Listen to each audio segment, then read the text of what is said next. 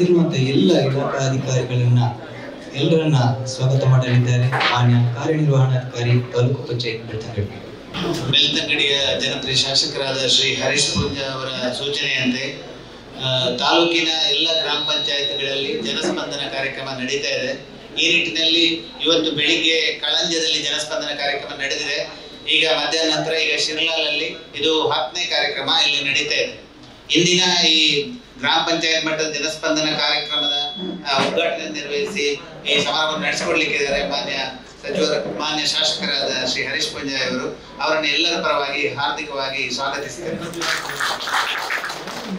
ಅಲ್ಲದೆ ಈ ಕಾರ್ಯಕ್ರಮದಲ್ಲಿ ನಮ್ಮ ಶಿರ್ಲಾಲ್ ಗ್ರಾಮ ಪಂಚಾಯತ್ ಅಧ್ಯಕ್ಷರಾದ ಶ್ರೀಮತಿ ಉಷಾ ಎಂ ಇವರು ಕೂಡ ಹಾಜರಿದ್ದಾರೆ. ಇವರನ್ನು ಕೂಡ ಹಾರ್ದಿಕವಾಗಿ ಸ್ವಾಗತಿಸ್ತೇನೆ.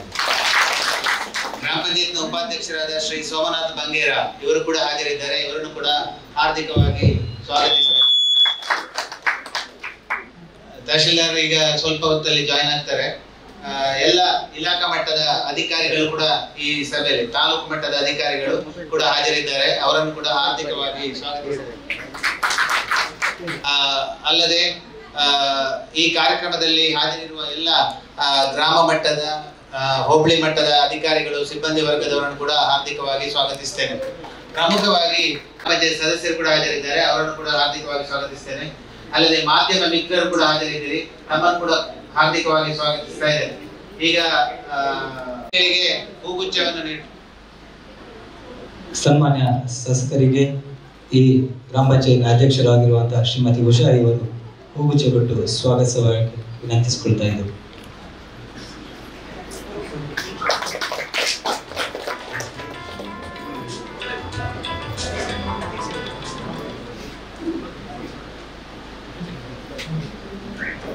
ಸಭೆಯಲ್ಲಿರುವಂತಹ ಗ್ರಾಮ ಪಂಚಾಯತ್ ಅಧ್ಯಕ್ಷರಿಗೂ ಕೂಡ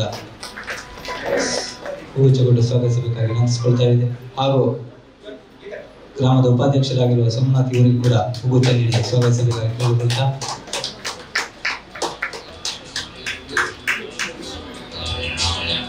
ನಮ್ಮೆಲ್ಲರನ್ನ ಕೂಡ ಸ್ವಾಗತ ಮಾಡಿದಂತ ಮಾನ್ಯ ಕಾರ್ಯನಿರ್ವಹಣಾಧಿಕಾರಿ ಬೆಳ್ತಂಗಡಿ ತಾಲೂಕು ಇವರು ಕೂಡ ಆತ್ಮೀಯವಾದ ಸ್ವಾಗತ. ಇವರಿಗೆ ತಾರಣಕ್ಕೆ ಇವರು ಹೂಗುಚ್ಛ ನೀಡಿ ಸ್ವಾಗತ ಮಾಡಬೇಕಾಗಿ ತಮ್ಮಲ್ಲಿ ವಿನಂತಿಸಿಕೊಳ್ಳುತ್ತಾರೆ. ಹಾಗೂ ಇಲ್ಲಿ ಸೇರಿರುವಂತಹ ಎಲ್ಲ ವೇದಿಕೆಯಲ್ಲಿರುವಂತಹ ಎಲ್ಲ ಇಲಾಖಾಧಿಕಾರಿಗಳು ಕೂಡ ಆತ್ಮೀಯವಾದ ಸ್ವಾಗತ ಸುಸ್ವಾಗತ.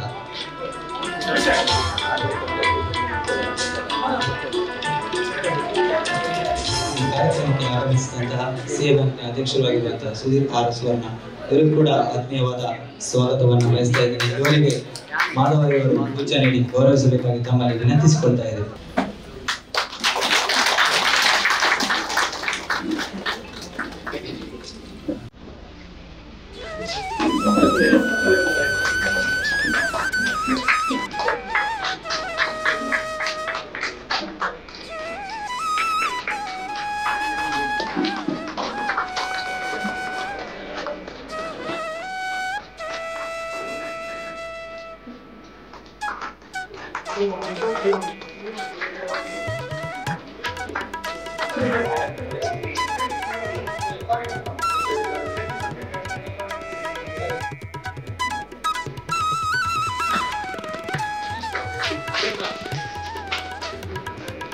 ಕಾರ್ಯಕ್ರಮವನ್ನು ಉದ್ಘಾಟನೆ ಮಾಡಿದಂತಹ ಶಾಸಕ ಹರೀಶ್ ಪೂಂಜಾ ಇವರಿಗೂ ಹಾಗೂ ಇಲಾಖಾ ಅಧಿಕಾರಿಗಳಿಗೆ ಕೂಡ ಧನ್ಯವಾದವನ್ನು ಹೇಳುತ್ತಾ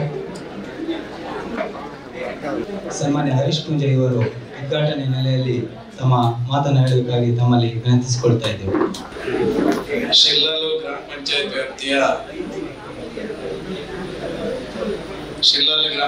ವ್ಯಾಪ್ತಿಯ ಜನಸ್ಪಂದನ ಕಾರ್ಯಕ್ರಮದ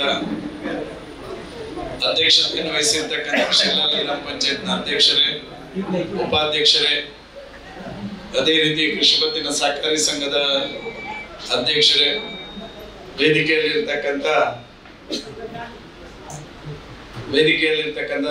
ತಾಲೂಕು ಪಂಚಾಯತ್ ಕಾರ್ಯನಿರ್ವಹಣಾಧಿಕಾರಿ ಅವರೇ, ತಹಶೀಲ್ದಾರ್ ತಾಲೂಕಿನ ತಹಶೀಲ್ದಾರ್ ಅವರೇ, ವೇದಿಕೆ ಮೇಲೆ ಉಪಸ್ಥಿತರಿರ್ತಕ್ಕಂಥ ಎಲ್ಲ ತಾಲೂಕು ಮಟ್ಟದ ಅಧಿಕಾರಿ ಬಂಧುಗಳೇ, ಸೇರಿರ್ತಕ್ಕಂಥ ಎಲ್ಲ ಶಿರ್ಲಾಲು ಕರಂಬಾರು ಗ್ರಾಮದ ಎಲ್ಲ ಗ್ರಾಮಸ್ಥರೇ, ಅದೇ ರೀತಿ ಪತ್ರಿಕಾ ಮಾಧ್ಯಮ, ದೃಶ್ಯ ಮಾಧ್ಯಮದ ಬಂಧುಗಳೇ, ಇವತ್ತು ಜನರ ಬಳಿಗೆ ಆಡಳಿತ ಎನ್ನುವಂತಹ ಕಲ್ಪನೆಯಲ್ಲಿ ರಾಜ್ಯದಲ್ಲಿ ಒಂದು ವಿನೂತನವಾಗಿರ್ತಕ್ಕಂಥ, ಒಂದು ಜನಪರವಾಗಿರ್ತಕ್ಕಂಥ ಆಡಳಿತವನ್ನು ಜನರ ಬಳಿಗೆ ಕರ್ಕೊಂಡು ಬರಬೇಕು ಎನ್ನುವಂತ ಒಂದು ಯೋಚನೆಯಿಂದ ಈ ಕಾರ್ಯಕ್ರಮವನ್ನು ಇವತ್ತು ಬೆಳ್ತಂಗಡಿ ತಾಲೂಕಿನಲ್ಲಿ ಅನುಷ್ಠಾನಗೊಳಿಸ್ತಾ ಇರ್ತಕ್ಕಂಥದ್ದು. ಕರ್ನಾಟಕದ ಇತಿಹಾಸದಲ್ಲಿ ಮೊದಲ ಬಾರಿಗೆ ತಾಲೂಕಿನ ಎಲ್ಲ ಅಧಿಕಾರಿಗಳು ಒಂದು ಗ್ರಾಮ ಪಂಚಾಯತ್ ಮಟ್ಟದಲ್ಲಿ ಜನಸ್ಪಂದನ ಕಾರ್ಯಕ್ರಮದಲ್ಲಿ ಭಾಗವಹಿಸತಕ್ಕಂಥ ಕಾರ್ಯಕ್ರಮ ನಡೆಯುವುದಿದ್ರೆ ಅದು ಬೆಳ್ತಂಗಡಿ ವಿಧಾನಸಭಾ ಕ್ಷೇತ್ರದಲ್ಲಿ ಅಂತ ಹೇಳಲಿಕ್ಕೆ ನಾನು ಬಹಳ ಸಂತೋಷ.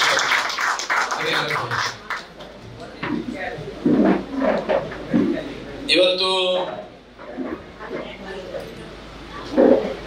ಗ್ರಾಮೀಣ ಮಟ್ಟದ ಜನರ ಸಮಸ್ಯೆಗಳನ್ನು ಆಲಿಸಿ ತಕ್ಷಣಕ್ಕೆ ಏನು ಪರಿಹಾರಗಳನ್ನು ಕಂಡುಕೊಳ್ಳಬಹುದು ಎನ್ನುವಂತ ನಿಟ್ಟಿನಲ್ಲಿ ಜನರ ಸಮಸ್ಯೆಗಳಿಗೆ ತಾಲೂಕಿಗೆ ಅಥವಾ ತಾಲೂಕಿನ ಕೇಂದ್ರಗಳಿಗೆ ಹೋಗಿ ಅಲೆದಾಟ ಮಾಡುವಂತ ಪರಿಸ್ಥಿತಿಯಿಂದ ಆದಷ್ಟು ಸಮಸ್ಯೆಗಳನ್ನು ಗ್ರಾಮ ಮಟ್ಟದಲ್ಲಿ ಪರಿಹಾರಗೊಳಿಸಬೇಕೆನ್ನುವಂತ ನಿಟ್ಟಿನಲ್ಲಿ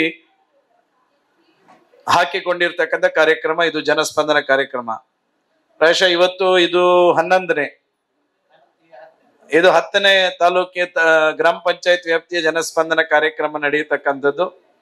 ಪ್ರಾಯಶಃ ಹೆಚ್ಚಿನ ಕಡೆಗಳಲ್ಲಿ ತುಂಬಾ ಜನಸ್ಪಂದನ ಕಾರ್ಯಕ್ರಮದಲ್ಲಿ ಭಾಗವಹಿಸುವ ಮೂಲಕ ಒಂದಷ್ಟು ಆ ಗ್ರಾಮ ಪಂಚಾಯತ್ ವ್ಯಾಪ್ತಿಯಲ್ಲಿ ಇರ್ತಕ್ಕಂಥ ಸಾಮೂಹಿಕ ಸಮಸ್ಯೆಗಳು ಮತ್ತು ವೈಯಕ್ತಿಕ ಸಮಸ್ಯೆಗಳಿಗೆ ಸ್ಪಂದನವನ್ನು ಕೊಡತಕ್ಕಂಥ ಪ್ರಾಮಾಣಿಕ ಕೆಲಸ ಕಾರ್ಯಗಳು ನಡೆದಿದೆ ಅಂತ ಹೇಳಿದ್ರೆ ನಾನು ಬಹಳ ಸಂತೋಷ ಪಡ್ತೇನೆ.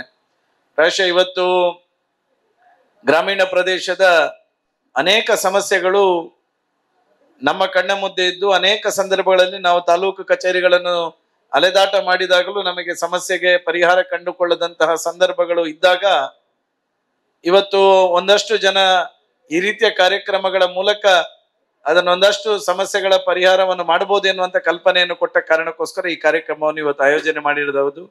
ನಾನು ಹೆಚ್ಚು ಮಾತಾಡ್ಲಿಕ್ಕೆ ಹೋಗುದಿಲ್ಲ. ಜನರ ಬಳಿಗೆ ಆಡಳಿತ ಎನ್ನುವಂತಹ ಕಲ್ಪನೆಯಲ್ಲಿ ಈ ಕಾರ್ಯಕ್ರಮ ನಡೆಯತಕ್ಕಂಥದ್ದು. ನಮ್ಮಿಂದ ವೇದಿಕೆಯಿಂದ ಮಾತು ಕಡಿಮೆ, ವೇದಿಕೆ ಮುಂಭಾಗದಲ್ಲಿರ್ತಕ್ಕಂಥ ತಮ್ಮ ಸಮಸ್ಯೆಗಳಿಗೆ ಪರಿಹಾರ ಕಂಡುಕೊಳ್ಳತಕ್ಕಂಥ ಪ್ರಾಮಾಣಿಕ ಪ್ರಯತ್ನವನ್ನು ಈ ಜನಸ್ಪಂದನ ಕಾರ್ಯಕ್ರಮದ ಮೂಲಕ ಮಾಡುವ. ಮೊದಲನೇದಾಗಿ ಸಾಮೂಹಿಕ ಸಮಸ್ಯೆಗಳಿದ್ರೆ ಅದನ್ನು ನಿಮಗೆ ಮೈಕ್ ಕೊಡ್ತಾರೆ, ಎದ್ದು ನಿಂತು ನೀವು ಸಾಮೂಹಿಕ ಸಮಸ್ಯೆಗಳ ಬಗ್ಗೆ ಗಮನಕ್ಕೆ ತನ್ನಿ. ಸಂಬಂಧಪಟ್ಟಂತ ಇಲಾಖಾ ಅಧಿಕಾರಿಗಳು ಅದಕ್ಕೆ ಯಾವ ರೀತಿಯಾಗಿ ಸಮಸ್ಯೆಯನ್ನು ಪರಿಹಾರ ಮಾಡಿಕೊಳ್ಳಬಹುದು ಎನ್ನುವಂಥದ್ದನ್ನು ನಿಮಗೆ ತಿಳಿಸ್ತಾರೆ. ವೈಯಕ್ತಿಕ ಸಮಸ್ಯೆಗಳಿಗೆ ಕಡೆಯದಾಗಿ ಎಲ್ಲರೂ ವೈಯಕ್ತಿಕ ಸಮಸ್ಯೆ ಇದ್ದವರು ವೇದಿಕೆಗೆ ಬಂದ್ರೆ ಇಲ್ಲಿ ಅಧಿಕಾರಿಗಳ ಜೊತೆ ಚರ್ಚೆ ಮಾಡಿ ಅದನ್ನು ಹೇಗೆ ಸಮಸ್ಯೆ ಪರಿಹಾರ ಕಂಡುಕೊಳ್ಳಬಹುದು ಎನ್ನುವಂಥದ್ದನ್ನು ಅವರ ಗಮನಕ್ಕೆ ತರ್ತೇವೆ. ಮತ್ತು ನಮ್ಮ ರಿಜಿಸ್ಟರ್ ಅಲ್ಲಿ ನಾವು ಅದನ್ನು ರಿಜಿಸ್ಟರ್ ಮಾಡ್ತೇವೆ. ಎವ್ರಿ ಮಂತ್ ಅಥವಾ ಒಂದು ತಿಂಗಳಿಗೆ ಒಂದು ಸಲ ಅದನ್ನು ರಿವ್ಯೂ ಮಾಡುವಂತ ಒಂದು ಕಾರ್ಯವನ್ನು ಮಾಡಬೇಕೆನ್ನುವಂತ ದೃಷ್ಟಿಯಲ್ಲಿ ಪ್ರತಿ ಗ್ರಾಮ ಪಂಚಾಯತ್ ಅಲ್ಲಿ ಬಂದಿರತಕ್ಕಂಥ ಸಮಸ್ಯೆಗಳನ್ನು ರಿಜಿಸ್ಟರ್ ಮಾಡಿಕೊಂಡು ಅದನ್ನು ರಿವ್ಯೂ ಮಾಡತಕ್ಕಂಥ ಕೆಲಸ ಕಾರ್ಯಗಳನ್ನು ಸಹ ನಾವು ಮುಂದಿನ ದಿನಗಳಲ್ಲಿ ಮಾಡ್ಲಿಕ್ಕಿದ್ದೇವೆ ಎನ್ನುವಂಥದ್ದನ್ನು ಸಹ ನಾನು ಈ ಸಂದರ್ಭದಲ್ಲಿ ಹೇಳ್ತಾ, ಇವತ್ತು ಈ ಒಂದು ಗ್ರಾಮ ಪಂಚಾಯತ್ ಶಿರ್ಲಾಲ್ ಗ್ರಾಮ ಪಂಚಾಯತ್ನ ಈ ಜನಸ್ಪಂದನದಲ್ಲಿ ಸೇರಿರ್ತಕ್ಕಂಥ ಎಲ್ಲರಿಗೂ ಮತ್ತೊಮ್ಮೆ ನಾನು ಸ್ವಾಗತವನ್ನು ಮಾಡ್ತಾ ಈ ಕಾರ್ಯಕ್ರಮವನ್ನು ಮುಂದುವರಿಸುವ. ಮೈಕ್ ಯಾರಾದ್ರೂ ಕೊಡಿ. ಸಾಮೂಹಿಕ ಸಮಸ್ಯೆಗಳಿದ್ರೆ ಒಬ್ಬೊಬ್ಬರೇ ಎದ್ದು ನಿಂತು ತಮ್ಮ ಸಮಸ್ಯೆಗಳನ್ನು ಹೇಳ್ತಕ್ಕಂಥ ಕೆಲಸ ಕಾರ್ಯಗಳನ್ನು ಮಾಡಬಹುದು. ಕಾರ್ಯಕ್ರಮವನ್ನು ಉದ್ಘಾಟಿಸಿ ಪ್ರಾಸ್ತಾವಿಕ ಮಾತನಾಡಿದಂತ ಶ್ರೀ ಹರೀಶ್ ಪೂಂಜ ಅವರಿಗೂ ಕೂಡ ತುಂಬ ಹೃದಯದ ಧನ್ಯವಾದಗಳು. ಹಾಗೂ ಈ ಕಾರ್ಯಕ್ರಮಕ್ಕೆ ಆಗಮಿಸಿದಂತ ಮಾನ್ಯ ತಹಶೀಲ್ದಾರ್ ಬೆಳ್ತಂಗಡಿ ಇವರಿಗೂ ಕೂಡ ಆತ್ಮೀಯವಾದ ಸ್ವಾಗತವನ್ನು ಬಯಸ್ತಾ ಇದ್ದೇನೆ. ಇವರಿಗೆ ಸೋಮನಾಥ್ ಅವರು ಹೂಗುಚ್ಛ ನೀಡಿ ಗೌರವಿಸಬೇಕಾಗಿ ತಮ್ಮಲ್ಲಿ ವಿನಂತಿಸಿಕೊಳ್ತಾ ಇದ್ದೇವೆ. ಕಾರ್ಯಕ್ರಮದ ಮುಂದಕ್ಕೆ ಸಾರ್ವಜನಿಕರ ಅಹವಾಲು ಸ್ವೀಕಾರ.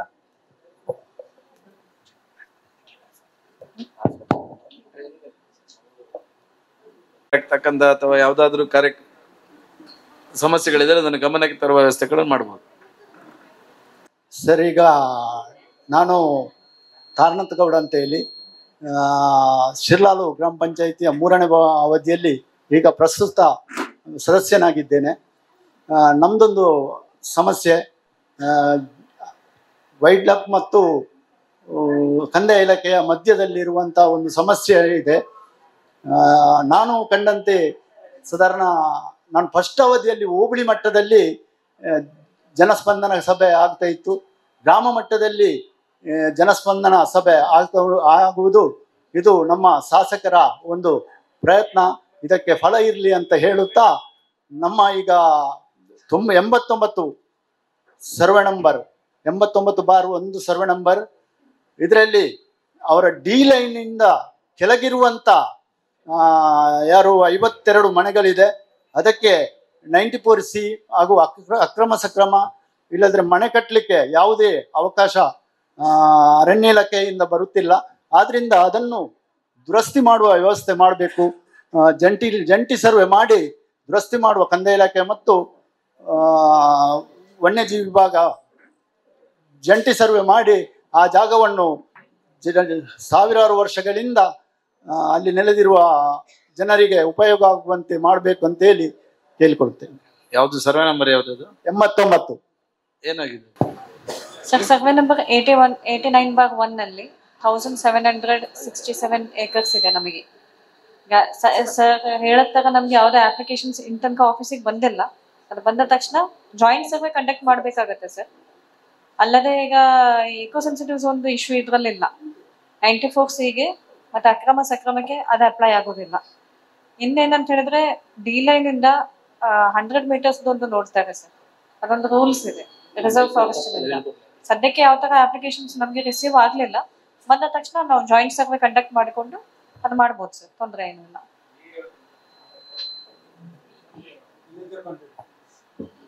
ಏನಾಗಿದೆ ಅದು? ಒಪಿನಿಯನ್ಗೆ ಹೋಗಿದ್ಯಾ? ಒಪಿನಿಯನ್ಗೆ ಹೋಗಿದ್ಯಾ? ಅವ್ರಿಗೆ ಬಂದಿಲ್ಲ ಅಂತ ಹೇಳ್ತಾರೆ.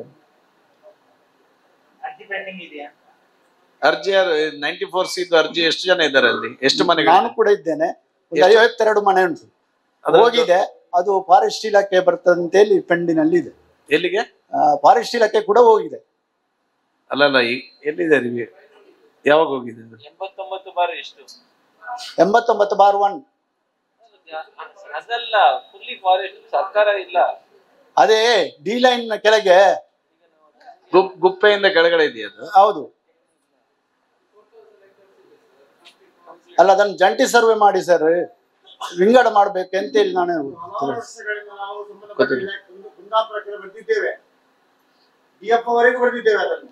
ಒಂದು ಅದೇ ಎಷ್ಟು ಸರ್ವೆ ನಂಬರ್ ಎಷ್ಟದು? ಅದೇ ಒಟ್ಟು RTC ಅಲ್ಲಿ ಎಷ್ಟು ಎಕರೆ ಜಾಗ ಇದೆ? ಒಂದ್ ನಿಮಿಷ, ಅದಕ್ಕೆ ಒಂದು ಒಳ್ಳೆ ಪ್ರಶ್ನೆ ಅದು. ಅದನ್ನ ನಿಮಗೆ ಸ್ವಲ್ಪ ವಿವರಿಸ್ತೇನೆ ನಾನು, ಕೂತ್ಕೊಳ್ಳಿ ಸರ್. ಅಷ್ಟೇ. 89/1 ಸರ್ವೆ ನಂಬರ್ ಅದು. ಆ ಸರ್ವೆ ನಂಬರ್ 4,000 ಎಕರೆ ಜಾಗ ಉಂಟು. ನಿನ್ನೆ ನಮ್ಮ ಲಾಸ್ಟ್ ಬಿಜೆಪಿ ಗವರ್ಮೆಂಟ್ ಉಪನಂಚಿತ್ನ ಸಂದರ್ಭಡು ಇಂಚಿತ್ನ ಮಸ್ತ್ ನಮ್ಮ ತಾಲೂಕದ 17 ಗ್ರಾಮ ಪಂಚಾಯತ್ ವ್ಯಾಪ್ತಿಡ್ ಅರಣ್ಯ ಸಂಬಂಧಪಟ್ಟಂಚಿತ್ನ ಭೂಮಿ ಇಲ್ಲ, ಸರ್ಕಾರಿ ಭೂಮಿ ಇಲ್ಲ ಇಪ್ಪುನು ಕೊಂಜಾತ್ ಜನ ಇಟ್ಟು ಜನವಸತಿ ಇತ್ತದು ಕೃಷಿ ಮಲ್ಪುನಂಚಿತ್ನ ಜನಕ್ಕಲು ವಾಸ ಮಲ್ಪುನಂಚಿತ್ನ ಅಣ್ಣ ಮನಿಪುಡ್ಚು 17 ಗ್ರಾಮ ಪಂಚಾಯತ್ ಬರ್ಪುನು. 17 ಗ್ರಾಮ ಪಂಚಾಯತ್ ವ್ಯಾಪ್ತಿಡ್ 94C ಕೊರ್ರಾಕ್ಲೆ ಗಾವೊಂದು ಇಜ್ಜಂಡು ಅಕ್ರಮ ಸಕ್ರಮದ ಸಿಟ್ಟಿಂಗ್ ಮಲ್ಪೆ ರಾಪುಜಿ ಮಲ್ನ ಕಾರಣಕ್ಕೋಸ್ಕರ ನೆಕೊಂಜಿ ಸಮಸ್ಯೆಗೆ ಪರಿಹಾರ ಕಂಡುಕೊಳ್ಳೋಡು ಪನ್ಪನಿಚಿತ್ನ ದೃಷ್ಟಿನಿಂದ ಒಂಜಿ ಪ್ರಾಮಾಣಿಕ ಪ್ರಯತ್ನ ಕರ್ನ ಸರ್ಕಾರ ಪುನ ಸಂದರ್ಭಡು ಒಂಜಾನ ಪ್ರಯತ್ನ ಮಲ್ತೆ. ಆ ಪ್ರಯತ್ನ ಇಂಜಿನ ಅಂದ್ಕೊಂಡ DC ಡಾಕ್ಟರ್ ರಾಜೇಂದ್ರ DC ಪುನಗ ಅರ್ನ ಅಧ್ಯಕ್ಷತೆ ಮಿಂಜಿ ಮೀಟಿಂಗ್ ಆಂಡ್ ಐಟ್ DC ರೆವೆನ್ಯೂ ಡಿಪಾರ್ಟ್ಮೆಂಟ್ ದ ಪರವಾದ, DFO ಅರಣ್ಯ ಇಲಾಖೆದ ಪರವಾದ, DDLR ಸರ್ವೆ ಡಿಪಾರ್ಟ್ಮೆಂಟ್ ದ ಪರವಾದ ಮೂಜಿ ಇಲಾಖೆದ ಜಿಲ್ಲದ ಮುಖ್ಯ ಅಧಿಕಾರಿ ನಕಲ್ ಸೇರೊಂದು ಒಂಜಿ ರೆಸೊಲ್ಯೂಷನ್ ಮಲ್ತೀನಿ. ದಾದ ಅಂದ್ಕೊಂಡ ಮೂಜಿ ಇಲಾಖೆದಕಲ್ ಸೇರಿದು ಇಂಚಿತ್ನ ಅರಣ್ಯ ಪ್ರದೇಶದ ಭೂಮಿನ ಜಂಟಿ ಸರ್ವೆ ಮಲ್ಪೊಡು ಅಂತ ಬಂಡದು ಒಂಜಿ ಆದೇಶ ಮಲ್ತೀನಿ. ಐಕ ಸುರೂಕ್ ದೆತ್ತು ನೋಕೆಂಡ ರೆಕ್ಕೆ ಗ್ರಾಮದ ಸರ್ವೆ ನಂಬರ್ 69. ರೆಕ್ಕೆ ಗ್ರಾಮದ ಸರ್ವೆ ನಂಬರ್ 69 ಸರ್ವೆ ಮಲ್ಪುನಾಗ ಐಟ್ ಸುರೂಕ್ RTC ಹಿಡಿತೀನಿ 700 ಎಕರೆ.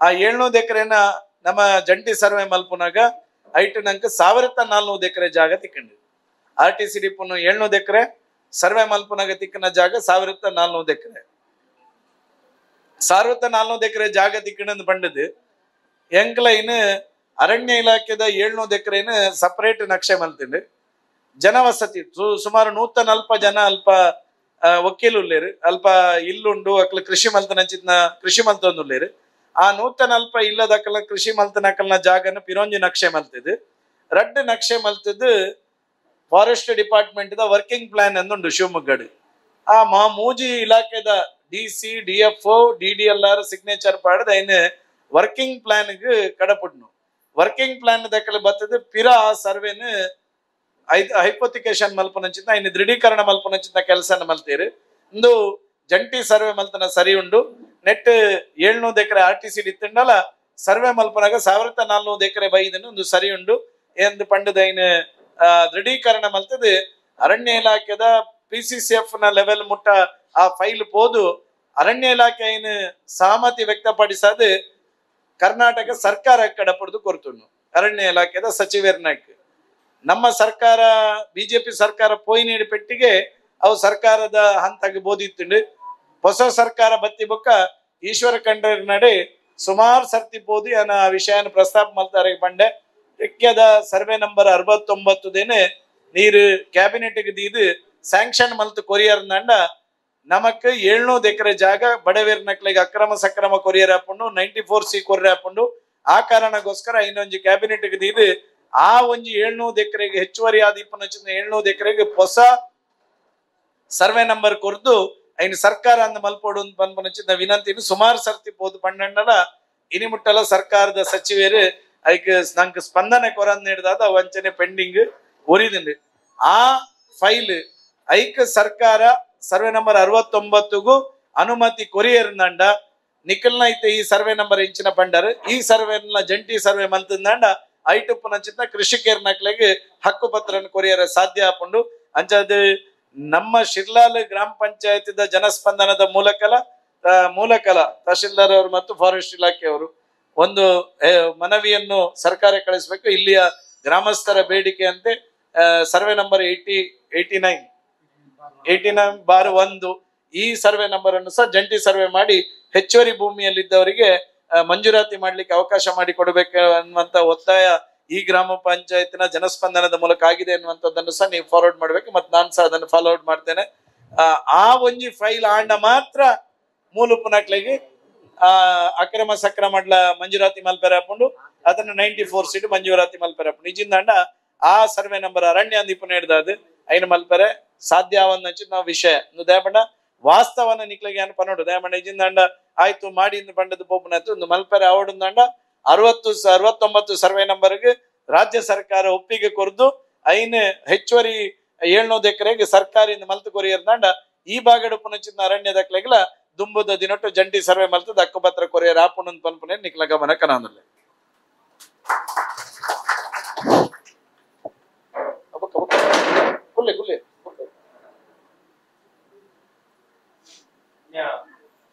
ಆನಂದಣ್ಣ ಚೇರ್ ಉಂಡು ಬಲಿ ಕುಲ್ಲಿ ಹಲೋ ಮಾನ್ಯ ಶಾಸಕರಿಗೆ ನಮ್ಮ ಕಳೆದ ಬಾರಿ ನಮ್ಮ ಆಡಳಿತ ಇರುವಾಗ ನಮ್ಮ ಶಿರ್ಲಾಲಿಗೆ ಒಂದು 30 ಕೋಟಿ ರೂಪಾಯಿ ಅನುದಾನ ಬಂದಿದೆ. ಆದ್ರೂ ಅದು ಬಾರಿ ಒಳ್ಳೆ ರೀತಿಯಲ್ಲಿ ಕೆಲಸ ಆಗಿದೆ. ಅದು ನಾವು ಈಗ ಅದನ್ನು ನೆನಪು ಮಾಡಿಸಿ ನಿಮ್ಗೆ ಒಂದು ಖಂಡಿತವಾಗಿ ಎಲ್ಲರೂ ಸೇರಿ ಅಭಿನಂದನೆ ಕೊಡ್ಲೇಬೇಕು. 30 ಕೋಟಿ ರೂಪಾಯಿ ಅಂದ್ರೆ ನಮ್ಮ ಶಿರ್ಲಾಲು ಪಂಚಾಯತಿಗೆ ತಂದು ಕೊಟ್ಟದ್ದು ನಮ್ಮ ಬಹಳ ಹೆಮ್ಮೆ ಆಗಿದೆ. ಎಲ್ರೂ ನಿಮ್ಗೆ ಅಭಿನಂದನೆ ಸಲ್ಲಿಸ್ತೇವೆ. ಹಾಗೆ ಕಳೆದ ಬಾರಿ ಮೊನ್ನೆ ತಾನೇ ಒಂದು ನಮ್ಮ ಗುರಿಮಜಲ್ನಿಂದ ಕೇತರಟೆ ರಸ್ತೆ ಒಂದು ಕಾಂಕ್ರೀಟ್ ಆಯಿತು. ಅದು ಹೇಗೆ ಅಂದ್ರೆ ನಾವು ಕಳೆದ ಬಾರಿ ನೀವು 30 ಕೋಟಿ ಮಾಡಿದಂತ ಅನುದಾನದಲ್ಲಿ ಒಂದು ಅಷ್ಟು ಒಳ್ಳೆ ರಸ್ತೆ ಆಗಿತ್ತು. ನಾವು ಪ್ರತಿಯೊಂದು ಕಾಮಗಾರಿಯನ್ನು ನಾವು ನೋಡ್ತಾ ಇದ್ದೆವು. ಈಗ ಮೊನ್ನೆ ತಾನೇ ಆದಂತ ಒಂದು ಗುರಿಮಜಲ್ನಿಂದ ಕೈತರಟೆ ರಸ್ತೆ ಅದು ತುಂಬಾ ಜನರು ಓಡಾಡುವಂತ ಪರಿಸ್ಥಿತಿಯಲ್ಲಿ ಇಲ್ಲ ಈಗ. ಯಾಕೆಂದ್ರೆ ಅದು ಕಳಪೆ ಕಾಮಗಾರಿ ಆಗಿತ್ತು. ನಾನು ಮೇಲಾಧಿಕಾರಿಗಳಿಗೆ ಅದರ ಸಂಬಂಧಪಟ್ಟ ಇಲಾಖೆಯವರಿಗೆ ನಾನು ತುಂಬಾ ಸಲ ಕಾಲ್ ಮಾಡಿ ಅವ್ರ ಹತ್ರ ಮಾತಾಡಿದೆ. ಆದ್ರೂ ಅದಕ್ಕೆ ನಾನೊಂದು ಗ್ರಾಮ ಪಂಚಾಯತ್ ಸದಸ್ಯನೇ ಆಗಿ ನಾನು ಹೇಳಿದ ದೂರುಗಳಿಗೆ ಒಮ್ಮೆ ಸಹ ಬಂದು ಅಧಿಕಾರಿಗಳು ವಿಸಿಟ್ ಕೊಟ್ಟು ನನ್ನನ್ನು ಭೇಟಿ ಮಾಡಲಿಲ್ಲ. ಯಾಕೆಂದ್ರೆ ಅದಕ್ಕೆ ಹಾಕುವಂತದ್ದು ಡಾಮರೀಕರಣ ಆಗಿತ್ತು. ಕಳೆದ ಒಂದು 10 ವರ್ಷದ ಮೊದಲು ಒಮ್ಮೆ ಡಾಮರೀಕರಣ ಆಗಿತ್ತು, ಅದು ಹೋಗಿತ್ತು. ಅದನ್ನೇ ತೆಗೆದು ಅದಕ್ಕೆ ಬೋಲ್ಡರ್ಸ್ GSP ಹಾಕುವಂತ ಬದಲು ಅದನ್ನೇ ಎಲ್ಲ ಅಗೆದು ಅದಕ್ಕೇನೆ ಸೆಟ್ ಮಾಡಿ ಅದನ್ನು, ಇಲ್ಲದಿದ್ರೆ ನಮ್ಮ ಪಂಚಾಯತ್ಗೆ ಹ್ಯಾಂಡ್ ಓವರ್ ಮಾಡ್ಬೇಕಿತ್ತು ಅದು ತೆಗ್ದಂತ ಡಾಮರೀಕರಣವನ್ನು. ಅದಕ್ಕೇನೆ ಲೆವೆಲ್ ಮಾಡಿ ನಂತರ ಹಾಕುವಂತ ಗುಣಮಟ್ಟ ಒಂದು 8 ಇಂಚಿ ಹಾಕ್ಬೇಕಿತ್ತು. ಅದಕ್ಕೆ GSP ಎಲ್ಲ ಹಾಕುವಂತದ್ದು ಅದು ಬರೇ ಒಂದು 4 ಇಂಚು 5 ಇಂಚು ಹಾಕಿ ಅದು ಕಳಪೆ ಕಾಮಗಾರಿ ಆಗಿದೆ. ಈಗ ಅದರಲ್ಲಿ ಹೋಗುವ ಪರಿಸ್ಥಿತಿಯಲ್ಲಿಲ್ಲ. ಶಾಲೆ ಮಕ್ಕಳು ನಡ್ಕೊಂಡು ಬರುವುದಾದ್ರೆ ಅದು ನದಿಯ ತರ ಆಗಿದೆ, ನೀರೆಲ್ಲ ಅದರ ಮೇಲೇನೆ ಬರ್ತಾ ಇದ್ದು ಗಾಡಿ ಹೋಗುವಾಗ ಶಾಲೆ ಮಕ್ಕಳು ನಡ್ಕೊಂಡು ಬಂದ್ರೆ ಅವರ ಪರಿಸ್ಥಿತಿಯೇ ಬೇರೆ ಆಗ್ಬೋದು, ಮನೆಗೆ ಹೋಗಿ ಬೇರೆನೆ ಇದಾಗ್ಬೇಕಿತ್ತು. ಈಗ ಅದು ಅಲ್ಲಿ ಕ್ರ್ಯಾಕ್ ಆಗಿದೆ. ಮತ್ತೆ ಕಾಂಕ್ರೀಟ್ ಹೇಗೆ ಆಗಿದೆ ಅಂತ ಹೇಳಿದ್ರೆ, ಕಾಂಕ್ರೀಟ್ ಆ ಕಡೆಯಿಂದ ಗಾಡಿಯಲ್ಲಿ ಬರ್ತಾ ಇತ್ತು, ಬಂದ ನಂತರ ನಾನು ನೋಡಿಲ್ಲ. ಇಷ್ಟರ ತನಕ ನಮ್ಮ ಕಾಮಗಾರಿಯನ್ನು ತುಂಬಾ ನೋಡಿದ್ದೇನೆ ನಾನು. ಆದ್ರೆ ಕಾಂಕ್ರೀಟ್ ಮಾಡಿ ಅದಕ್ಕೆ ಸಿಮೆಂಟ್ ಹುಡಿ ಹಾರಿಸಿ ಅದು ಯಾವ ಉದ್ದೇಶಕ್ಕೆ ಅಂತ ಗೊತ್ತಿಲ್ಲ. ಅದು ಸ್ವಲ್ಪ ನೋಡುವ ಹಾಗೆ ಆಗ್ಲಿಕ್ಕೆ, ಕಾಂಕ್ರೀಟ್ ಸ್ಟ್ರಾಂಗ್ ಆಗಿದೆ ಅಂತ ಹೇಳ್ಬೇಕಲ್ವಾ, ಆ ಉದ್ದೇಶಕ್ಕೋಸ್ಕರ ಸ್ವಲ್ಪ ಸಿಮೆಂಟ್ ಹುಡಿ ಹಾರಿಸಿ ಅವರದು ಗ್ರೈಂಡ್ ಮಾಡುವಂತದ್ದು ಇತ್ತು, ಲೆವೆಲ್ ಮಾಡುವಂತದ್ದು, ಅದನ್ನೆಲ್ಲ ಮಾಡ್ತಾ ಇದ್ರು. ನಂತರ ಈಗ ನೋಡುವಾಗ ಈಗ ಅಲ್ಲಿ ನೀರು ನಿಲ್ಲುವಂತದ್ದು, ಮತ್ತೆ ಅಲ್ಲಿ ಡ್ಯಾಮೇಜ್ ಆಗಿ ಅದಕ್ಕೆ ಬಾವೆ ತುಂಬಿಸಿ ಇದು ಮಾಡಿದ್ದಾರೆ, ಜಲ್ಲಿ ಇದು ಹಾಕಿ. ಅದನ್ನು ನಾವು ಯಾಕೆಂದ್ರೆ ಆ ಅನುದಾನವನ್ನು ಯಾವ ಇಲಾಖೆ ಅದು PWD ಆಗಿದೆ, ಅದರಲ್ಲಿ ಹೌದು ನಾಗೇಶ್ ಕುಮಾರ್ ಮಾಡಿದ್ದು. ಅದು ಅದೇನು ಒನ್ ಟೈಮ್ ಇಂಪ್ರೂವ್ಮೆಂಟ್?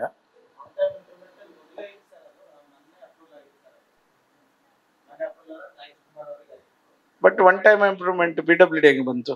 ಈಗ ಇಲ್ಲಲ್ಲ ಒನ್ ಟೈಮ್.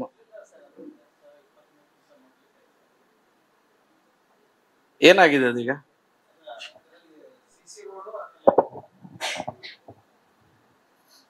GSP ಆಮೇಲೆ 6 ಇಂಚು ಕಾಂಕ್ರೀಟ್ ಇತ್ತು ಸರ್. ಆಮೇಲೆ ಅವರು ಪಿಕ್ಕಿಂಗ್ ಮಾಡಿ GSP ಮಾಡಿ ಕಾಂಕ್ರೀಟ್ ಮಾಡಿದ್ದಾರೆ. ಆಮೇಲೆ ಅದ್ರಲ್ಲಿ ಏನಂತಂದ್ರೆ ಅದು ಆಜು ಬಾಜು ಬೇರೆ ದಾರಿನೇ ಇರ್ಲಿಲ್ಲ ಸರ್. ಕ್ಯೂರಿಂಗ್ ಅದು ಹೋಗ್ಬೇಕಾದ್ರೆ ನಂಗೆ ಕಂಪ್ಲೇಂಟ್ ಮಾಡ್ತಿರ್ತಿದ್ರು, ಅಲ್ಲಿ ಕಾಂಕ್ರೀಟ್ ಹಾಕಿದ್ರ ಮೇಲೆ ಗಾಡಿ ಓಡಿಸ್ತಾರ ಅದು ಅಂತೇಳಿ. ಅದನ್ನು ಆ ಕಡೆ ಒಂದ್ ಎಂಡಿಂದ ವಾಪಸ್ ರಿವರ್ಸ್ ಡೈರೆಕ್ಷನ್ ಅಲ್ಲಿ ಬಂದಿದೀವಿ. ಅಲ್ಲಿ ಬರ್ಬೇಕಾದ್ರೆ ಅದಕ್ಕೆ ಈಗ ಅನಿವಾರ್ಯ ಬೇರೆ ದಾರಿನೇ ಇರ್ಲಿಲ್ಲ. ಅದು ಕ್ಯೂರಿಂಗ್ ಗಾಡಿ ಕೆಲವು ಸರಿ ಅದ್ರ ಮೇಲೆ ಹೋಗ್ತದೆ, ಅದು ಟ್ರ್ಯಾಕ್ಟರ್ ಗಾಡಿ ಅಷ್ಟೇ. ಅಲ್ಲ ರೀ, ಅನಿವಾರ್ಯ ಬೇರೆ ಪ್ರಶ್ನೆ. ವರ್ಕ್ ಸರಿಯಾಗಿಲ್ಲ ಅಂತ ಹೇಳಿದ್ರೆ ನೀವು ಅನಿವಾರ್ಯ ವರ್ಕ್ ನಾವು ಇವ್ರು QC ಅವರಿಗೂ ಹೇಳಿದೇವ್ ಸರ್. ಅವ್ರು ಫೈನಲ್ ಬಿಲ್ ಇನ್ನೂ ಪೇಮೆಂಟ್ ಮಾಡಿಲ್ಲ. ನಾವು QC ಅವರು ಒಂದು NOC ಅಂತ ಹೇಳಿ ಕೊಡ್ತಾರ ಸರ್. ಆ NOC ಇನ್ನು ಎಷ್ಟು ಕೊಟ್ಟಿದ್ದು ವರ್ಕ್? ಅದು 1 ಕೋಟಿ ಇದೆ ಸರ್. ಎಷ್ಟು ಪೇಮೆಂಟ್ ಆಗಿದೆ? ಅವ್ರಿಗೆ 64 ಏನೋ ಇದೆ ಸರ್. ಮತ್ತೆ 64 ಇನ್ನು 40 ಲಕ್ಷ ರೂಪಾಯಿ ಪೆಂಡಿಂಗ್ ಉಂಟು. ಅದು ಕಳಪೆ ಆದ್ರೆ ಏನ್ ಮಾಡ್ತೀರಿ? ಈಗ ಅದೇ QC ಅವ್ರು ಇನ್ನು ನಮ್ಗೆ NOC ಕೊಟ್ಟಿಲ್ಲಲ್ಲ ಸರ್. NOC ಬರ್ದಿದ್ದೇವು, ಅವ್ರ NOC ಅವರು ಕೊಟ್ಟ ಮೇಲೆ ಅದು ಮುಂದಿನ ಕ್ರಮ. ಅದನ್ನೇ ಕ್ಲಿಯರ್ ಮಾಡದೆ ನೀವು ಬಿಲ್ ಪೆಂಡಿಂಗ್ ಮಾಡಬೇಡಿ ಸರ್. ಅದಕ್ಕೆ GSP ಹಾಕುವಂತದ್ದು ಬರೇ 3 ಇಂಚ್ ಮಾತ್ರ ಹಾಕಿದ್ದಾರೆ.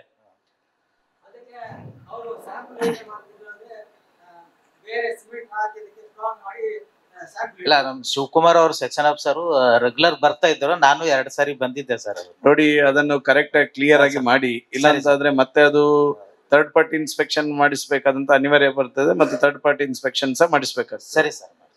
ನೋಡಿ, ಮತ್ತೆ ಅದರಲ್ಲಿ ಈಗ ಸೈಡ್ಗೆ ಮಣ್ಣು ಹಾಕುವಂತದ್ದು ಇದೆ, ಅದು ಕರೆಕ್ಟ್ ಆಗಿಲ್ಲ. ಮತ್ತೆ ಕಣಿ ಕೊಡುವಂತದ್ದು ಸರಿ ಕೊಡ್ಲಿ. ಶೋಲ್ಡರ್ ಮಾಡ್ಲಿಲ್ವಾ? ಅಲ್ಲಿ ಜಾಸ್ತಿ ಜಾಗನೇ ಇಲ್ಲ ಸರ್ ಮಾಡಕ್ಕೆ. ಅದಷ್ಟು ಜಾಗ ಅದೇನದು ನಾವು ಮಾಡಿಸ್ಬೇಕು. ಜಾಗ ಎಲ್ರು ಕೊಟ್ಟಿದ್ದಾರೆ, ಮಾಡುವಾಗ ಸ್ವಲ್ಪ ಸ್ವಲ್ಪ ಮಾಡಿಕೊಂಡು ಹೋಗಿದ್ದಾರೆ ಅವರು. ಇಲ್ಲ, ಮೂರ್ ಮೋರಿ ಮಾಡಿದೀವಲ್ಲ. ನೀವು ನಾಳೆ ಅಥವಾ ನಾಡಿದ್ದು ಇನ್ಸ್ಪೆಕ್ಷನ್ ಮಾಡಿ. ಸರಿ ಸರ್. ಅದರದ್ದು ವರ್ಕ್ ಏನು ಕ್ಲಾರಿಟಿಯಲ್ಲಿ ಆಗ್ಬೇಕು ಅದನ್ನ ಕ್ಲಾರಿಟಿಯಲ್ಲಿ ಮಾಡಿ. ಮತ್ತೆ QC ಇಂದ ಪರ್ಮಿಷನ್ ಇದು ಕ್ವಾಲಿಟಿ ಟೆಸ್ಟ್ ಬಂದ ನಂತರನೇ ಪೇಮೆಂಟ್ ಮಾಡಬೇಕು. ಮತ್ತೆ ಬಂದ ನಂತರ ಥರ್ಡ್ ಪಾರ್ಟಿ ಇನ್ಸ್ಪೆಕ್ಷನ್ ಮಾಡಿಸ್ಬೇಕು. ಸರಿ ಸರ್. ಮತ್ತೆ ಅದರಲ್ಲಿ ಪಂಚಾಯತಿ ಲೆವೆಲ್ ಅಲ್ಲಿ ನಾವು ಪೈಪ್ ಲೈನ್ ಎಲ್ಲ ಮಾಡಿದ್ದೇವೆ, ಅದನ್ನೆಲ್ಲ ಡ್ಯಾಮೇಜ್ ಮಾಡಿಬಿಟ್ಟಿದ್ದಾರೆ. ಹೇಳುವಾಗ ಇವತ್ತು ಬರ್ತೇನೆ ನಾಳೆ ಬರ್ತೇನೆ ಅಂತ ಉತ್ತರ ಕೊಡ್ತಾ ಇದ್ದಾರೆ. ಯಾವುದು ಕಂಪ್ಲೀಟ್ ಆಗ್ತಾ ಇಲ್ಲ. ಅದು ಆಯ್ತು, ಅದನ್ನ ನಾವು ನೋಡ್ತೇವೆ. ಅದು ಒಂದ್ ವೇಳೆ ಅವ್ರದ್ದು ಇದ್ರೆ ಅದನ್ನ ಮಾಡ್ಸೋಣ.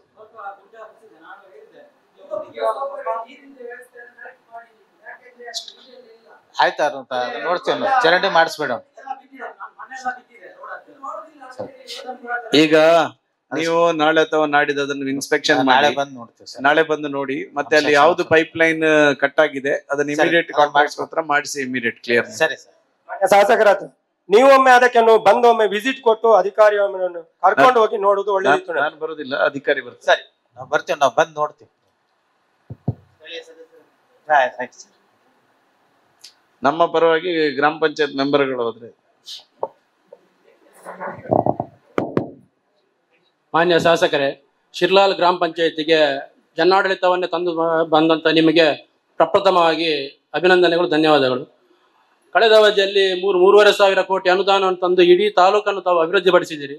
ಅದರಲ್ಲಿ ಪ್ರಮುಖವಾಗಿ ವಿದ್ಯುತ್ ಇಲಾಖೆಯಲ್ಲಿ ಒಂದೇ ಅವಧಿಗೆ 538 ಟ್ರಾನ್ಸ್ಫಾರ್ಮರ್ಗಳನ್ನು ಇಡೀ ತಾಲೂಕಿಗೆ ತಂದು ಲೋ ವೋಲ್ಟೇಜ್ ಸಮಸ್ಯೆಯನ್ನು ನೀಗಿಸಿದಂಥವರು ನೀವು. ಅದಕ್ಕೂ ನಾವು ನಿಮಗೆ ಧನ್ಯವಾದವನ್ನು ಹೇಳ್ತಿದ್ದೇವೆ. ಹಾಗೂ ಶಿರ್ಲಾಲಲ್ಲಿ 13 ಮನೆಗಳಿಗೆ ಕರೆಂಟ್ ಇರಲಿಲ್ಲ.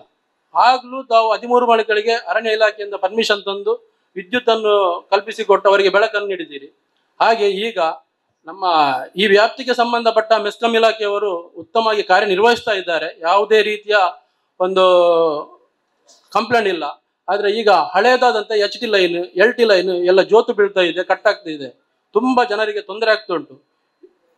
ಮೊನ್ನೆ ಒಂದು ಇಲ್ಲಿ ಶಿರ್ಲಾಲ್ ಮಜಲಡ್ಡದಲ್ಲಿ ಕಟ್ಟಾಗಿ ನೆಲಕ್ಕೆ ಬಿದ್ದಿತ್ತು. ಆನಂತರ ಇಮಿಡಿಯೇಟ್ ಕಂಪ್ಲೇಂಟ್ ಮಾಡಿ ಲೈನ್ ಮ್ಯಾನ್ ನಾಗೇಶ್ ಅಟೆಂಡ್ ಮಾಡಿದ್ರಿಂದ ಅನಾಹುತ ತಪ್ಪಿದೆ. ಈ ತುಂಬಾ ವರ್ಷದಿಂದ ಇರುವಂತ LT HT ಲೈನ್ಗಳನ್ನು ಬದಲಾವಣೆ ಮಾಡಬೇಕಾಗಿ ನೀವು ಸೂಚಿಸಬೇಕಾಗಿ ವಿನಂತಿ. AW ಮೈಕ್ ಕೊಡಿ. ವರ್ಷಗಳ ಮೊದಲು ಹಾಕಿರುವ ವಿದ್ಯುತ್ ತಂತಿಗಳು ಹಳೆಯದಾಗಿದೆ ಅಂತೇಳಿ ಅನೇಕ ದೂರುಗಳು ಬರ್ತಾ ಇವೆ. ಈಗ ನಾವು ಸಮರೋಪಾದಿಯಲ್ಲಿ ಅಂತ ಹೇಳಿದ್ರೆ ಸೆಕ್ಷನ್ಗಳಿಗೆ 1 ಕೋಟಿಯ 3 DPಗಳನ್ನು ಮಾಡಿ ನಾವು ನಮ್ಮ ಅಧಿಕಾರಿಗಳಿಗೆ, ಮೇಲಧಿಕಾರಿಗಳಿಗೆ ಪ್ರಸ್ತಾವನೆಯನ್ನು ಸಲ್ಲಿಸಿದ್ದೇವೆ. ಈಗ 4 DPR ಗಳಿಗೆ ಈಗಾಗಲೇ ಮಂಜೂರಾತಿ ಸಿಕ್ಕಿದೆ. ಇನ್ನು ಉಳಿದ DPR ಗಳಿಗೆ ಬೇಗನೆ ಮಂಜೂರಾತಿ ಸಿಗುತ್ತೆ. ತಕ್ಷಣ ಕಾಮಗಾರಿಯನ್ನು ಕೈಗೊಳ್ತೇವೆ. ಕ್ಲೆಮೆಂಟ್ ಅವರು ಕೇಳಿರೋದು ಶಿರ್ಲಾಲ್ ಏನಾಗಿದೆ ಹೇಳಿ. ಶಿರ್ಲಾಲ್ ಅಂತ ಇಲ್ಲ, ನಾವು ಟೋಟಲ್ ಅಲ್ಲಿ ಒಂದು ಶಾಖೆಗಳಿಗೆ 3 ಕೋಟಿ ಅಂತ ಮಾಡಿದ್ದೇವೆ ಸರ್. ಗ್ರಾಮವಾರು ಮಾಡಲ್ಲ ನಾವು. ಈಗ ಶಾಖೆಗಳು ಇಲ್ಲ, ಕರೆಕ್ಟ್.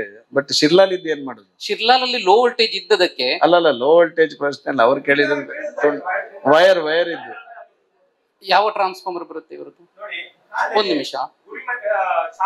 ಶಾಲೆಯಿಂದ ಶಿರ್ಲಾಲ್ ಶಾಲೆಯಿಂದ ಸುಕ್ಕೇರಿ ಮುಗಿದು ಹೋಗುವಂತದ್ದು, ಅದು ಆಗಾಗ ಕಟ್ಟಾಗಿ ಬೀಳುವಂತದ್ದು ಸಿಂಗಲ್ ವೈರ್ ಅಲ್ಲಿ ಈಗ ನೇಕಾಗ್ತಿದೆ. ಅದಕ್ಕೆ ನಾನು ಎಸ್ಟಿಮೇಟ್ ಆಗಿದೆ ಈ ಟ್ರಾನ್ಸ್ಫಾರ್ಮರ್. ಓಕೆ. ಇದನ್ನು ಸೆಂಟ್ರಲ್ ಗವರ್ಮೆಂಟ್ ನ RDSS ಸ್ಕೀಮ್ ಅಂತ ಬಂದಿತ್ತು. ಅದರಲ್ಲಿ ನಾವು 39 ಕೋಟಿ ಇದ್ದು ಪ್ರಸ್ತಾವನೆ ಇಟ್ಟಿದ್ದೇವೆ. ಮತ್ತೆ ಮೊನ್ನೆ ಕೇಳಿದ್ರು, ಅದರಲ್ಲೂ ಎಲ್ಲ ತಾಲೂಕಿನಾದ್ಯಂತ ಯಾವ ವೈರ್ ಚೇಂಜ್ ಮಾಡ್ಲಿಕ್ಕೆ ಬಾಕಿ ಇತ್ತು ಎಲ್ಲ ಪ್ರಪೋಸಲ್ ಅನ್ನು ಇಟ್ಟಿದ್ದೇವೆ. ಖಂಡಿತ ಆಗುತ್ತೆ. ಅದು ನಾವು ಒಂದೊಂದೇ ಹಂತದಲ್ಲಿ ಮಾಡ್ತಾ ಇದ್ದೇವೆ. ಈಗ ಇದಕ್ಕೆ ಸಂಬಂಧಪಟ್ಟಂತೆ ಈ ಶಿರ್ಲಾಲ್ ಗ್ರಾಮ ಪಂಚಾಯತ್ ವ್ಯಾಪ್ತಿಯಲ್ಲಿ ಇರ್ತಕ್ಕಂಥ LT ಲೈನ್ ಯಾವ್ದಿದೆ, HT ಯಾವ್ದಿದೆ, ಅದನ್ನೊಂದು ಇಮಿಡಿಯೇಟ್ ನಿಮ್ಮ ಲೈನ್ ಮ್ಯಾನ್ ಹತ್ರ ಡೀಟೇಲ್ಸ್ ತಕೊಂಡು ಯಾವ್ದು ಹಳತ್ತಿ ಇದೆ ಅದನ್ನು ಪಟ್ಟಿ ಮಾಡಿ ಅದನ್ನ ಇಮಿಡಿಯೇಟ್ ಸಬ್ಮಿಷನ್ ಮಾಡಿ MDಗೆ ನಾನು ಸಹ ಮಾತಾಡ್ತೇನೆ.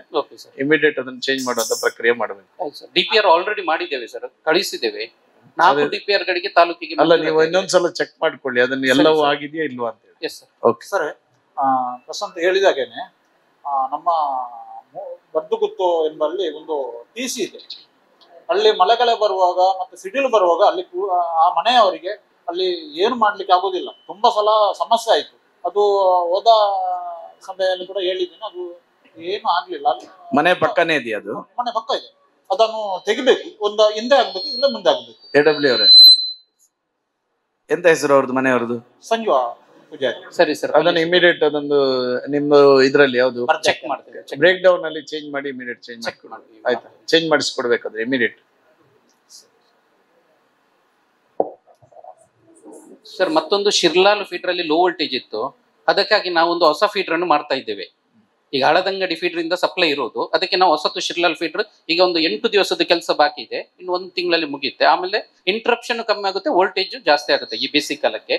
ಪ್ಲಸ್ ಒಂದು ಈಗ ಕುತ್ಲೂರಲ್ಲಿ ಒಂದು ಸಬ್ ಸ್ಟೇಷನ್ ಬಗ್ಗೆ ಸರ್ ಹೇಳ್ತಾರೆ, ಅದನ್ನು ಟೆಂಡರ್ ಆಗಿದೆ. ಅದು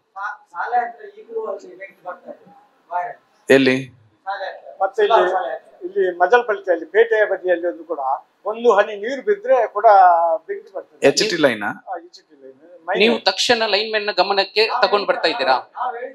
ಬೇಸಿಗೆಗಾಲದಲ್ಲಿ ಅಲ್ಲೆಲ್ಲ ಹೊತ್ತು ಉರಿದಿದೆ. ಎಲ್ಲಿ ಹೇಳಿದ್ರಿ?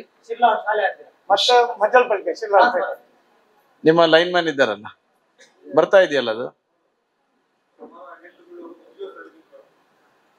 AW ಅವರೇ, ಅದನ್ನ ಏನು ಅಂತ ನೋಡಿ ಇಮಿಡಿಯೇಟ್ ಕ್ಲಿಯರ್ ಮಾಡಿ. ನಾಳೆ ಏನಾದ್ರೂ ಹೆಚ್ಚು ಕಡಿಮೆ ಆಗಿದ್ರೆ ಮತ್ತೆ ನಿಮ್ಮ ಕುತ್ತಿಗೆ ಬರುತ್ತೆ, ಅದನ್ನ ಇಮಿಡಿಯೇಟ್ ಕ್ಲಿಯರ್ ಮಾಡಿಸ್ಕೊಡಿ. ಸರಿ ಸರ್, ಕ್ಲಿಯರ್ ಮಾಡ್ತಾನೆ.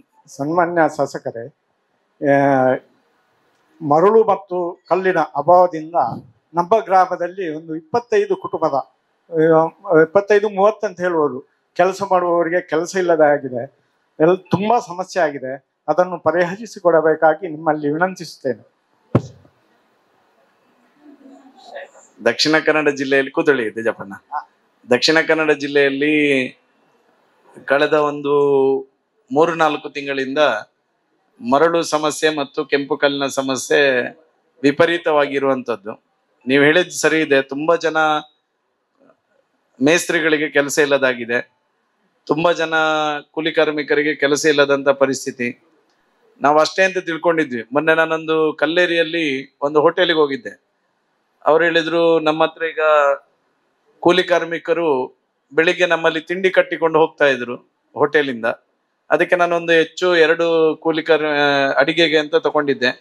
ಈಗ ಪಾರ್ಸಲ್ ಹೋಗುದಿಲ್ಲ, ನಮಗೆ ಹೋಟ್ಲಲ್ಲಿ ಬಿಸ್ನೆಸ್ ಇಲ್ಲ ಅಂತ ಹೇಳಿದ್ರು. ಯಾಕಂದ್ರೆ ಈ ಮನೆ ಕಟ್ಟಲಿಕ್ಕೆ ಮರಳು ಮತ್ತು ಕೆಂಪು ಕಲ್ಲು ಇಲ್ಲದ ಕಾರಣಕ್ಕೋಸ್ಕರ. ಅಂದ್ರೆ ಇವತ್ತು ಹೋಟೆಲಿಗೂ ಇದರ ಸಮಸ್ಯೆ ಬಾಧಿತವಾಗಿದೆ ಅನ್ನುವಂಥದ್ದನ್ನು ನಾನು ಈ ಸಂದರ್ಭದಲ್ಲಿ ಹೇಳ್ತಾ, ಪ್ರಾಯಶಃ 2-3 ತಿಂಗಳಿಂದ ನಮ್ಮ ಜಿಲ್ಲೆಯಲ್ಲಿ ಒಂದು ಮರಳು ಮತ್ತು ಕೆಂಪು ಕಲ್ಲಿಗೆ ಸಂಬಂಧಪಟ್ಟಂತೆ ಲೀಗಲ್ ಮತ್ತು ಇಲ್ಲೀಗಲ್ ಎನ್ನುವಂತ ಒಂದು ವ್ಯಾಖ್ಯಾನವನ್ನು ಸರ್ಕಾರ ಕೊಟ್ಟು ಇವತ್ತು ಮರಳು ಮತ್ತು ಕೆಂಪು ಕಲ್ಲು ಸಿಗದ ರೀತಿಯಲ್ಲಿ ಆಗಿದೆ.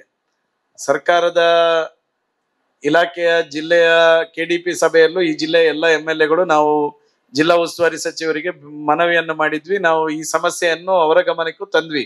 ಈ ಜಿಲ್ಲೆಯಲ್ಲಿ ಕೆಂಪು ಕಲ್ಲು ಮತ್ತು ಮರಳಿನಿಂದಾಗಿ ಖಾಲಿ ಕೂಲಿ ಕಾರ್ಮಿಕರಿಗೆ ಮತ್ತು ಮೇಸ್ತ್ರಿಗಳಿಗೆ ಕೆಲಸ ಮಾತ್ರ ಅಲ್ಲ, ತುಂಬಾ ಜನ ಗೃಹ ಪ್ರವೇಶಕ್ಕೆ ದಿನ ನಿಶ್ಚಯ ಮಾಡಿ ಫಿನಿಶ್ ಆಗದೆ ಗೃಹ ಪ್ರವೇಶ ಕ್ಯಾನ್ಸಲ್ ಮಾಡಿದ್ದಿದೆ. ತುಂಬಾ ಜನರಿಗೆ ಈ ರೀತಿಯ ತೊಂದರೆ ಆಗಿದೆ ಅನ್ನುವಂಥದ್ದನ್ನು ಸಹ ನಾವು ಜಿಲ್ಲೆಯ ಉಸ್ತುವಾರಿ ಸಚಿವರ ಗಮನಕ್ಕೂ ತಂದಿದ್ದೇವೆ.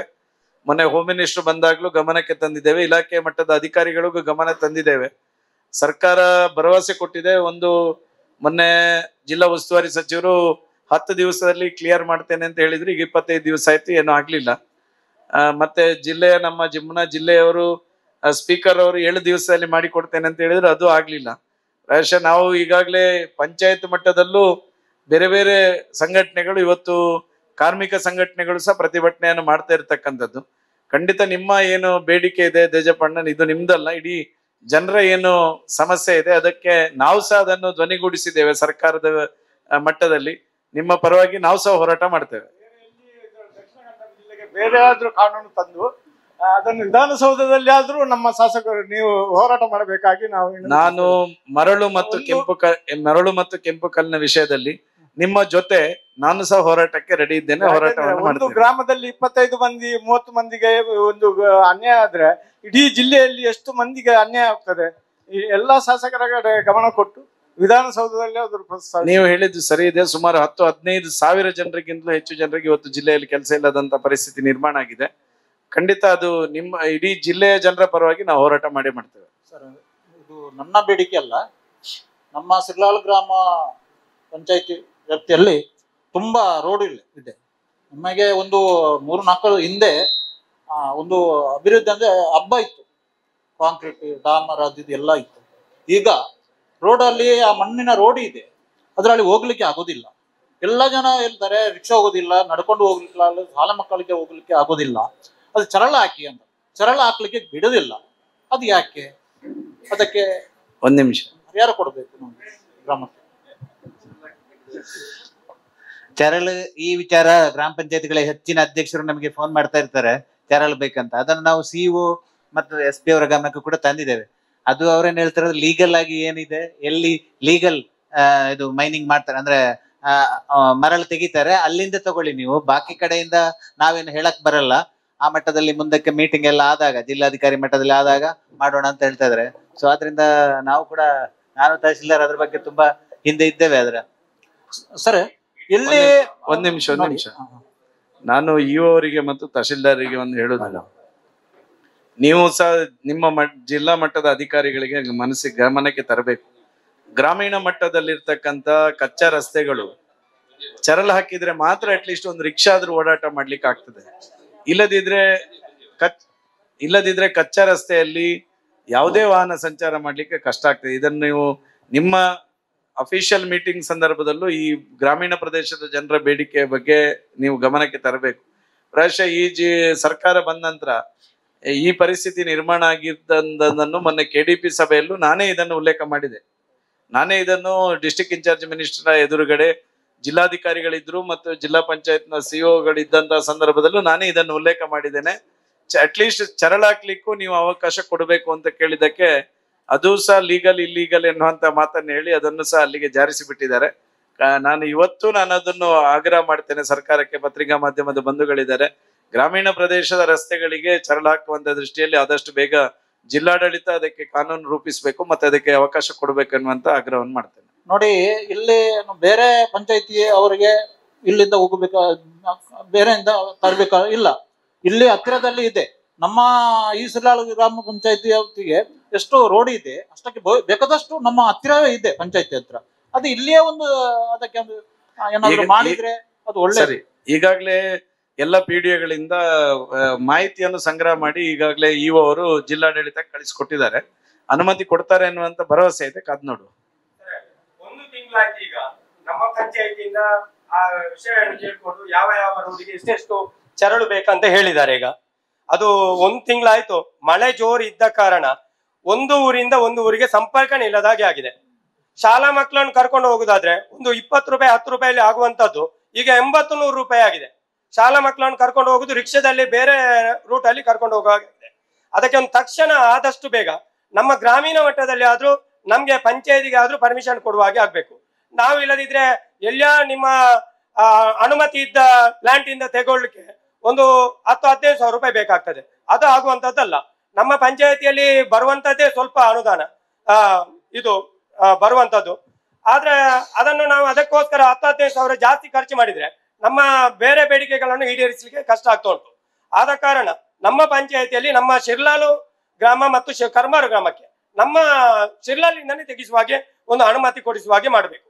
ಯಾಕೆಂದ್ರೆ ಇಲ್ಲದಿದ್ರೆ ತುಂಬಾ ಕಷ್ಟ ಆಗಿದೆ. ಅಲ್ಲ, ಪೊಲೀಸ್ ಇಲಾಖೆಯವರು ಕೂಡ ಇದ್ದಾರೆ. ಪೊಲೀಸ್ ಇಲಾಖೆಯವರು ಏನು ಹೇಳಿ. ನೋಡಿ, ಏನಂದ್ರೆ ನಾನೇನ್ ಹೇಳ್ತೀನಿ ಕೇಳಿ. ಚರಳು ಮತ್ತೆ ಮರಳಲ್ಲಿ ಡಿಫ್ರೆನ್ಸ್ ಇದೆ. ಮರಳು ಅಂದ್ರೆ ಅದು ಏನು ಬಿಲ್ಡಿಂಗ್ ಗ್ರೇಡ್ ಸ್ಯಾಂಡ್ ಅಲ್ವಾ. ಚರಳು ಅನ್ನೋದು ಅದರ ವೇಸ್ಟ್ ಅಲ್ವಾ, ಅದು ಸೀವಿಂಗ್ ಮಾಡಿದ ಮೇಲೆ ಬರುವಂತ ವೇಸ್ಟ್. ಅದನ್ನು ಬಳಸ್ಕೊಳ್ಳಿಕ್ಕೆ ಇದ್ ಮಾಡುವಾಗ ಸ್ವಲ್ಪ ಮಟ್ಟಿನ ಇದು ಅಲ್ವಾ, ಅದನ್ನೇ ಹೇಳುದು. ನೀವು ಅಲ್ಲ ಇವರೇ, ನೀವು ಇವ್ರಿಗೆ ಹೇಳುದಲ್ಲ, ನೀವು SP ಅವ್ರಿಗೆ ಹೇಳ್ಬೇಕು.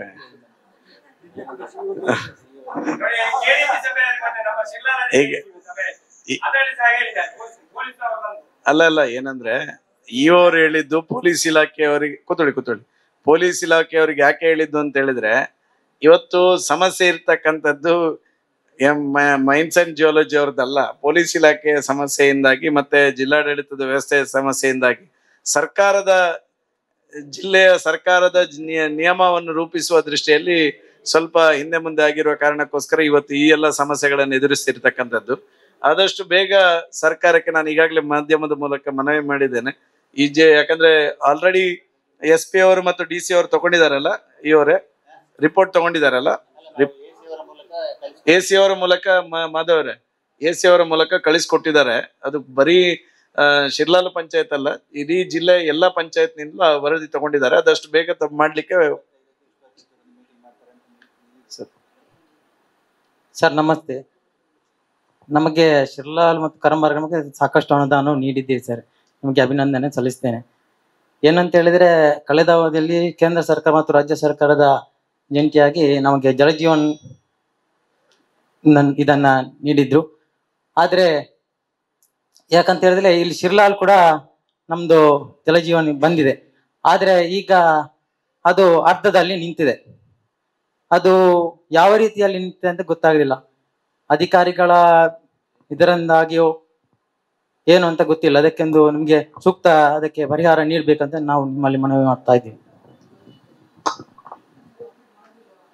ಅದರಲ್ಲಿ ಸರ್ ಎಸ್ಟಿಮೇಷನ್ ಅಲ್ಲಿ ಇರುವಂತ ಕ್ವಾಂಟಿಟಿ ಎಲ್ಲ ಎಕ್ಸಿಕ್ಯೂಷನ್ ಆಗಿದೆ. ಈಗ ಹೆಚ್ಚುವರಿಯಾಗಿ ಪೈಪ್ ಲೈನ್ ಮತ್ತೆ ಮನೆ ಕನೆಕ್ಷನ್ ಕೇಳಿದ್ರು, ಡಿಮ್ಯಾಂಡ್ ಇತ್ತು ಪಂಚಾಯತಿಂದ. ಹಾಗಾಗಿ ಸ್ವಲ್ಪ ಅದು ಅಪ್ರೂವಲ್ ಕಳಿಸಿ ಅದರ ಅಫಿಷಿಯಲ್ ವರ್ಕ್ ಅಲ್ಲಿ ಸ್ವಲ್ಪ ಪೆಂಡಿಂಗ್ ಆಯ್ತು, ಡಿಲೇ.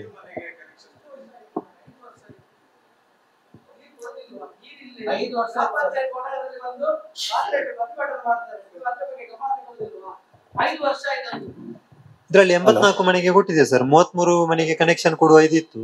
ಮತ್ತೆ ನಾವು ಹೆಚ್ಚುವರಿಯಾಗಿ 84 ಕೊಟ್ಟಿದ್ದೇವೆ. ಈಗ ಮತ್ತೆ ಪೈಪ್ ಲೈನ್ ಹೆಚ್ಚುವರಿಯಾಗಿ ಕೇಳಿದ್ದಾರೆ. ಮತ್ತೆ ಅದರಲ್ಲಿ ವಿದ್ಯುತ್ ಸಂಪರ್ಕ ನೀಡೋದು ಸ್ವಲ್ಪ. ಸರ್ ಈಗ ಅವ್ರು ಹೇಳಿದ್ದು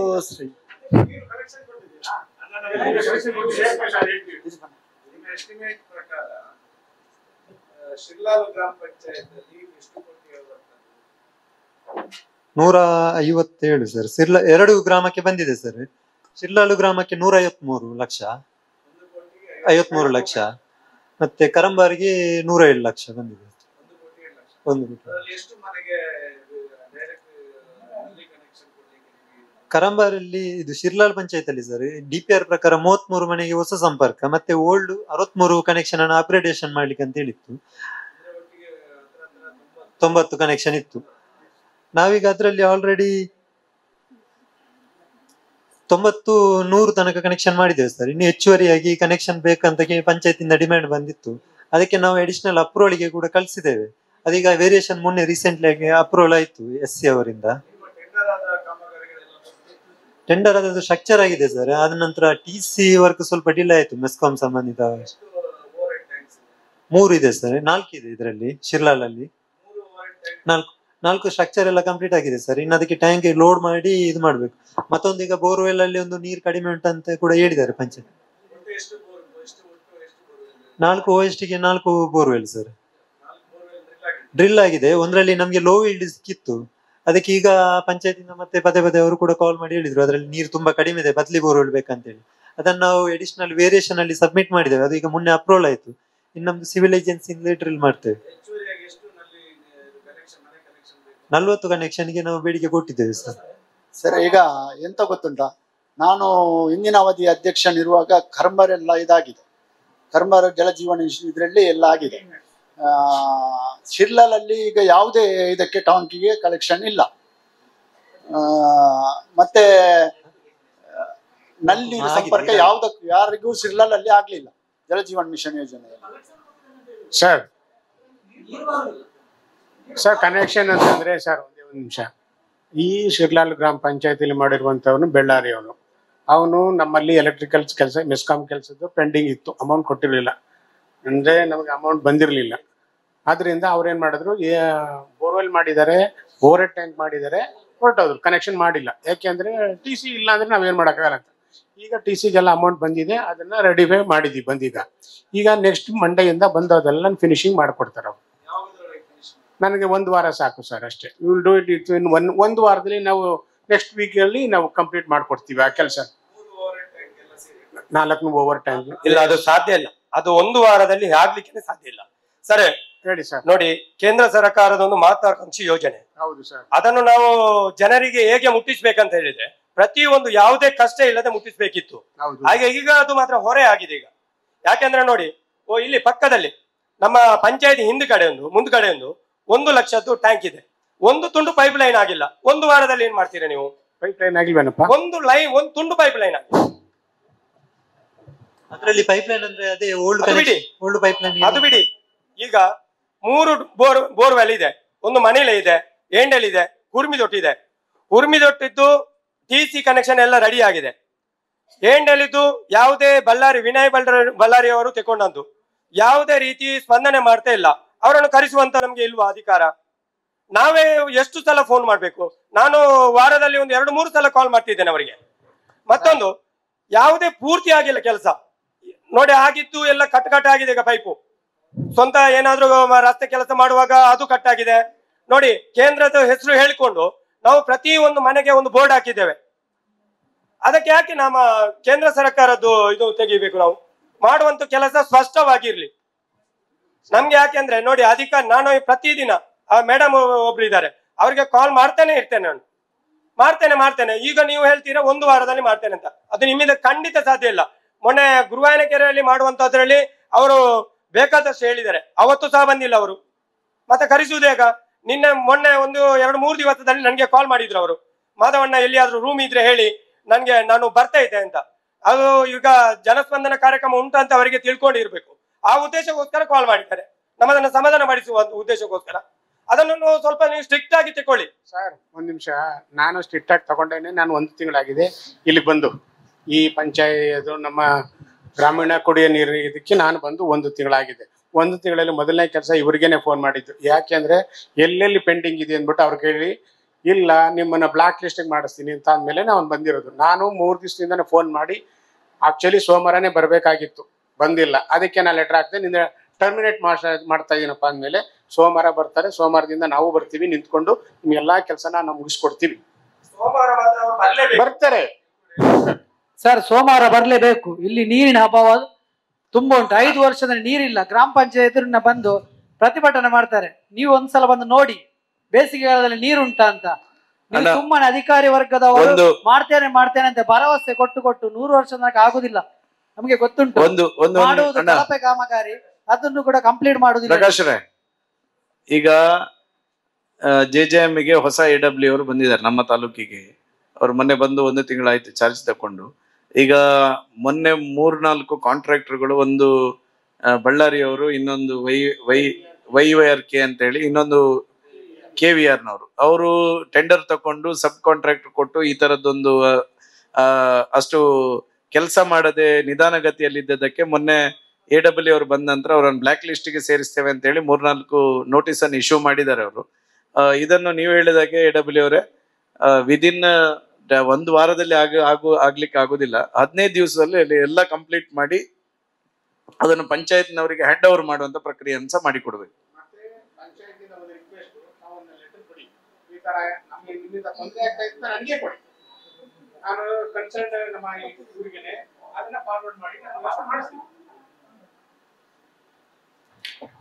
ಪಂಚಾಯತಿಯಿಂದ ನೀವು ನಿರ್ಣಯ ಮಾಡಿಕೊಡಿ.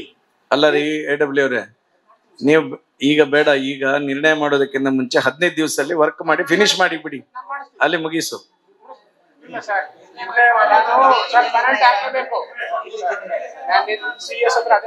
ಅಲ್ಲ 1 ನಿಮಿಷ, AW ಅವರೇ, ಅಲ್ಲಿ ಪಂಚಾಯತ್ನ ನಿರ್ಣಯ ಬೇಕಾಗಿಲ್ಲ, ಇಲ್ಲಿಯೇ ನಿರ್ಣಯ ಮಾಡ್ತೇನೆ, 15 ದಿವಸದಲ್ಲಿ ಮಾಡಿಲ್ಲ ಅಂತ ಹೇಳಿದ್ರೆ ಅವ್ರನ್ನ ಬ್ಲಾಕ್ ಲಿಸ್ಟ್ ಹಾಕಿ. ಜನಸ್ಪಂದನದಲ್ಲಿ ಅವ್ರನ್ನ ಬ್ಲಾಕ್ ಲಿಸ್ಟ್ ಹಾಕಿ 15 ದಿವಸದಲ್ಲಿ ಮಾಡ್ಲಿಲ್ಲ ಅಂತ. Okay sir. ಸರ್, ಇದು ಒಂದು ವೈಯಕ್ತಿಕ ಸಮಸ್ಯೆ ಮತ್ತು ಈ ನಮ್ಮ ಶಿರ್ಲಾಲ್ ಗ್ರಾಮದಲ್ಲಿ ಅನುಭವಿಸ್ತಿರುವಂತಹ ಒಂದು ಹೊಸ ಮನೆ ನಿವೇಶನ ಮಾಡುತ್ತಿರುವಂತಹ ಒಂದು ಸಮಸ್ಯೆ.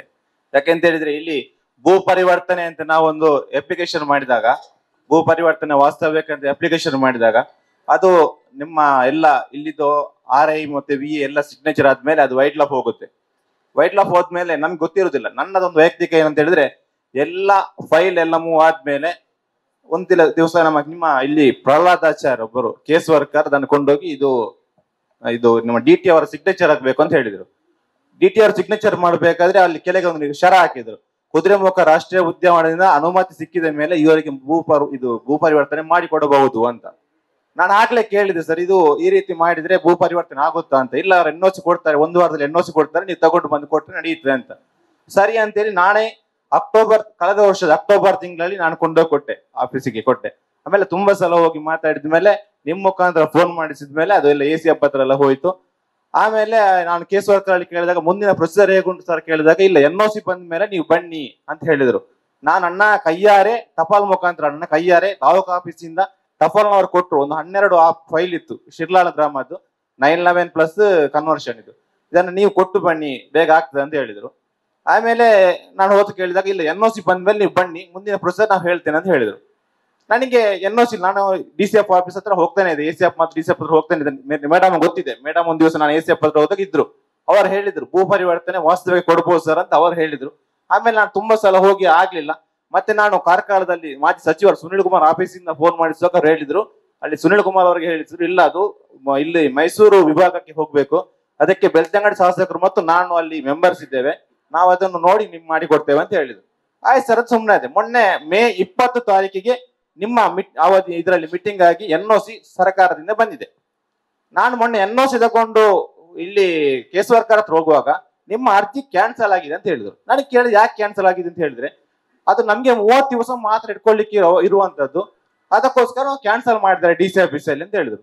ಸರ್ ನಂಗೆ ಗೊತ್ತಿಲ್ಲ, ಆ ವಿಷಯ ನಂಗೆ ಗೊತ್ತಿಲ್ಲ. ಯಾಕಂತ ಹೇಳಿದ್ರೆ ನಾನು ಕೊಂಡೋಗಿ ಕೊಡುವಾಗ ಅವರು ಹೇಳಿರುವಂತದ್ದು, ನೀವು NOC ತಂದ ಮೇಲೆ ನಿಮ್ಗೆ ನಾವು ಇದು ಕೊಡುವಂತದ್ದು, ಭೂಕವರೇಷನ್ ಕೊಡುವಂತದ್ದು ಅಂತ ಹೇಳುವಂತದ್ದು.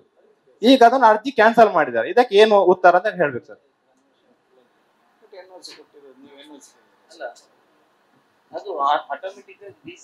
ಈಗ ವೈಲ್ಡ್ ಲೈಫ್ ಇಂದ NOC ಬಂದಿದೆ. ವೈಲ್ಡ್ ಲೈಫ್ NOC ಎಷ್ಟು ದಿವಸದಲ್ಲಿ ಕೊಡ್ಬೇಕು ನೀವು? ಸರ್ ಅದೇ ಸರ್ ಮೈಸೂರು ಮೀಟಿಂಗ್ 6 ಮಂತ್ಸ್ ಅಂತ ಹೇಳಿದ್ನಲ್ಲ ಸರ್, ಮೇ ಬಿ ಅದಕ್ಕೆ ಡಿಲೇ ಇರಬಹುದು. ಅಲ್ಲ ನೀವು ಕರೆಕ್ಟ್. ಈಗ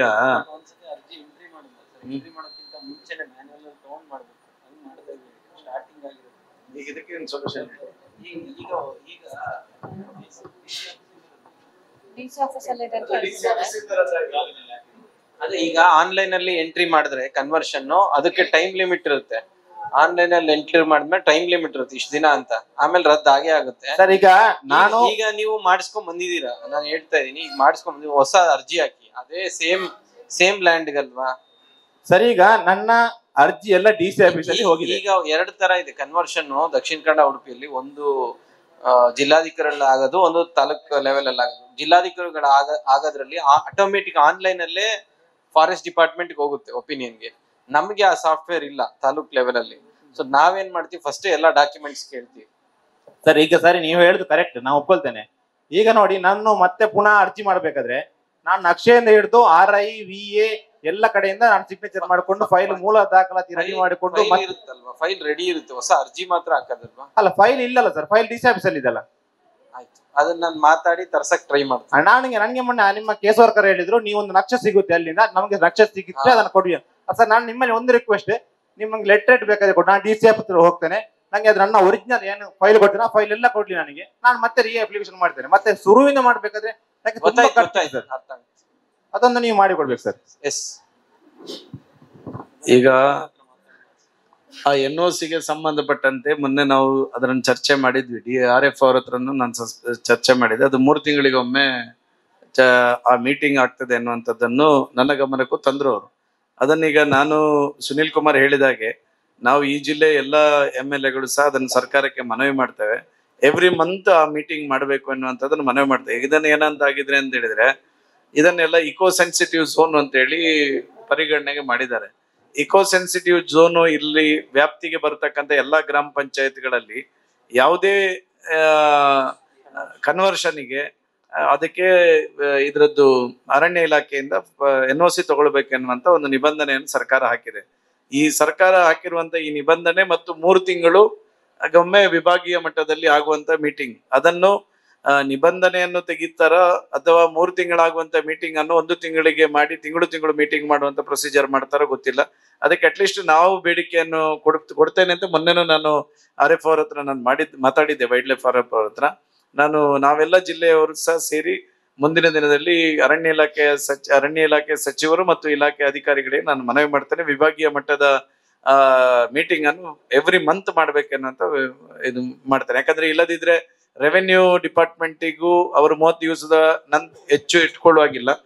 ನಿಮಗೆ ಅದು 30 ದಿವಸದ ನಂತರ ಅದು NOC ಸಿಕ್ಕಿದ್ರೆ 2 ಸಲ ಅಪ್ಲಿಕೇಶನ್ ಹಾಕುವಂತ ವ್ಯವಸ್ಥೆಗಳಾಗುವುದ ಕಾರಣಕ್ಕೋಸ್ಕರ ಅದರ ವ್ಯಾಪ್ತಿಯ ಒಳಗಡೆ, ಅದರ ಮಿತಿಯ ಒಳಗಡೆ ವಿಭಾಗೀಯ ಮಟ್ಟದ ಸಭೆಯನ್ನು ಮಾಡಿ ಅವರು NOC ಕೊಡಬೇಕನ್ನುವಂಥದ್ದನ್ನು ಸರ್ಕಾರದ ಗಮನಕ್ಕೂ ತರ್ತೇವೆ.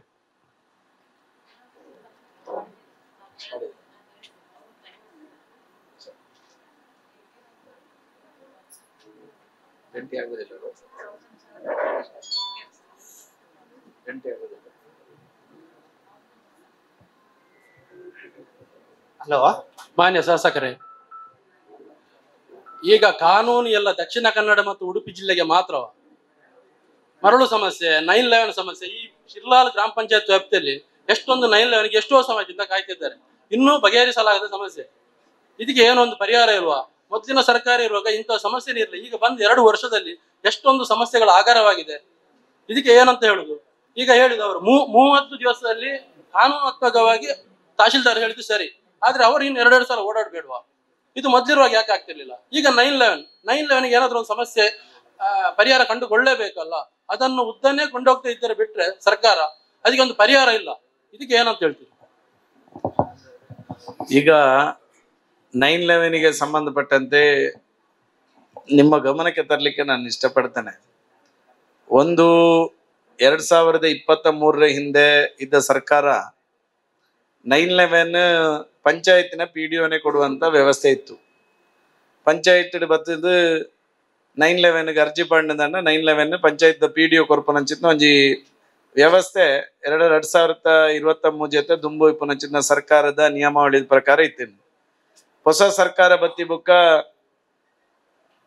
ಪ್ರಿಯಾಂಕಾ ಖರ್ಗೆ ನೆತ್ತ ಮಿನಿಸ್ಟರ್ ಆರ್ನ ಅಡಿಟಿಪ್ಪುನಂಚಿನ ಗ್ರಾಮೀಣಾಭಿವೃದ್ಧಿ ಇಲಾಖೆದ ಮೂಲಕ 9/11 ಯೋಜನಾ ಪ್ರಾಧಿಕಾರದ ಮೂಲಕ 9/11 ಕೊರಡು ಬನ್ಪುನಂಚಿನ ಆದೇಶನ ಮಲ್ದೇರು.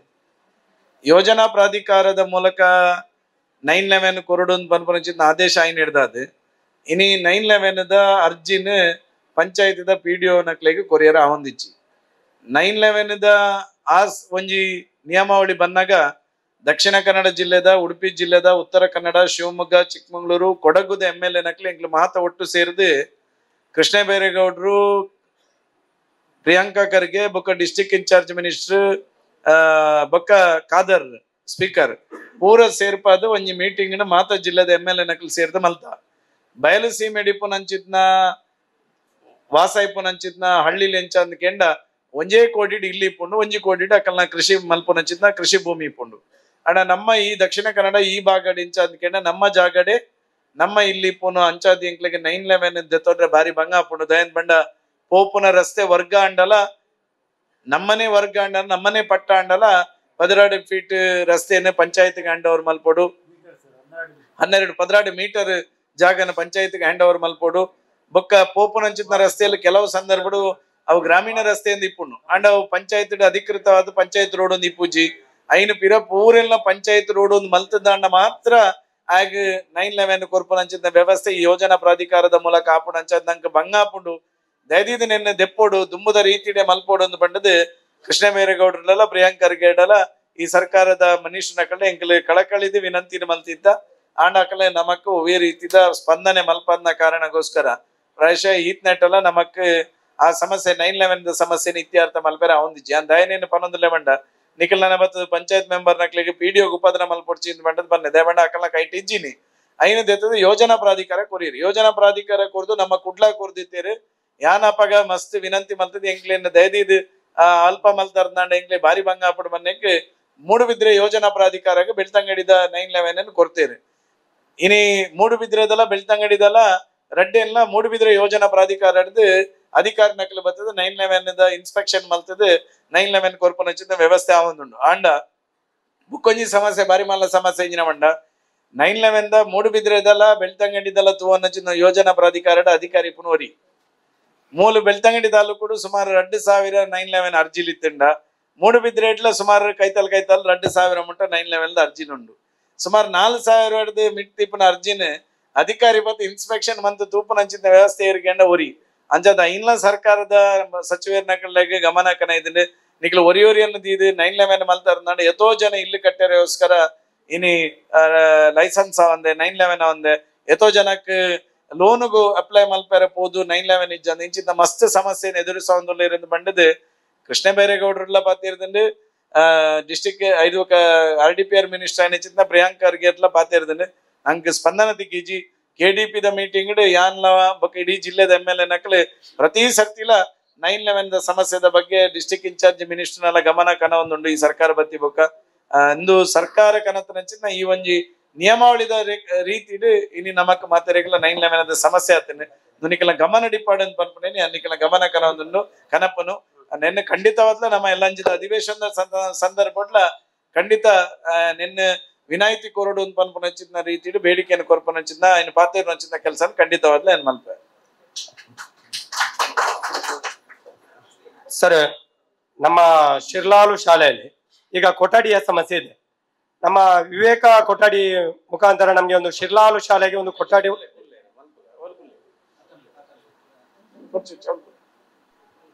ಈಗ ಶಿರ್ಲಾಲು ಶಾಲೆಗೆ ಕೊಠಡಿಯ ಸಮಸ್ಯೆ ಇದೆ. ಈಗ ಅದನ್ನು ವಿವೇಕ ಇದರಲ್ಲಿ ಅನುದಾನದಲ್ಲಿ ನಮ್ಗೆ ಒಂದು ಕೊಠಡಿ ವ್ಯವಸ್ಥೆ ಮಾಡಿಸುವ ಹಾಗೆ ಮಾಡಿಸಬೇಕಿತ್ತು.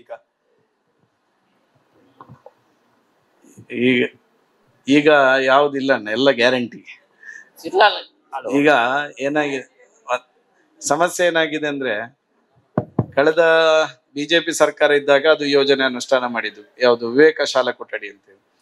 ಆ ವಿವೇಕ ಶಾಲಾ ಕೊಠಡಿ ಕಳೆದ ಸಲ ಬಿಜೆಪಿ ಸರ್ಕಾರ ಇದ್ದಾಗ, ನಮ್ಮ ನಾಗೇಶ್ ಅವರ ಮಂತ್ರಿಗಳಿದ್ದಾಗ, ಒಂದು ಗ್ರಾಮೀಣ ಪ್ರದೇಶದಲ್ಲಿ ಇರ್ತಕ್ಕಂಥ ಶಾಲಾ ಕೊಠಡಿಗಳಿಗೆ ಕೊಠಡಿಯನ್ನು ಕೊಡಬೇಕೆನ್ನುವಂತ ದೃಷ್ಟಿಯಲ್ಲಿ ಒಂದು ವಿವೇಕ ಶಾಲಾ ಕೊಠಡಿ ಎನ್ನುವಂತ ಒಂದು ಯೋಜನೆಯನ್ನು ಅನುಷ್ಠಾನಕ್ಕೆ ತಂದ್ರು. ಆ ವಿವೇಕ ಶಾಲಾ ಕೊಠಡಿದ ಉದ್ದೇಶ ಎಂಜಿನ ಪಂಡ ಒಂಜೊಂಜಿ ವಿಧಾನಸಭಾ ಕ್ಷೇತ್ರಕ್ಕೆ 40 ಕ್ಲಾಸ್ ರೂಮ್ ಅನ್ನು ಪ್ರತಿ ವರ್ಷ ಕೊರ್ಪುನಂಚಿನ ಯೋಜನೆ ರಮಣ ಸಲಿ ಅಂದ್ರೆ 40 ಕ್ಲಾಸ್ ರೂಮ್ ಬತ್ತಂಡ ಒಂಜಿ ವಿಧಾನಸಭಾ ಕ್ಷೇತ್ರ 10 ವರ್ಷಕ್ಕೆ ಒಂಜಿ 400 ಕ್ಲಾಸ್ ರೂಮ್ ಆಂಡ ಅಪಾಗ ಗ್ರಾಮೀಣ ಪ್ರದೇಶದ ಒಂಜಿ ವಿಧಾನಸಭಾ ಕ್ಷೇತ್ರ ಬುಕ್ಕ ಇರಲ ಕ್ಲಾಸ್ ರೂಮ್ ಬೋರ್ಡ್ ಬಂದ್ನ ಬೇಡಿಕೆಯನ್ನು ಕೊರೆಯರು ಬಂದ್ಪುನಂಚಿನ ಉದ್ದೇಶದಿ ಒಂದು ಎಡ್ಡೆ ಉದ್ದೇಶದಿ ಒಂದು ಬೊಮ್ಮಾಯಿರ ಮುಖ್ಯಮಂತ್ರಿ ಪುನಗ ಬಿಜೆಪಿ ಸರ್ಕಾರದ ಅವಧಿಯಲ್ಲಿ ಮಲ್ತನಂಚಿನ ಒಂದು ಯೋಜನೆ ಪ್ರಾಯಶಃ ಒಂಜಿ ವರ್ಷ ಮಾತ್ರ ಅವು ಇಂಪ್ಲಿಮೆಂಟೇಶನ್ ಆಯ್ನೆ. 2022ಗೂ 40 ಕ್ಲಾಸ್ ರೂಮನ್ನು ನಮಕ್ ಕೊರಿಯ ರೈಟ್ ಕೆಲವು ಕಡೆ ನಮ್ಮ 40 ಕ್ಲಾಸ್ ರೂಮ್ ಅನುಷ್ಠಾನ ಮಲ್ತ ಐದು ಬುಕ್ಕ ಬತ್ತನಂಚಿನ ಕಾಂಗ್ರೆಸ್ ಸರ್ಕಾರ ಆ ವಿವೇಕ ಶಾಲಾ ಕೊಠಡಿದ ಯೋಜನೆಯನ್ನು ವಾಪಸ್ ತಂದು ಆ ಶಾಲಾ ಕೊಠಡಿ ವಿವೇಕ ಶಾಲಾ ಕೊಠಡಿ ಪಂಪನಂಚಿನ ಇಂಚಿನ ಯೋಜನೆ ಇತ್ತಿನ ಗ್ರಾಮೀಣ ಪ್ರದೇಶದ ಭಾಗಕ್ಕೆ ಕೊರ್ಪನಂಚಿನ ಶಾಲಾ ಕೊಠಡಿದ ಇಂಚಿನ ಯೋಜನೆ ಇತ್ತಿನ ಐನು ವಾಪಸ್ ಹಿಡ್ದಾದ್ ನಂಕಿನಿ ಶಾಲೆಗೆ ಮಾಧವಣ್ಣಕ್ಕೆ ನಂಚಿನ ಕಾಸು ರೂಮ್ ಕೊರ್ಪನಂಚಿನ ಪರಿಸ್ಥಿತಿ ನಮ್ಮ ಇಜ್ಜ ಅಂಜಾದ್ ನಿಕ್ಲೆ ತೆರಿದಿಪ್ಪಡ್ ಯಾನ್ ಪನ್ನಿ ದಯಪಂಡ ಗ್ರಾಮೀಣ ಪ್ರದೇಶ ಮಸ್ತ್ ಕಡೆಟ್ ಕ್ಲಾಸ್ ರೂಮ್ ದ ಬೇಡಿಕೆ ಉಂಡು. ದಯಪಂಡ ಗ್ರಾಮೀಣ ಪ್ರದೇಶ ದುಂಬು ಕಟ್ಟನಂಚಿನ ಶಾಲೆಯಲ್ಲಿ ಅಲ್ಪ ಹೊಸ ಒಂಜಿ ಕ್ಲಾಸ್ ರೂಮ್ ಆವಡ್ ಬನ್ನ ಬೇಡಿಕೆ ಉಂಡು. ಬಟ್ ಎಂಗ್ಲ ಕೈಟ್ ದಾಲೇಜೀನಿ ದಯಪಂಡ ವಿವೇಕ ಶಾಲಾ ಕೊಠಡಿ ಇತ್ತು ಒಂಜಿ 40 ಕ್ಲಾಸ್ ರೂಮ್ ಎಂಕ್ಲೆಗೆ MLA ನಕ್ಲೆ ಬರಂತ ನಿಕ್ಲೆ ಏರೇನುವರು ಅಗತ್ಯಗೆ ಅನುಸಾರವಾದ ನಮ್ಮ ಕೊರ್ಪುನಂಚಿನ ವ್ಯವಸ್ಥೆ ಇತ್ತು. ನೀನಿ ಆ ಒವ್ವ ಯೋಜನೆ ಇಜ್ಜಿ ಆ ಪೂರ ಯೋಜನೆ ಎಲ್ಲ ದೆತ್ತೊಂದು ಐನ ಪಿರದೆತ್ತೊಂದು ಅಂಚಿನ ವ್ಯವಸ್ಥೆ ಐನ್ ಹಿಡ್ದಾದ್ ನಮಕ್ ಇನಿ ಆ ಯೋಜನೆಯನ್ನು ಅನುಷ್ಠಾನ ಮಲ್ಪೆರ ಆಪುಜಿ ಅಂಚದು ಕ್ಷಮೆ ಪಡು ದಯಮಂಡ ಎನ್ನ ಸಮಸ್ಯೆ ಇತ್ತು ಸರ್ಕಾರದ ಸಮಸ್ಯೆ. ಮಾನ್ಯ ಶಾಸಕರೇ ಹಾಗೂ ತಹಶೀಲ್ದಾರೇ, ಎಲ್ಲ ಇಲಾಖೆಯ ಅಧಿಕಾರಿಗಳೇ, ನಾನು ಶಿರ್ಲಾಲು ಕರಂಬಾರು ಗ್ರಾಮಗಳನ್ನು ಒಳಗೊಂಡು ಭಾರತ ಕಿಸಾನ್ ಸಂಘದ ಅಧ್ಯಕ್ಷನಾಗಿ ಇಡೀ ತಾಲೂಕಿನ ರೈತರ ಒಂದಷ್ಟು ಸಮಸ್ಯೆಗಳನ್ನು ಮುಂದಿಡ್ಲಿಕ್ಕೆ ನಾನು ಪ್ರಯತ್ನ ಮಾಡ್ತಿದ್ದೇನೆ. ಇಲ್ಲಿ ಹೇಳ್ತಕ್ಕಂಥ ಎಲ್ಲ ಸಂಗತಿಗಳು ಕೂಡ ಎಲ್ಲ ತಾಲೂಕಿನ ರೈತರಿಗೆ ಸಂಬಂಧಪಟ್ಟ ವಿಷಯಗಳು ಇಲ್ಲಿ ಬಂದಿದೆ ಈಗಾಗಲೇ. ನಾನು ಹೇಳ್ತಕ್ಕಂಥ ನಾವು ಸಂಘಟನಾತ್ಮಕವಾಗಿ ಗ್ರಾಮ ಮಟ್ಟದಲ್ಲಿ ರೈತರನ್ನ ಸಂಪರ್ಕ ಮಾಡಿದಾಗ ಹಿಂದೆ ಕೂಡ ನಾನು ಕೃಷಿ ಇಲಾಖೆಯಲ್ಲಿ ಒಂದು 13 ವರ್ಷ ಕೆಲಸ ಮಾಡಿದವನು. ಹಾಗಾಗಿ ಅಲ್ಲಿ ರೈತರನ್ನ ಸಂಪರ್ಕ ಮಾಡಿದಾಗ ಅವ್ರದ್ದೇ ಆದಂಥ ಸಮಸ್ಯೆಗಳು ಹೇಳ್ತಾರೆ. ಬಹುಶಃ ಈಗಾಗಲೇ ಗೊತ್ತಿರೋ ಹಾಗೆ ಒಂದಷ್ಟು ರೈತರಿಗೆ ಮಂಗಗಳ ಸಮಸ್ಯೆ, ಬಹಳಷ್ಟು ಮಂಗಗಳು ಕೃಷಿಗೆ ಹಾವಳಿಯನ್ನ ಮಾಡ್ತೇವೆ, ಅದಕ್ಕೇನು ಪರಿಹಾರ ಅಂತ ನಮ್ಮಲ್ಲಿ ಕೇಳ್ತಾರೆ. ಅದಕ್ಕೇನು ಪರಿಹಾರ ನೀವೆಲ್ಲ ನಿಮ್ಮ ಸಂಘಟನೆಯಿಂದ ಏನೋ ಮಾಡಿ ಅಂತ ಹೇಳ್ತಾರೆ. ಹಾಗೆ ನವಿಲುಗಳು, ಕಂಡಪಟ್ಟ ರೈತರ ಕೃಷಿಗೆ ನವಿಲುಗಳು ಬರ್ತವೆ, ಇದಕ್ಕೇನು ಪರಿಹಾರ ಅಂತ ಕೇಳ್ತಾರೆ. ಹೈನುಗಾರಿಕೆ ಸಂಬಂಧಪಟ್ಟ ವಿಷಯಗಳನ್ನ ಹೇಳ್ತಾರೆ. ಹಾಗೆ ಮನೆಗೆ ನುಗ್ಗಿ ಈ ಚಿರತೆಗಳು, ನೈಪಿಲಿ ಅಂತ ಹೇಳುವಂಥಗಳು, ಹುಲಿಗಳನ್ನ, ನಾಯಿಗಳನ್ನ ಮತ್ತು ನಿಮ್ಮ ದನಗಳನ್ನ ಹಟ್ಟಿಗೆ ಹೊಕ್ಕಿ ತಿಂತಕ್ಕಂಥ ಸಂಗತಿಗಳು ಕಾಣ್ತಾ ಇವೆ. ನಾನು ಇವತ್ತು ಯಾಕೆ ಇಲ್ಲಿ ಮಾತಾಡ್ತಿದ್ದೆ ಅಂತ ಹೇಳಿದ್ರೆ, ನಾವು ಇದಕ್ಕೆ ಸಂಬಂಧಪಟ್ಟಂತ ಎಲ್ಲಾ ಇಲಾಖೆಗಳಿಗೆ ಮಾಹಿತಿಯನ್ನು ಕೊಡೋರು ಇದ್ದೇವೆ. ಆದ್ರೆ ಎಲ್ಲ ಇಲಾಖೆಯ ಅಧಿಕಾರಿಗಳಿಗೆ ಇರುವುದರಿಂದ ಒಟ್ಟಾಗಿ ಈ ಗಮನಕ್ಕೆ ತರಲಿಕ್ಕೆ ಸಾಧ್ಯ ಆಗುತ್ತೆ ಅಂತ ದೃಷ್ಟಿಯಿಂದ ನಾನು ಈ ವಿಷಯವನ್ನು ಉಲ್ಲೇಖ ಮಾಡ್ತಿದ್ದೇನೆ. ಹಾಗೆ ಇಲ್ಲಿ ಹೇಳ್ತಕ್ಕಂಥ ಬಹಳಷ್ಟು ಮಾಹಿತಿಗಳು ಎಲ್ಲ ತಾಲೂಕಿನ ಎಲ್ಲ ರೈತರಿಗೆ ಸಂಬಂಧಪಟ್ಟಂತ ಸಮಸ್ಯೆಗಳಿದೆ. ಅದರಲ್ಲೂ ವಿಶೇಷವಾಗಿ ನಾನು ಬಹಳಷ್ಟು ಸಮಸ್ಯೆಗಳು ರೈತರ ಒಳಗೆ ಇರುವಂತ ಸಮಸ್ಯೆಗಳಿದೆ. ರೈತರನ್ನು ಶೋಷಣೆ ಮಾಡ್ತಕ್ಕಂಥ ಸಂಗತಿಗಳು ಒಳಗಡೆ ಇದೆ. ಆದ್ರೆ ಎಲ್ಲ ವೃತ್ತಿ ನಿಮಿತ್ತ ಸಂಘಟನೆಗಳಿವೆ.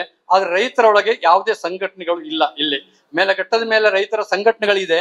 ಅಲ್ಲಿ ಅವರ ಬೇಡಿಕೆಗಳನ್ನ ಅವರು ಹೋರಾಟ ಮಾಡಿ ಪಡ್ಕೊಳ್ತಾ ಇದ್ದಾರೆ. ಅವರ ಬೇಡಿಕೆಯಿಂದಾಗಿ ನಮ್ಗೆ ಇಲ್ಲಿ ಕೃಷಿ ಇಲಾಖೆ, ತೋಟಗಾರಿಕೆ ಒಂದಷ್ಟು ಬಂದದನ್ನ ನಮ್ಮ ದಕ್ಷಿಣ ಕನ್ನಡ ಜಿಲ್ಲೆಯ ರೈತರು ಪಡ್ಕೊಳ್ತಾ ಇದ್ದಾರೆ. ಹಾಗೆ ಇಲ್ಲಿ ಒಳಗೆ ಮಾನ್ಯ ಶಾಸಕರಿಗೆ ಗೊತ್ತಿರಬಹುದು ಅಥವಾ ತಹಶೀಲ್ದಾರಿಗೆ ಗೊತ್ತಿಲ್ಲ ನನಗೆ. ಆದ್ರೆ ಇಲ್ಲಿ ಒಂದು ದನ ಸತ್ರೆ, ಇಲ್ಲಿ ಮನೆಗಳಿರುವ ವೃದ್ಧಾಶ್ರಮಗಳಾಗಿದೆ, ಮನೆಗಳಲ್ಲಿ ಹಿರಿಯರು ಮಾತ್ರ ಇದ್ದಾರೆ. ಒಂದು ದನ ಸತ್ರೆ ಉಳ್ಬೇಕು ಅಂತಾದ್ರೆ ಅಲ್ಲಿ ಯಾರು ಜನ ಸಿಗುವುದಿಲ್ಲ. ಅವರು JCB ಅಂತ ತರಬೇಕು, 5,000 ರೂಪಾಯಿ ಹೇಳ್ತಾರೆ. ಒಂದು ದೂರದಿಂದ ಬರ್ಬೇಕು JCB ಒಂದು ಕೊಡ್ಲಿಕ್ಕೆ 5,000 ಹೇಳ್ತಾರೆ. ಎತ್ತಿಗೆ ತಗೊಂಡುವಂತ ವ್ಯಕ್ತಿಗಳಿಲ್ಲ. ಮುಖ್ಯವಾಗಿ ಇಲ್ಲಿ ಸಮಸ್ಯೆ ಆಗಿರ್ತಕ್ಕಂಥ ಒಂದು ಕೂಲಿ ಸಮಸ್ಯೆ ಇದೆ. ಕೂಲಿ ಸಮಸ್ಯೆಗಳು ಕಾರಣ ಏನು ಅಂತ ಕೇಳಿದ್ರೆ, ಕೂಲಿಗಳು ಇಲ್ವಾ ಅಂತ ಕೇಳಿ ಶಿರ್ಲಾಲು ಕರ್ಮಾರ್ ಒಳಗೊಂಡು ಇಡೀ ತಾಲೂಕಿನಾದ್ಯಂತ ಎಲ್ಲ ಕಡೆ ಕೂಲಿಗಳಿದ್ದಾರೆ. ಆದ್ರೆ ಈ ಕೂಲಿಗಳನ್ನ ಏನು ಮೇಸ್ತ್ರಿಗಳಂತ ಹೇಳ್ತಕ್ಕಂಥವ್ರು ಹಿಡಿದಿಟ್ಕೊಂಡಿದ್ದಾರೆ. ಹಾಗೆ ಒಂದು ಅಡಿಕೆಗೆ ರೇಟ್ ಆದ ತಕ್ಷಣಕ್ಕೆ ಅಲ್ಲಿ ಮದ್ದು ಬಿಡುವವರು, ಅಡಿಕೆ ತೆಗೆಯುವವರು, ಅವರ ರೇಟ್ ಜಾಸ್ತಿ ಆಗ್ತದೆ. ಕಮ್ಮಿ ಆದಾಗ ಯಾರನ್ನ ಕಮ್ಮಿ ಯಾರು ಮಾಡುದಿಲ್ಲ. ಇವತ್ತು ತೆಂಗಿನಕಾಯಿಗೆ ಬಹಳಷ್ಟು ರೇಟ್ ಇದೆ, ಆದ್ರೆ ತೆಂಗಿನಕಾಯಿ ತೆಗಿಬೇಕಿದ್ರೆ ಬಹಳಷ್ಟು ಸಂಬಳವನ್ನು ಕೇಳ್ತಾರೆ. ಇಂಥ ನೂರಾರು ಸಮಸ್ಯೆಗಳು ರೈತರೊಳಗಿದೆ. ಇದ್ರ ಒಳಗೆ ಒಂದು ಸಮಸ್ಯೆನ ಉಲ್ಲೇಖ ಮಾಡಿ, ಕ್ರಿಟಿಕಲ್ ಸಮಸ್ಯೆ. ಇದು ನನ್ನ ಸಮಸ್ಯೆ ಅಲ್ಲ, ರೈತರು ಹೇಳಿದ್ದನ್ನು ನಾನು ಹೇಳ್ತೇನೆ.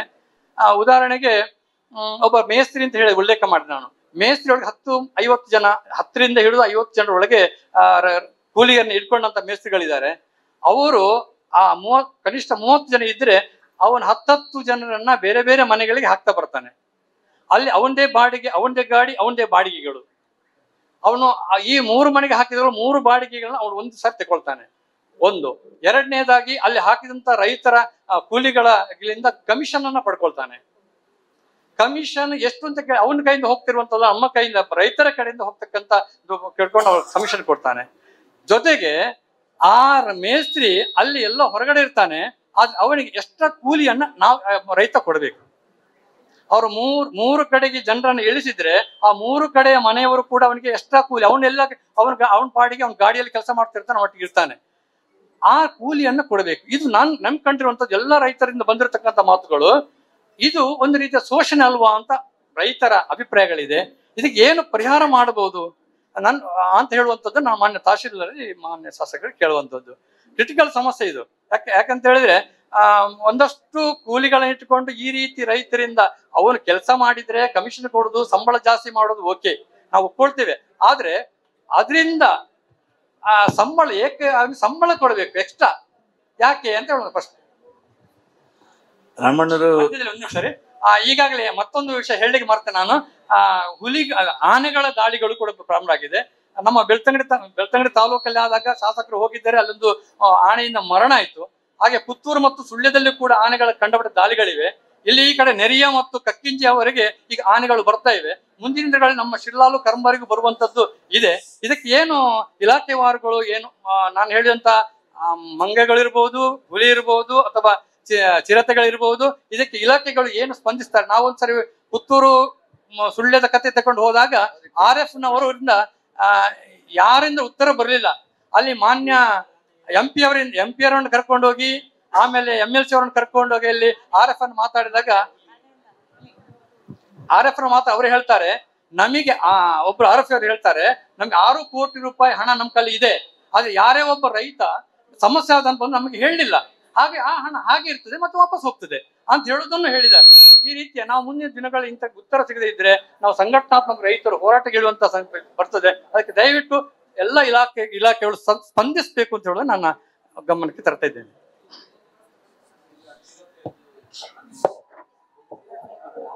ಪುಣ್ಯದಿಂದ ನಮ್ಮ ಭಾಗದಲ್ಲಿ ಆನೆ ಈಗ ಇಲ್ಲ, ಬರುವುದು ಬೇಡ.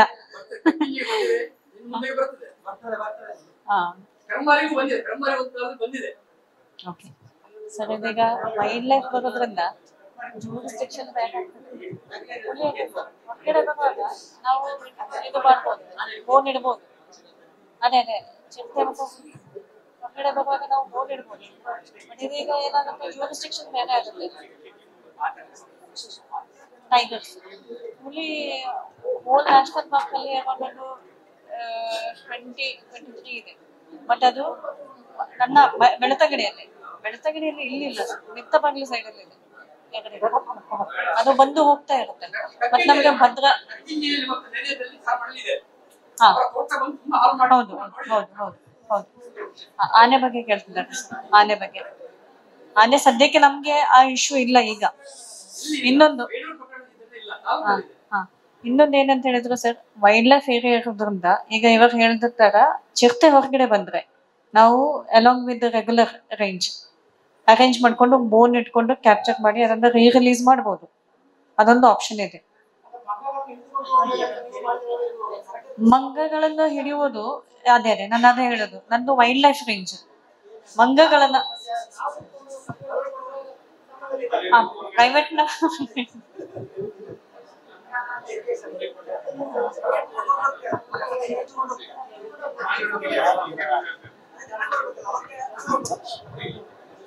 ಎಲ್ಲರಿಗೂ ನಮಸ್ಕಾರ.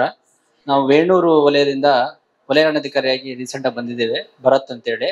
ಈಗ ಮಂಗಗಳಿಗೆ ಸಮಸ್ಯೆಗೆ ನಮ್ಮ ಉಚ್ಚ ನ್ಯಾಯಾಲಯ ರೀಸೆಂಟ್ ಆಗಿ ಒಂದು ಓದಿರ್ಬೋದು, 40 ಮಂಗಗಳ ವಿಷಪ್ರಾಶನ ಹಾಕ್ಬಿಟ್ಟು ಸಾವನ್ನು ನಾವು ನೋಡಿರ್ಬೋದು ಪೇಪರ್ ಅಲ್ಲಾಗಿದ್ದು, ಅದು ನ್ಯಾಷನಲ್ ನ್ಯೂಸ್ ಕೂಡ ಆಯ್ತು.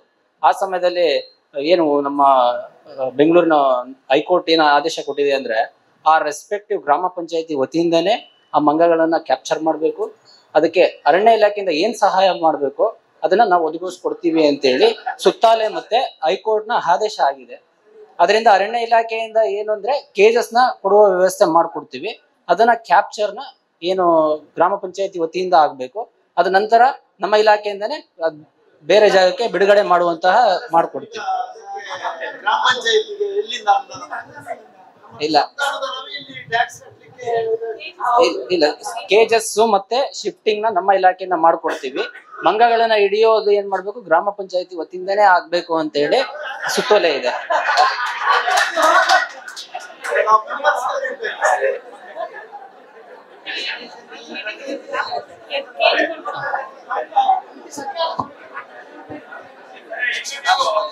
ಈಗ ಪಂಚಾಯತಿ ಲೆವೆಲ್ ಮಂಗಗಳಲ್ಲಿ ಪಂಚಾಯತಿ ಅವರು ಕೊಡ್ಬೇಕಂತ ಹೇಳ್ತಿದ್ದಾರೆ. ನಾಳೆಯಿಂದ ಕಾಲ್ ಮಾಡಿ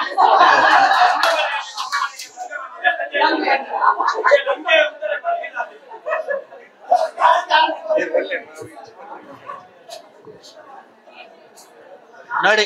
ಅಲ್ಲ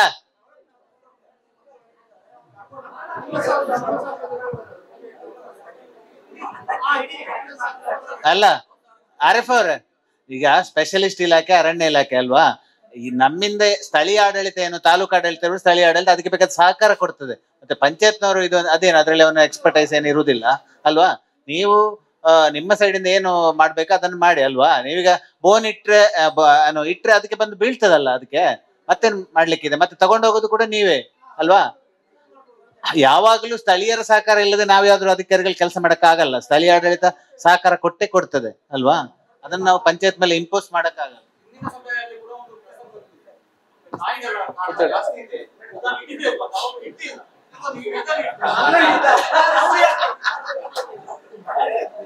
ರಾಮಣ್ಣ ಸಾಲೇನ್ರು ಹೇಳಿರ್ತಕ್ಕಂಥದ್ದು ಬಹಳ ಗಂಭೀರವಾಗಿರ್ತಕ್ಕಂಥ ಸಮಸ್ಯೆ. ನಾವೊಂದ್ ಸ್ವಲ್ಪ ಹಾಸ್ಯಕ್ಕೆ ಅಂತೇಳಿ ಸ್ವಲ್ಪ ಕೂತಿದ್ದೆ, ಒಂದ್ ಸ್ವಲ್ಪ ಇರ್ಲಿ ನೋಡುವ ಅಂತ. ಗಂಭೀರ ಸಮಸ್ಯೆ ಅದು. ಗ್ರಾಮೀಣ ಪ್ರದೇಶದ ಜನ ಎದುರಿಸ್ತಿರ್ತಕ್ಕಂಥ ಕಾಡು ಪ್ರಾಣಿಗಳ ಹಾವಳಿಯಿಂದಾಗಿ ಕೃಷಿಕರು ತುಂಬಾ ನೋವು ಅನುಭವಿಸ್ತಾ ಇದ್ದಾರೆ. ಅವ್ರು ಹೇಳಿದ ರೀತಿಯಲ್ಲಿ ನಮ್ಮ ಗ್ರಾಮ ಪಂಚಾಯತ್ ಉದಾಹರಣೆಗೆ ನಡದಿಂದ ಶುರುವಾಗಿ ನಾವೂರು, ಇಂದಬೆಟ್ಟು, ಮಿತ್ತಬಾಗಿಲು, ಮಲವಂತಿಕೆ, ಕಡಿರುದ್ಯಾವರ, ಚಾರ್ಮಾಡಿ ಈ ಭಾಗಕ್ಕೆ, ಮತ್ತು ಈ ಭಾಗದಿಂದ ಸುಲ್ಕೇರಿ, ಮುಗುರಿಂದ ಶುರುವಾಗಿ ಸ್ವಲ್ಪ ಶಿರ್ಲಾಲ್ನವರು ಈಗಿನವರೆಗೆ ಆನೆಯಿಂದ ಸ್ವಲ್ಪ ನೀವು ಆನೆಯಿಂದ ಸ್ವಲ್ಪ ನೀವು ರಕ್ಷಣೆಯಲ್ಲಿದ್ದೀರಿ. ಆದ್ರೆ ಆನೆ ಮಾತ್ರ ಅಲ್ಲ, ಇವತ್ತು ಗ್ರಾಮೀಣ ಪ್ರದೇಶದಲ್ಲಿ ಹಂದಿ ಕಾಟ, ಇವತ್ತು ಗ್ರಾಮೀಣ ಪ್ರದೇಶದಲ್ಲಿ ನವಿಲಿನ ಕಾಟ, ಗ್ರಾಮೀಣ ಪ್ರದೇಶದಲ್ಲಿ ಮಂಗದ ಕಾಟ, ಈ ಎಲ್ಲದಿಂದಾಗಿ ಇವತ್ತು ಭತ್ತ ಕೃಷಿ ಮಾಡ್ಲಿಕ್ಕೆ ಆಗ್ತಾ ಇಲ್ಲ, ಇವತ್ತು ಅಡಿಕೆ ಕೃಷಿ ಮಾಡ್ಲಿಕ್ಕೆ ಆಗ್ತಾ ಇಲ್ಲ. ಇವತ್ತು ನವಿಲಿನ ಕಾಟದಿಂದಾಗಿ ನಮಗೆ ತರಕಾರಿ ಮಾಡ್ಲಿಕ್ಕೂ ಆಗದಂತ ಪರಿಸ್ಥಿತಿ, ಭತ್ತ ಮತ್ತು ತರಕಾರಿನೂ ಮಾಡದಂತ ಪರಿಸ್ಥಿತಿ. ನಾನು ಬರ್ಬೇಕಾದ್ರೆ ನನ್ನ ಸ್ನೇಹಿತ ಮಹೇಶ್ ಹೇಳ್ತಾ ಇದ್ರು, ಹಿಂದೆ ನಮ್ಮ ಅಂಗಳದಲ್ಲಿ ಇದು ಊರಿನ ಕೋಳಿ ಸಾಕ್ತಾ ಇದ್ವಿ ನಾವು, ನಾಟಿ ಕೋಳಿ ಇತ್ತು. ಇವತ್ತು ನಾಟಿ ಕೋಳಿ ಇಲ್ಲ, ನಾಟಿ ಕೋಳಿಯ ಬದಲಿಗೆ ಅಂಗಳದಲ್ಲಿ ಇವತ್ತು ನವಿಲಿದೆ ಅಂತ ಹೇಳಿ. ಅಂದ್ರೆ ಇವತ್ತು ಎಲ್ಲರ ಮನೆ, ಹಿಂದೆ ನವಿಲು ನೋಡ್ಲಿಕ್ಕೆ ನಾವು ಮೃಗಾಲಯಕ್ಕೆ ಹೋಗ್ಬೇಕಿತ್ತು, ಆದ್ರೆ ಇವತ್ತು ನವಿಲು ಕೂಡ ನಮ್ಮ ಅಂಗಳದಲ್ಲಿ ಕುಣಿತಾ ಇದೆ. ಇದು ಅರಣ್ಯ ಇಲಾಖೆ ಇದನ್ನು ಗಂಭೀರವಾಗಿ ತಗೊಳ್ಬೇಕು. ನೀವು ಹೊಸ RF ಅವ್ರು ಬಂದಿದ್ದಾರೆ, ನೀವು ಏನೋ ಹೇಳಿ ಹೋಗಿ ನಾಳೆ ಪಂಚಾಯತ್ ನಲ್ಲಿ ಅವ್ರು ಕೂತ್ಕೊಳ್ಬೇಕಾ ಬೇಡವಾ? ನೀವು ಹಾಗೆಲ್ಲ ಒಟ್ಟು ಮಾತು ಹೇಳಿದ್ರೆ ನಾಳೆ ಪಂಚಾಯತಿನಿಗೆ ಅನುದಾನ ಈಗ ಬರುವುದೇ ಖಾಲಿ ಕೇಂದ್ರ ಸರ್ಕಾರದ ಫೈನಾನ್ಸ್ 15th ಫೈನಾನ್ಸ್ ಇನ್ನ ದುಡ್ಡು ಮಾತ್ರ ಇರೋದು ಕೇಂದ್ರ ಸರ್ಕಾರ, ರಾಜ್ಯದ ಏನಿಲ್ಲ. ಪಾಪ ಅದರಲ್ಲಿ ಅವರು ಬದುಕಬೇಕು ಪಂಚಾಯತ್ನವರು. ಅದರೊಟ್ಟಿಗೆ ನೀವು ಮತ್ತೆ ಮಂಗಗಳನ್ನು ನೀವೇ ಹಿಡಿಬೇಕು ಅಂತ ಹೇಳಿದ್ರೆ ಮತ್ತೆ ಅವ್ರು ಇಲ್ಲಿ ಪಂಚಾಯತ್ ಬೀಗ ಹಾಕಿ ಹೋಗ್ತಾರೆ ಅವರು. ಯಾಕಂದ್ರೆ ಪರಿಸ್ಥಿತಿ ಆಗಿದೆ. ಪ್ರಾಯಶಃ ಇವತ್ತು ರಾಮಣ್ಣ ಸಾಲೇನ್ ಹೇಳಿದ ರೀತಿಯಲ್ಲಿ ನಾನು ಅಧಿವೇಶನದಲ್ಲಿ ಒಂದು ಮಾತು ಹೇಳಿದ್ದೆ. ಆನೆಗಳಿಗೆ ಕೊಲ್ಲಿಕ್ಕೆ ನಮಗೆ ಅವಕಾಶ ಮಾಡಿಕೊಡಿ ಅಂತ. ಆಗ ನಮಗೆ ಬೆಳ್ತಂಗಡಿ ತಾಲೂಕಿನಲ್ಲಿ ತುಂಬಾ ನನ್ನನ್ನು ಟ್ರೋಲ್ ಮಾಡಿದ್ರು. ವೀರಪ್ಪನ ಫೋಟೋ ಹಾಕಿ ಹತ್ತಿರದಲ್ಲಿ ನನ್ನ ಫೋಟೋ ಹಾಕಿ ಎಲ್ಲ ಟ್ರೋಲ್ ಮಾಡಿದ್ರು. ನಾನು ಹಾಗೆ ಏನು ಬೇಜಾರು ಮಾಡ್ಕೊಳ್ಳಿಲ್ಲ, ಯಾಕಂತ ಹೇಳಿದ್ರೆ ಒಂದಲ್ಲ ಒಂದು ದಿನ ಸತ್ಯ ಗೊತ್ತಾಗ್ತದೆ ತಾಲೂಕಿನ ಜನರಿಗೆ ಅಂತೇಳಿ. ಮೊನ್ನೆ ಕೊಕ್ಕಡದಲ್ಲಿ ಒಬ್ಬನನ್ನು ಆನೆ ಕೊಂದಾಕಿದಾಗ ಟ್ರೋಲ್ ಮಾಡಿದವರೆಲ್ಲ ಕಡೆ ಮಲಗಿದ್ದಾರೆ. ಯಾಕೆಂತ ಹೇಳಿದ್ರೆ ಇದು ಜೀವ ಹಾನಿ ಆಗಿದ್ದು ಯಾವುದರಿಂದ? ಆನೆಯಿಂದ. ಅದನ್ನು ನಾನು ಅವತ್ತು ಹೇಳಿದ್ದು. ಯಾಕೆ ಹೇಳಿದೆ ಅಂತ ಹೇಳಿದ್ರೆ, ನಾನು ಈ ಸಂದರ್ಭದಲ್ಲಿ ಸ್ವಲ್ಪ ಹೇಳಬೇಕಾಗ್ತದೆ. ಮಿತ್ತಬಾಗಿಲಿನಲ್ಲಿ ಒಂದು ಕಡೆಯುದ್ದೆ ಅವರ ಮುಂಡಾಜೆ ಮತ್ತು ಚಾರ್ಮಾಡಿಯಲ್ಲಿ, ಅದರಲ್ಲೂ ವಿಶೇಷವಾಗಿ ಮುಂಡಾಜೆ ಒಬ್ಬ ಕೃಷಿಕಂದು ಸುಮಾರು 500ರಿಂದ 600 ತೆಂಗಿನ ಅಡಿಕೆ ಗಿಡ ಆನೆ ಬಂದು ಹುಡಿಬುಡಿ ಮಾಡಿ ಹಾಕಿತ್ತು. ಆ ಮನುಷ್ಯ, ಆ ಕೃಷಿಕನ ಮನಸ್ಸಲ್ಲಿ ಏನಿರ್ಬೋದು? ಆನೆ ಎಡ್ಡೆ ಐನ್ ಸೋಕು ಮೀಪಾದ ಕಡಪಡುಗ ಅಂತ ಅವನ ಯೋಚನೆ ಇರ್ತದೆ, ಏನು ಮನಸ್ಸಿನಲ್ಲಿ ಇರ್ತದೆ. ಆ ಭಾವನೆಯನ್ನು ನಾನು ಅಧಿವೇಶನದಲ್ಲಿ ಹೇಳಿದ್ದು. ಯಾಕಂದ್ರೆ ನಾನು ಕೊಲ್ಲಬೇಕು ಅಂತ ಹೇಳುದಲ್ಲ, ಸರ್ಕಾರಕ್ಕೆ ಒಂದು ಜವಾಬ್ದಾರಿ ಇದೆ. ಕೃಷಿಕರ ರಕ್ಷಣೆಯ ದೃಷ್ಟಿಯಿಂದ ನೀವು ಕೃಷಿಕರ ರಕ್ಷಣೆಗೆ ಬರಬೇಕು ಎನ್ನುವಂಥದ್ದು ನಾನು ಅಧಿವೇಶನದಲ್ಲಿ ಹೇಳಿದ್ದು. ಇವತ್ತು ಇಡೀ ಜಿಲ್ಲೆ, ನಮ್ಮ ದಕ್ಷಿಣ ಬೆಳ್ತಂಗಡಿ ಜಿಲ್ಲೆ, ಬೆಳ್ತಂಗಡಿ ಮಾತ್ರ ಇಡೀ ಜಿಲ್ಲೆ, ದಕ್ಷಿಣ ಕನ್ನಡ ಜಿಲ್ಲೆಯಲ್ಲಿ ಸುಳ್ಯ, ಕಡಬ, ಪುತ್ತೂರಿನ ಸ್ವಲ್ಪ ಭಾಗ ಬೆಳ್ತಂಗಡಿ ಆನೆ ಬಾಧಿತ ಪ್ರದೇಶ.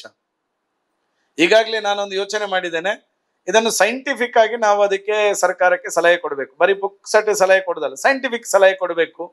ಆ ಕಾರಣಕ್ಕೋಸ್ಕರ ಒಂದಷ್ಟು ಕೃಷಿಕರನ್ನು ಮತ್ತು ಒಂದಷ್ಟು ಇದರ ತಜ್ಞ, ಈ ಆನೆಯನ್ನು ನಾಡಿನ ಜೊತೆ ಕೃಷಿಕರ ಕೃಷಿ ಹಾನಿ ಮಾಡದ ರೀತಿಯಲ್ಲಿ ಹೇಗೆ ನಾವು ಪ್ರೊಟೆಕ್ಟ್ ಮಾಡಬಹುದು ಎನ್ನುವಂಥದ್ದನ್ನು ಒಂದು ಸ್ವಲ್ಪ ಸಂಶೋಧನಾತ್ಮಕವಾಗಿರ್ತಕ್ಕಂಥ ಅಧ್ಯಯನ ಮಾಡಿರ್ತಕ್ಕಂಥ ಅವರನ್ನೊಂದು ಕರೆದು ಬರುವ ಒಂದು 10-15 ದಿವಸದಲ್ಲಿ ಬೆಳ್ತಂಗಡಿ ತಾಲೂಕಿನಲ್ಲಿ ಒಂದು ವಿಮರ್ಶೆಯನ್ನು ಮಾಡತಕ್ಕಂಥ ವಿಚಾರಗೋಷ್ಠಿಯನ್ನು ಮಾಡಿ ಆ ಮೂಲಕ ಒಂದು ತಾರ್ಕಿಕವಾಗಿರ್ತಕ್ಕಂಥ ಸೊಲ್ಯೂಷನ್ ಅನ್ನು ಸರ್ಕಾರಕ್ಕೆ ಸಬ್ಮಿಟ್ ಮಾಡುವಂಥದ್ದು ಮತ್ತು ಆನೆ ದಾಳಿಯಿಂದ ಸಂರಕ್ಷಣೆ ಮಾಡೋ ದೃಷ್ಟಿಯಲ್ಲಿ ಹೋರಾಟವನ್ನು ಮಾಡಬೇಕು ಅಂತ ತೀರ್ಮಾನವನ್ನು ನಾನು ಮಾಡಿದ್ದೇನೆ. ಅದನ್ನು ಮುಂದಿನ ದಿವಸದಲ್ಲಿ ನಾನು ಮಾಡ್ಲಿಕ್ಕಿದ್ದೇನೆ.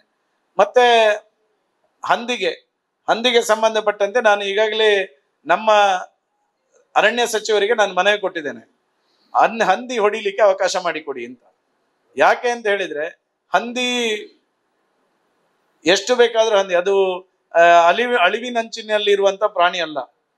ಅದು ಎಷ್ಟು ಬೇಕಾದ್ರೂ ಇದೆ ಈ ದೇಶದಲ್ಲಿ, ಈ ನಾಡಿನಲ್ಲಿ. ಅದಕ್ಕೆ ಕೇರಳ ಸರ್ಕಾರ ಈಗಾಗಲೇ ಹಂದಿ ಹೊಡಿಲಿಕ್ಕೆ ಅನುಮತಿ ಕೊಟ್ಟಿದೆ.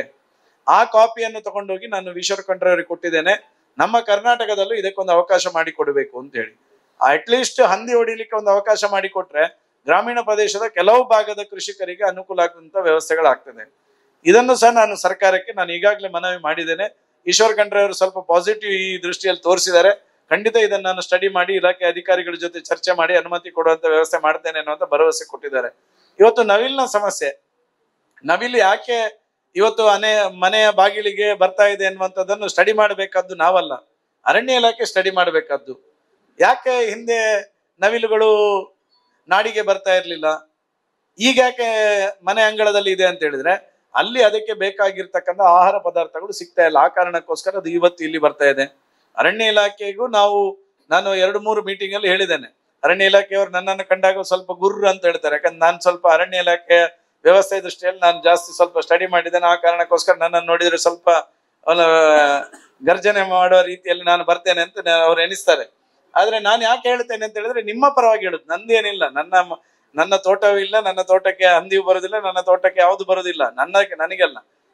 ಈ ಜಿಲ್ಲೆಯ ಕೃಷಿಕರಿಗೋಸ್ಕರ ನಾನು ಅರಣ್ಯ ಇಲಾಖೆಯ ಪರವಾಗಿ ಅರಣ್ಯ ಇಲಾಖೆಯ ಕೆಲವು ವಿಷಯಗಳಿಗೆ ನಾನು ವಿರೋಧವನ್ನು ವ್ಯಕ್ತಪಡಿಸುವಂಥದ್ದು. ನವಿಲಿನ ದೃಷ್ಟಿಯಲ್ಲಿ ಇವತ್ತು ಕಾಡು ಇಷ್ಟು ಸಾವಿರಾರು ಎಕರೆ, ಲಕ್ಷ ಎಕರೆ ಕಾಡಿದೆ. ಕಾಡಿನಲ್ಲಿ ನವಿಲು ತಿನ್ನುವಂತ ಆಹಾರಗಳನ್ನು ಬೆಳೆಸುವಂತ ಜವಾಬ್ದಾರಿ ಅರಣ್ಯ ಇಲಾಖೆದ್ದು. ಹಂದಿಗೆ ಬೇಕಾಗಿರ್ತಕ್ಕಂಥ ಆಹಾರ ವ್ಯವಸ್ಥೆಗಳನ್ನು ಮಾಡುವಂತ ವ್ಯವಸ್ಥೆ ಅರಣ್ಯ ಇಲಾಖೆದ್ದು. ಇವತ್ತು ಕಾಡಿನಲ್ಲಿ ಬಿದಿರು ಸಿಗದ ಕಾರಣಕ್ಕೋಸ್ಕರ ಆನೆ ನಾಡಿಗೆ ಬರ್ತಾ ಇರೋದು. ಚಿಕ್ಕ ಒಂದು ವಿಷಯ, ಇವತ್ತು ಕಾಡಿನಲ್ಲಿ ಬಿದಿರು ಸಿಕ್ಕಿದ್ರೆ ಆನೆ 100ಕ್ಕೆ 100 ನಾಡಿಗೆ ಇಳಿಯುವುದಿಲ್ಲ. ಅದು ತಿನ್ನುವುದು ಹೆಚ್ಚು ಬಿದಿರು. ಅದರ ಜೊತೆ ಕಾಡಿನ ಮಧ್ಯದಲ್ಲಿ ಹಲಸು ಇದ್ರೆ ಅದು ಸಹ ನಾಡಿಗೆ ಬರುವುದಿಲ್ಲ. ಅದರಿಂದಾಗಿ ಆನೆ ಕಾರಿಡಾರ್ ಅಂತ ಉಂಟು. ಆನೆ ಬೇಕಾಬಿಟ್ಟಿ ನಾಯಿ ಓಡಿದಾಗೆ ಓಡುದಿಲ್ಲ. ಅದು ಆನೆಗೆ ಒಂದು ಟ್ರ್ಯಾಕ್ ರೆಕಾರ್ಡ್ ಉಂಟು. ಅದರ ತಾತ ಅದರ ಅಜ್ಜ ಎಲ್ಲಿ ಹೋಗ್ತಾ ಇತ್ತು, ಹೌದಾ ಶರ್ಮಿಷ್ಠ ಅವರೇ, ಅದರ ಅಜ್ಜಿ ಎಲ್ಲಿ ಹೋಗ್ತಾ ಇತ್ತು ಅದೇ ದಾರಿಯಲ್ಲಿ ಇವತ್ತು ಆ ಮರಿ ಹೋಗುದು. ಅದು ಎಲ್ಲಿಯೂ ಅದರ ನಡೆದುಕೊಂಡು ಹೋಗುವಂತ, ಅದಕ್ಕೆ ಆನೆ ಕಾರಿಡಾರ್ ಅಂತ ಹೇಳೋದು. ಅದನ್ನು ಎಲ್ಲಿಯೂ ಆ ಜೆನೆಟಿಕಲ್ ವೇ ಅನ್ನೋದು ಬಿಟ್ಟು ಹೋಗುದಿಲ್ಲ. ಅದಕ್ಕೊಂದು ಅದರೇ ಆಗಿರ್ತಕ್ಕಂಥ ವೇ ಇದೆ, ಅದಕ್ಕೆ GPS ಇದೆ. ಸೊ ಅದರಿಂದಾಗಿ ಅದರ ಬದಿಯಲ್ಲಿ ನಾನು ಮೊನ್ನೆ ಸಲಹೆ ಕೊಟ್ಟಿದ್ದೇನೆ. ಅದಕ್ಕಿಂತ 1 ಮೀಟರ್ ದೂರದಲ್ಲಿ, 1 ಎಕರೆ 1 ಕಿಲೋಮೀಟರ್ ದೂರದಲ್ಲಿ ನೀವು ಅದು ತಿನ್ನುವಂತ ಒಂದಷ್ಟು ಆಹಾರ ಗಿಡಗಳನ್ನು ನಡಿ, ಬಿದಿರು ನಡಿ, ಕಬ್ಬು ನಡಿ, ಈ ತರದ್ದು ನಟ್ರೆ ಅದು ಖಂಡಿತವಾಗಿಯೂ ಅದು ಹೊರಗಡೆ ಬರುವುದಿಲ್ಲ. ಅದಕ್ಕೆ ಸಾಧ್ಯವೇ ಆಗ್ತದಲ್ಲ, ಅದು ತಿನ್ಲಿಕ್ಕೋಸ್ಕರನೇ ಬರುದು. ತಿನ್ನೋದು ಕಾಡಿಯಲ್ಲೇ ಸಿಕ್ಕಿದ್ರೆ ಅದು ನಾಡಿಗೆ ಬರುದಿಲ್ಲ ಅನ್ನುವಂಥದ್ದನ್ನು ಸಹ ನಾನು ಅಧಿಕಾರಿಗಳು ಹೇಳಿದ್ದೇನೆ. ನಮ್ಮ ಇಲ್ಲಿಯ ಅಧಿಕಾರಿಗಳು ಇಬ್ರು ಇದ್ದೀರಿ, ನೀವು ಹೊಸಬ್ರು ಬಂದಿದ್ದೀರಿ, ಶರ್ಮಿಷ್ಠ ಇದ್ದಾರೆ. ನೀವು ಒಂದು ವಿಶೇಷವಾಗಿ ಮುತುವರ್ಜಿ ವಹಿಸಿ ಈ ಭಾಗದಲ್ಲಿ ಇರ್ತಕ್ಕಂಥ ಅಟ್ಲೀಸ್ಟ್ ಕಾಡು ಪ್ರಾಣಿಗಳಿಗೆ ಆಹಾರಗಳನ್ನು ಅಲ್ಲಿ ಬೆಳೆಸ್ತಕ್ಕಂಥ ನಿಟ್ಟಿನಲ್ಲಿ ಈ ವರ್ಷ ಸ್ವಲ್ಪ ಜಾಸ್ತಿ ಮುತುವರ್ಜಿಯನ್ನು ವಹಿಸಬೇಕು. ಅದರ ಜೊತೆಗೆ ಆನೆಗೆ ಬ್ಯಾರಿಕೇಡ್ ಆಗೋದ ಹ್ಯಾಂಗಿಂಗ್ ಫಿನಿಶಿಂಗ್ ಮಾಡಬೇಕು ಮತ್ತು ರೈಲ್ವೆ ಹಳಿಯ ಬೇಲಿಗಳ ನಿರ್ಮಾಣ ಮಾಡಬೇಕು ಎನ್ನುವಂಥದ್ದನ್ನು ಸಹ, ಅದಕ್ಕೆ ಜಾಸ್ತಿ ಅನುದಾನ ಈ ಜಿಲ್ಲೆಗೆ, ಈ ತಾಲೂಕಿಗೆ ಕೊಡಬೇಕು ಎನ್ನುವಂಥದ್ದನ್ನು ಸಹ ಇಲಾಖೆಯ ಮಂತ್ರಿಗಳಿಗೆ ನಾನು ಮನವಿಯನ್ನು ಮಾಡ್ತಕ್ಕಂಥ ಕೆಲಸ ಮಾಡಿದ್ದೇನೆ. ಈ ಕೃಷಿಕರ ಹಿತದೃಷ್ಟಿಯಿಂದ ಪ್ರಾಮಾಣಿಕವಾಗಿರ್ತಕ್ಕಂಥ ವ್ಯವಸ್ಥೆ, ಯೋಜನೆಯನ್ನು ಮತ್ತೆ ಮನವಿಯನ್ನು ಕೊಡೋದಂತ ವ್ಯವಸ್ಥೆಯನ್ನು ಮಾಡಿದ್ದೇನೆ. ಶಿರ್ಲಾಲ್ ಶಾಲೆಯ ಬಳಿ ಒಂದು ಅಂಗನವಾಡಿ ಕೇಂದ್ರ ಇದೆ, ಅದು ಹಳೆಯ ಕೇಂದ್ರವಾಗಿದೆ. ಅದು ಮಳೆ ಬಂದ್ರೆ ಎಲ್ಲ ಒದ್ದೆ ಆಗ್ತಾ ಉಂಟು. ಅದಕ್ಕೊಂದು ಹೊಸ ಬಿಲ್ಡಿಂಗ್ ಆಗಿ ಕೊಡ್ಬೇಕಾಗಿ ವಿನಂತಿ.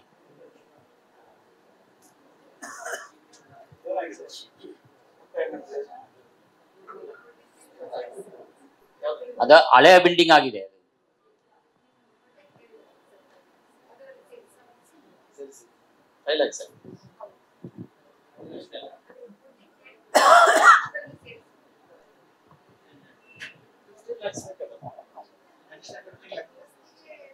ಅದೇ ನೀವು ದುರಸ್ತಿಗೆ ಹೇಳಿದ ಹೊಸ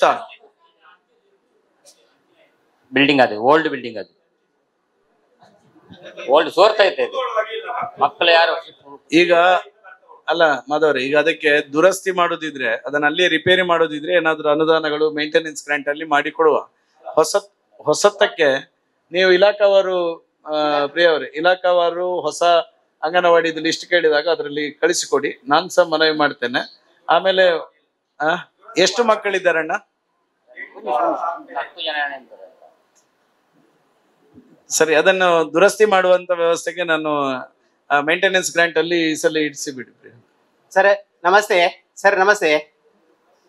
ಹಲೋ ಸರ್, ಹೇಳಿ ಹೇಳಿ. ನಮಸ್ತೆ. ನಾವು ಕರಂಬಾರ ಒಂಥರ ಮೂಲೆಯಲ್ಲಿರುವರು. ಮೂಲೆ ಅಲ್ಲ, ಅದು ನಗರ, ಸಿಟಿಗೆ ಹತ್ತಿರ. ಅಂದ್ರೆ ನಮ್ಮನ್ನು ಯಾರು ಇದು ಮುಂಡೂರು ಗಡಿ ಅಂದ್ರೆ 3 ಪಂಚಾಯತ್ ಉಂಟು ಆ ರೋಡ್ ಅಲ್ಲಿ. 80 ವರ್ಷ ಆಯ್ತು ಆ ರೋಡ್ ಆಗಿ 80 ವರ್ಷ. ಒಂದು ಇಲ್ಲಿಂದ ಅಲ್ಲಿಗೆ ಒಂದು 20 ಮೀಟರ್ ಒಂದು ಕಾಂಕ್ರೀಟ್ ಆಗಿಲ್ಲ, ಏನಾಗಿಲ್ಲ. ನಿಮ್ಮಲ್ಲಿ ತುಂಬಾ ಸಲ ನಾವು ಮನವಿ ಮಾಡಿದ್ದೇವೆ. ನಾವು ಈಗ ಶಾಲೆ ಮಕ್ಕಳನ್ನು ಕರ್ಕೊಂಡು ಯಾವುದೇ ಗಾಡಿ 2 ಗಾಡಿ ಬರ್ತಿತ್ತು, ಅದು ಬರುದಿಲ್ಲ.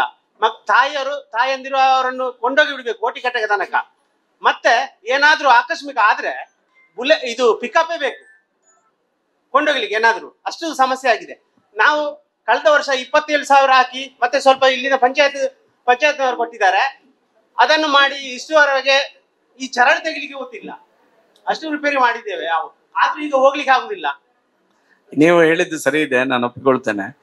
ಕಳೆದ ನಮ್ಮ ಬಿಜೆಪಿ ಸರ್ಕಾರ ಇದ್ದಾಗ ನನ್ನ ಕಳೆದ ಅವಧಿಯಲ್ಲಿ ಶಿರ್ಲಾಲ್ ಮತ್ತು ಕರಂಬಾರ ಗ್ರಾಮ ಪಂಚಾಯತ್ ವ್ಯಾಪ್ತಿಗೆ ಎಷ್ಟು ಕೋಟಿ? 30 ಕೋಟಿ ರೂಪಾಯಿ ಅನುದಾನವನ್ನು ತಂದು ಕೊಟ್ಟಿದ್ದೇನೆ. ಈ 2 ವರ್ಷದಲ್ಲಿ ಯಾವ ಇಲಾಖೆಯ ಸಚಿವರನ್ನು ಹೋಗಿ ಮನವಿ ಕೊಟ್ಟರು ಅವರು ದುಡ್ಡಿಲ್ಲ ಅಂತ ಹೇಳುವ ಪರಿಸ್ಥಿತಿ. ಮತ್ತೆ ಹೇಳಿದ್ರೆ ಎಲ್ಲ ಗ್ಯಾರಂಟಿಗೆ ಹೋಗ್ತಾ ಇದೆ, ನಮಗೆ ಅನುದಾನ ಕೊಡ್ಲಿಕ್ಕೆ ಆಗುದಿಲ್ಲ ಅನ್ನುವಂಥದ್ದು ಹೇಳ್ತಾ ಇದ್ದಾರೆ. ನಮ್ಮ ತಾಲೂಕಿಗೆ ಬಂದಿರೋದು ಬರೀ 10 ಕೋಟಿ ರೂಪಾಯಿ, ಅದು 81 ಗ್ರಾಮ, 241 ಬೂತು, ಅದು ಮಳೆ ಹಾನಿ ಗ್ರಾಂಟ್ ಅಲ್ಲಿ ಬಂದಿರೋದು. ಹೆಚ್ಚುವರಿ ಯಾವುದೇ ಅನುದಾನಗಳು ಬಂದಿಲ್ಲ. ಮುಂದಿನ ದಿನಗಳಲ್ಲಿ ಅನುದಾನ ಬಂದ್ರೆ ಖಂಡಿತವಾದ ನಿಮ್ಮ ರಸ್ತೆಯನ್ನು ನಾನು ಪರಿಗಣನೆಗೆ ತಗೊಳ್ತೇನೆ.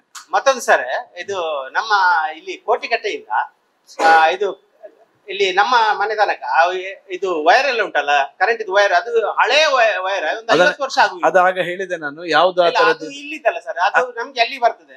ಮತ್ತೆ ನಮ್ಗೆ ಲೋ ವಾಲ್ಟೇಜ್, ಅಲ್ಲಿ ವಾಲ್ಟೇಜ್ ಸಹ ಇಲ್ಲ. ಅಲ್ಲ, ಇದು ಅದಕ್ಕೆ ಫೀಡರ್ ಯಾವುದು? ಅದು ಕೋಟಿಕಟ್ಟೆಯಲ್ಲಿ. ಒಂದು ನಿಮಿಷ, ನಿಮ್ಮ ಲೈನ್ ಮ್ಯಾನ್ ಎಲ್ಲಿದ್ದಾರೆ? ಹಳದಂಗಡಿ ಫೀಡರ್ ಅದೀಗ ಅಲ್ಲಿ ಹೇಮಂತ್ ಲೈನ್ ಮ್ಯಾನ್ ಜೂನಿಯರ್ ಇಂಜಿ ಅದು ಎಲ್ಲಿ? ಅದೀಗ ನೀವೀಗ ಇಲ್ಲಿ ಫೀಡರ್ ಚೇಂಜ್ ಮಾಡ್ತಿದ್ದೀರಲ್ಲ ಅಣ್ಣ. ಈಗ ಒಂದು ವಾರದಲ್ಲಿ ಕರಂಬಾರ್ ಮತ್ತು ಶಿರ್ಲಾಲಿಗೆ ಹಳದಂಗಡಿ ಫೀಡರ್ ಇಂದ ಈಗ ಬರ್ತಾ ಇದ್ದದ್ದು, ಅದನ್ನು ಚೇಂಜ್ ಮಾಡಿ ಡೈರೆಕ್ಟ್ ಫೀಡರ್ ಕನೆಕ್ಷನ್ ಇಲ್ಲಿ ಕೊಡ್ತಾರೆ. ಕೊಟ್ಟ ನಂತರ ನಿಮಗೆ ವೋಲ್ಟೇಜ್ ಸಮಸ್ಯೆಗಳು ಬರುವುದಿಲ್ಲ. ಮತ್ತೆ ಜೆ ಅವರೇ ಅವ್ರದ್ದು LT ಮತ್ತು HD ಲೈನ್ ಇದ್ದೇನು ಹೇಳಿದೀವಿ ಅದರಲ್ಲಿ ಅದನ್ನು ಸಹ ಸೇರಿಸಿಕೊಂಡು ಅದನ್ನು ಚೇಂಜ್ ಮಾಡಿ ಕೊಡ್ಬೇಕು. ಮಾನ್ಯ ಶಾಸಕರೇ ನಮಸ್ಕಾರ. ನಾನು ಸೋಮನಾಥ್ ಅಂತ ಹೇಳಿ ಶಿರ್ಲಾಲು ದೇವಸ್ಥಾನದ ಬಳಿ ಹತ್ತಿರ ಮುಡ್ಜಾಲು ಎಂಬಲ್ಲಿ ನಮ್ಮೊಂದು 5-6 ಮನೆ ಇದೆ. ಅಲ್ಲಿ ಒಂದು ಸಂಕ ಇಲ್ಲ.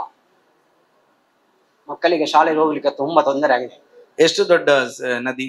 ನದಿ ಚಿಕ್ಕದು, ಒಂದು 20 ಫೀಟ್ 22 ಫೀಟ್ ಅಷ್ಟೇ ಉದ್ದ. 22 ಫೀಟ್. RDPR ಸಂದೀಪ್ ಇದಾರ? ಅದೊಂದು ಎಸ್ಟಿಮೇಟ್ ಮಾಡಿ ಕೊಡಿ. ನೆಕ್ಸ್ಟ್ ಯಾವ್ದ್ರಲ್ಲಿ ಅದ್ರ ಬಂದ್ರೆ ಸೇರಿಸುವಂತ ವ್ಯವಸ್ಥೆ. ಎಷ್ಟು ಮನೆ ಇದೆ? ಮೊನ್ನೆ ಒಂದು ಒಟ್ಟಿಗೆ 5-6 ಮನೆ ಇದೆ ಒಟ್ಟಿಗೆ. ಆ ಕಡೆ ಇಲ್ಲ, ಅದರಲ್ಲಿ RDPR ಹತ್ರ ಎಸ್ಟಿಮೇಟ್ ಮಾಡ್ತಾರೆ. ನೆಕ್ಸ್ಟ್ ಯಾವ್ದಾದ್ರ ಗ್ರಾಂಟ್ ಬಂದ್ರೆ ಅದರಲ್ಲಿ ಇಡುವ. ಓಕೆ ಸರ್, ಆಯ್ತಾ? Thank you sir. ನಮಸ್ತೆ. ರೇಷನ್ ಕಾರ್ಡ್ ಇದ್ದು ತಿದ್ದುಪಡಿ ಇದೆ, ಆಮೇಲೆ ಸೇರ್ಪಡೆ ಎಲ್ಲ ಇದೆ. ಆದ್ರೆ ಹೊಸ ರೇಷನ್ ಕಾರ್ಡ್ಗೆ ಯಾವಾಗ ಇದು ಓಪನ್ ಆಗ್ತದೆ? ಈ ಸರ್ಕಾರ ಬಂದ ನಂತರ ಹೊಸ ತಿದ್ದುಪಡಿ ಇರ್ಬೋದು, ಹೊಸತಕ್ಕೆ ಅವಕಾಶ ಕೊಡ್ಲಿಲ್ಲ ಆನ್ಲೈನ್ ಅಲ್ಲಿ ಇವತ್ತಿನವರೆಗೂ. ಮುಂದೆ ಬರ್ತದೆ ಎನ್ನುವಂಥದ್ದು. ಫುಡ್ ಇನ್ಸ್ಪೆಕ್ಟರ್ ಎಲ್ಲಿದ್ದಾರೆ? ಏನಾಗಿದೆ? ಮೈಕ್ ಕೊಡಿ. ಹೆಸರು ಸೇರ್ಪಡೆ, ವಿಳಾಸ ಬದಲಾವಣೆ ಅದೆಲ್ಲ ಆಗ್ತಾ ಇದೆ. ಕರೆಕ್ಷನ್ ರೇಷನ್ ಕಾರ್ಡ್ ಇರೋ ರೇಷನ್ ಕಾರ್ಡ್ ನಲ್ಲಿ ಹೊಸ ರೇಷನ್ ಕಾರ್ಡು ಅವಕಾಶ ಇಲ್ಲ. ಯಾವುದೇ ಒಂದು ಮೆಡಿಕಲ್ ಎಮರ್ಜೆನ್ಸಿ ಏನಾದ್ರು ಇದ್ರೆ, ಹಾರ್ಟ್ ಪೇಷಂಟ್, ಆಮೇಲೆ ಕ್ಯಾನ್ಸರ್ ಪೇಷಂಟ್ಸ್, ಆ ಥರ ಏನು ಆಪರೇಷನ್ ಎಲ್ಲ ಏನಾದ್ರು ಇದ್ರೆ ನೀವು ನಮಗೆ ತಾಲೂಕು ಕಚೇರಿಗೆ ಬಂದು ಒಂದು ಅರ್ಜಿ ಕೊಟ್ರೆ ಅಂಥವರಿಗೆ ಒಂದು ಅವಕಾಶ ಇದೆ ಮೆಡಿಕಲ್ ಎಮರ್ಜೆನ್ಸಿಗೆ. ಇನ್ನುಳಿದಂತೆ ಜನರಲ್ ಆಗಿ ಅವಕಾಶ ಇವಾಗ ಇಲ್ಲ. APL ಕೂಡ ಇಲ್ಲ, BPL ಕೂಡ ಇಲ್ಲ.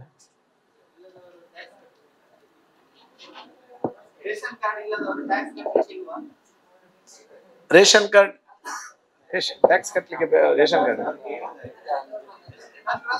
ಹಾಗೆ 2 ವರ್ಷದಿಂದ ಈ ಕಳೆದ 2022ರವರೆಗೆ ಇದು ಎಲ್ಲವೂ ಇತ್ತು. 2023ರ ನಂತರ ಹೊಸ ಸರ್ಕಾರ ಬಂದ ನಂತರ ತಿದ್ದುಪಡಿಗೆ ಮತ್ತು ಅವ್ರು ಹೇಳಿದ ರೀತಿಯಲ್ಲಿ ಹೆಲ್ತ್ಗೆ ಸಂಬಂಧಪಟ್ಟ ಮಾತ್ರ ರೇಷನ್ ಕಾರ್ಡ್ ಓಪನ್ ಇಟ್ಟಿದ್ದಾರೆ. ಬಾಕಿ ಚೇಂಜಸ್ ಮಾಡ್ಲಿಕ್ಕೆ, ಈಗ ಉದಾಹರಣೆಗೆ APL ಇದ್ದದ್ದು BPL ಇದ್ದು APL, ಅದಕ್ಕೆ ಯಾವುದಕ್ಕೂ ಅವಕಾಶ ಇಲ್ಲ. ಮತ್ತೆ ಹೊಸತ್ತು ಮಾಡ್ಲಿಕ್ಕೂ ಅವಕಾಶ ಇಲ್ಲ. ನಿಮ್ಮ ಪರವಾಗಿ ನಾವು ಎಲ್ಲ MLAಗಳು 2-3 ಸಲ ವಿಧಾನಸೌಧ ಅಧಿವೇಶನದಲ್ಲಿ ಮಾತಾಡಿ ಆಯ್ತು. ಸರ್ಕಾರ ಅದಕ್ಕೆ ಕಿವಿ ಕೊಡ್ಲಿಲ್ಲ. ಶಾಸಕರೇ ನಮಸ್ತೆ. ನಮ್ದೊಂದು 7 ಮನೆದು ಸಮಸ್ಯೆ. ನಿಮ್ಮ ಹತ್ರ ನಾನು 15 ವರ್ಷದಿಂದ ಬರ್ತಾ ಇದ್ದೇನೆ. ತಹಸೀಲ್ದಾರ್ ಹತ್ರ ಅರ್ಜಿ ಕೊಟ್ಟಿದ್ದೇವೆ, 2 ವರ್ಷ ಆಯ್ತು. 2 ಎಕರೆ 15 ಸೆನ್ಸ್ ಸರ್ಕಾರಿ ಜಾಗ ಉಂಟು, ಆದ್ರೆ ನಮಗೆ ಹೋಗ್ಲಿಕ್ಕೆ ಸರಿಕಟ್ಟಾದ ಮಾರ್ಗ ಇಲ್ಲ.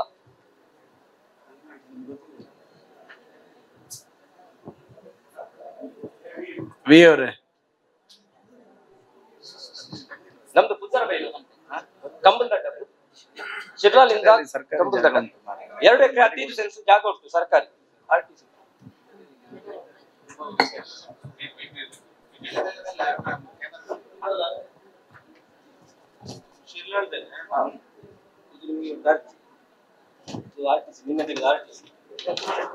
ಪಂಚಾಯತಿಗೆ ಕೂಡ ಹೇಳಿದ್ದೇವೆ ನಾವು. ಪಂಚಾಯತಿಯಿಂದ ನಿಮ್ಗೆ ಅರ್ಜಿ ಬರೆದು ಕೊಟ್ಟಿದ್ದಾರೆ, ಹೇಳಿದ್ದಾರೆ ತಹಸೀಲ್ದಾರ್ಗೆ ಕೊಟ್ಟಿದ್ದೇವೆ ಅಂತ ಹೇಳ್ತಾರೆ.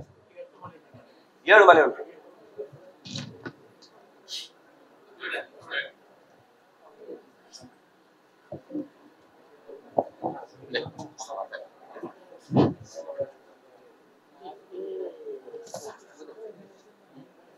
ಪಂಚಾಯತಿನ ಒಂದು ಲೆಟರ್ ಬೇಕು ನನ್ಗೆ. ಆಯ್ತು, ನಾನು ಬಂದು ಫಸ್ಟ್ ಸರ್ವೆ ಮಾಡಿಸಿ ನಮ್ಮ VRI ರಿಪೋರ್ಟ್ ತಗೊಂಡು ನೆಕ್ಸ್ಟ್ ತೆರವಿಗೆ ಕಾರ್ಯಾಚರಣೆಗೆ ಇದು ಮಾಡ್ತೀನಿ. ತಹಶೀಲ್ದಾರ್ ಈ ವಾರದಲ್ಲಿ ಬಂದು ತಹಶೀಲ್ದಾರ್ ಸ್ಪಾಟ್ ಇನ್ಸ್ಪೆಕ್ಷನ್ ಮಾಡಿ ಸರ್ವೆ ಮಾಡಿ ತೆರವುಗೊಳಿಸ್ಕೊಡ್ತಾರೆ. Hello sir. ದನಿಕ್ಲು ಕುಲ್ಲೆ ಒಂದೇ ನಿಮಿಷ ಕುಲ್ಲೆ ಸರ್ ಹೇಳಿ. ರಾಮ್ಕುಮಾರ್ ಪಂಡಿತ್, ಸ್ವಲ್ಪ ಸಿರ್ಲಾಲ್ದ 128 survey numbered 128 survey numbered DC ಮನ್ನ ಜಾಗನ ಅತಿಕ್ರಮಣ ಮಲ್ತದೇರಿ ಐನು ತೆರೆ ಮಲ್ತು ಕೊರಡು ಪಂಡಿತ್ ನಿಕಳ ವಿನಂತಿ. DC ಮನ್ನ ಜಾಗನ ಅತಿಕ್ರಮಣ ಮಲ್ತದೇರಿ ಅವೇನು ತೆರೆ ಮಲ್ತು ಕೊರಡು ಪಂಡಿತ್ ಇನ್ ಕಡೆ ವಿನಂತಿ ಮಲ್ತೊಂದು ಸರ್ವೆ ನಂಬರ್ 128.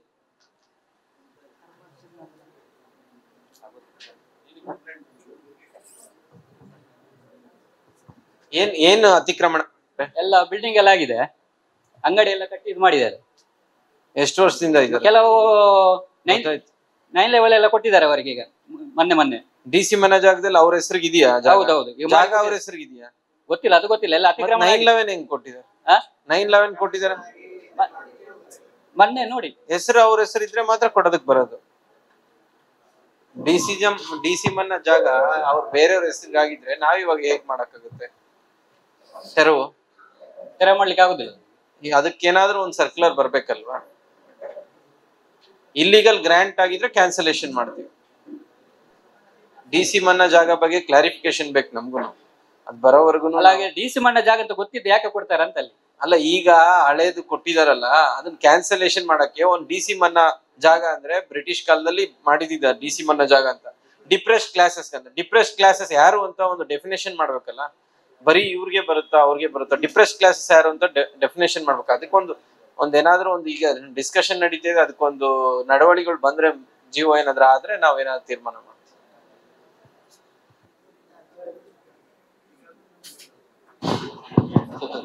ಡಿಸಿ ಮನ್ನಕ್ಕೆ ಸಂಬಂಧಪಟ್ಟಂತೆ ತಹಶೀಲ್ದಾರ್ ಹೇಳಿರೋದು ಡಿಪ್ರೆಸ್ಡ್ ಕ್ಲಾಸ್ ಎನ್ನುವಂತ ಅದಕ್ಕೆ ವ್ಯಾಖ್ಯಾನವನ್ನು ಇನ್ನೂ ಸರ್ಕಾರದ ವ್ಯವಸ್ಥೆಯಿಂದ ನಮಗೆ ಡೈರೆಕ್ಷನ್ ಬಂದಿಲ್ಲ. ಬಂದ ತಕ್ಷಣ ನಾವು ಅದಕ್ಕೆ ಏನು ಕಾರ್ಯರೂಪಕ್ಕೆ ತರಬೇಕು, ಅದನ್ನು ಕಾರ್ಯಯೋಜನೆ ರೂಪಿಸಬೇಕು, ಅದನ್ನು ಮಾಡ್ತೇವೆ ಅಂತ ಹೇಳಿದ್ರು. ಸರಿ, ಮತ್ತೊಂದು ನಮ್ಮ ಜೀತಾಮೃತ ಕಾಲೋನಿಯಲ್ಲಿ ಬೋರ್ವೆಲ್ ಕೆಟ್ಟೋಗಿದೆ, ನೀರ ಅಭಾವ ಉಂಟು. ನಮಗೆ ಅಲ್ಲಿ ಒಂದು ಎಮರ್ಜೆನ್ಸಿ ಆಗಿ ಒಂದು ಬೋರ್ವೆಲ್ ನ ಅವಶ್ಯಕತೆ ಉಂಟು. ಪಂಚಾಯತ್ ಟಾಸ್ಕ್ ಫೋರ್ಸ್ ಇಂದ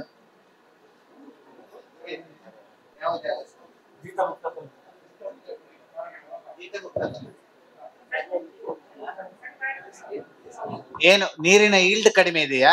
ಹೌದು, ಅದೀಗ 20 ಅಡಿಗೆ ಏರಿಸಿದ್ದಾರೆ. 20 ಅಡಿಯಲ್ಲಿ ಈಗ ಪಂಪ್ ಇದಾಕಿದ್ದಾರೆ, ಪೈಪ್ ಹಾಕಿದ್ದಾರೆ. ಕೆಳಗೆ ಹೋದ್ರೆ ಅದು ಎಲ್ಲ ಕೆಟ್ಟೋಗಿದೆ, ಅದು ಮಣ್ಣೆಲ್ಲ ಬಿದ್ದು ಇದಾಗಿದೆ. ಈಗ ಅದೇ ನೀರನ್ನೇ ನಾವು ಕುಡಿತಿದ್ವಿ. ಈಗ ಆಲ್ಟರ್ನೇಟಿವ್ ಬೋರ್ ಈಗ ಅಲ್ಲ, ಅದು ಮೊನ್ನೆಸಲ ಫ್ಲಶಿಂಗ್ ಮಾಡಿ ಹೊಸದಾಗಿ ಹಾಕಿದ್ಮೇಲೆ ಕರೆಕ್ಟ್ ಆಗಿ ನೀರ್ ಬರ್ತದೆ. ಮಾಡ್ಲಿಲ್ಲ, ಪೈಪ್ ಮೇಲಿಂದ ಹಾಕಿ ಇದು ಮಾಡಿದ್ದಾರೆ ಅಷ್ಟೇ. ಸರಿ, ಅದು ನೋಡಿ ಪಿಡಿಒ ಅವರೇ ಒಂದ್ಸಲ ಅಲ್ಲ, ಪಿಡಿಒ ಹತ್ರ ಹೇಳಿ ಏನು ಪ್ರಯೋಜನ ಇಲ್ಲ, ಕೆಲಸ ಮಾಡೋದಿಲ್ಲ. ಆಯ್ತಾಯ್ತು, ನಾವು ಹೇಳೋದು ಅವರಿಗೆ. ಈಗ ವಾಟರ್ ಸಪ್ಲೈ ಇಂಜಿನಿಯರ್ ಕೂಡ ನೋಡ್ತಾರೆ ಅದನ್ನು ಅಲ್ವಾ? ಅಲ್ಲ, ನಮಗೆ ಪಿಡಿಒ ಇದ್ದು ಒಂದು ಏನು ಮರುಭೂಮಿಯಲ್ಲಿ ಇದ್ದಾಗೆ ಆಗಿದೆ. ಕೇಳಿ, ಆಲ್ಟರ್ನೇಟಿವ್ ಬೋರ್, ಹೆಚ್ಚುವರಿ ಬೋರ್ ಬೇಕಾದ್ರೆ ನಿಮ್ಮ ಜೆ ಮೇಲೆ ಆಗುತ್ತಾ? ಇಲ್ಲ. ಸೊ 15 ಫೈನಾನ್ಸ್ ಕೂಡ ಅದಕ್ಕೆ ಇರೋದು, ಈ 30% ಟೈಡ್ ಗ್ರಾಂಟ್ ಅದ್ರಲ್ಲೇ ಮಾಡ್ಕೋಬೇಕಾಗತ್ತೆ ಹೆಚ್ಚುವರಿ ಬೋರ್.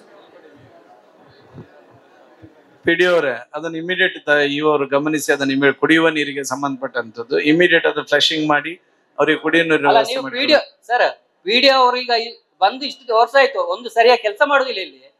ಮತ್ತೆ ಅವ್ರಿಗೆ ನೀವು ಹೇಳಿ ಪ್ರಯೋಜನ ಇಲ್ಲ ಅಷ್ಟೇ. ಅಲ್ಲ, ಅದಕ್ಕೆ ನಾನು ಇಒ ಅವರಿಗೆ ಹೇಳಿದ್ದೇನೆ, ಇಒ ಅವರು ಅದನ್ನು ಜವಾಬ್ದಾರಿ ತಗೊಂಡು ಇಮಿಡಿಯೇಟ್ ಮಾಡಿ. ಮತ್ತೆ ಕೆಲಸಕ್ಕೆ ಟೈಮ್ಗೆ ಸರಿಯಾಗಿ ಬರುವುದಿಲ್ಲ ಅವರು. ಅವ್ರ ಮೇಲೆ ನೀವು ಸ್ವಲ್ಪ ಆಕ್ಷನ್ ತಗೊಳ್ಬೇಕು. 11 ಗಂಟೆ 11ವರೆಗೆಲ್ಲ ಬರ್ತಾರೆ ಅವರು.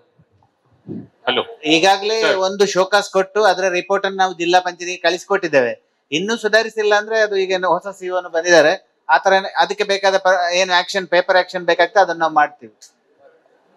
ಸರ್, ಕಳೆದ ಸಲ ಗ್ರಾಮ ಸಭೆಯಲ್ಲಿ ಇದ್ರ ಬಗ್ಗೆ ಚರ್ಚೆ ಆಗಿದೆ. ಕಳೆದ ಸಲ ಗ್ರಾಮ ಸಭೆಯಲ್ಲಿ ಇದ್ರ ಬಗ್ಗೆ ಚರ್ಚೆ ಆಗಿದೆ. ಪ್ರತಿ ಸಲ ಗ್ರಾಮ ಸಭೆಯಲ್ಲಿ ನಾವು ಇದೇ ಚರ್ಚೆ ಮಾಡ್ತಾ ಇದ್ದೇವೆ. ದಯವಿಟ್ಟು ಅವರನ್ನು ಚೇಂಜ್ ಮಾಡಿ ಅಂತ ಕೇಳ್ಕೊಂಡು ನೀವು ಇಲ್ಲಿ ಬಂದು ಬರ್ಕೊಂಡು ಹೋಗ್ತೀರಿ. ನಮಗೆ ಏನು ಅದ್ರದ್ದು ಫಲ ಸಿಗ್ಲಿಲ್ಲ. ಪ್ರತಿ ಸಲ ನೀವು ಹೇಳಿದ್ರೆ ನಾವು ಆಕ್ಷನ್ ತಗೊಳ್ತೇವೆ, ಆಕ್ಷನ್ ತಗೊಳ್ತೇವೆ. ಈಗ ಆಕ್ಷನ್ ಯಾವಾಗ ಅಂತ ಬೇಕು.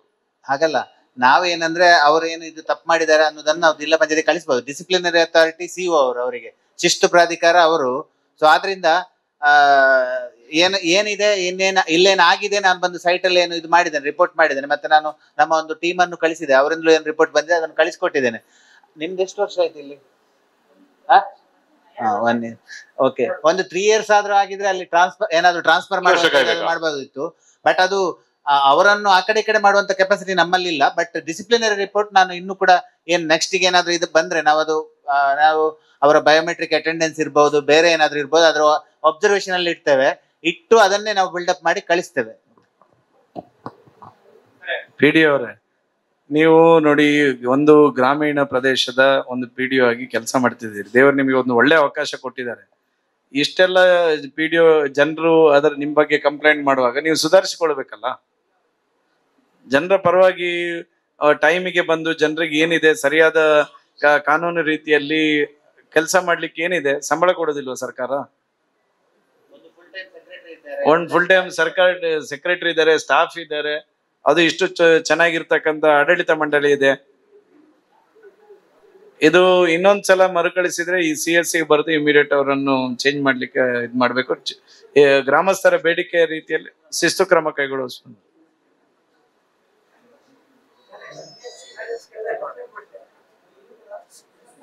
ಅದನ್ನ ಹೇಳಿದ್ರೆ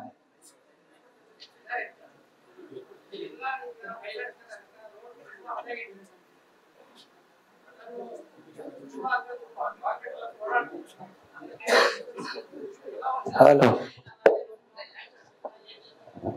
ಅದಕ್ಕೆಂದು ನೀವು ಸ್ಪಂದಿಸ್ಬೇಕಂತ ನಿಮ್ಮಲ್ಲಿ ವಿನಂತಿ. ನಾನು ನಿಮಗೆ ಸ್ಪಂದನೆ ಕೊಡ್ತೇನೆ, ಆದ್ರೆ ನನಗೆ ಸರ್ಕಾರ ಸ್ಪಂದನೆ ಕೊಡ್ತಾ ಇಲ್ಲ. ಸರ್ಕಾರ ಸ್ಪಂದನೆ ಕೊಟ್ಟಾಗ ನಾನು ವ್ಯವಸ್ಥೆ ಮಾಡ್ತೇನೆ. ಇಲ್ಲಿ ಪಂಚಾಯತ್ನಲ್ಲಿ ಹೇಳಿದ್ರೆ ನಮಗೆ ಬರುದಿಲ್ಲ, ಜಿಲ್ಲಾ ಪಂಚಾಯತ್ ಇರ್ತಾ ಅಂತ ಹೇಳ್ತಾರೆ ಅವರು. ಈ ಜಿಲ್ಲಾ ಯಾವುದು? RDPR ಜಿಲ್ಲಾ ಪಂಚಾಯತ್.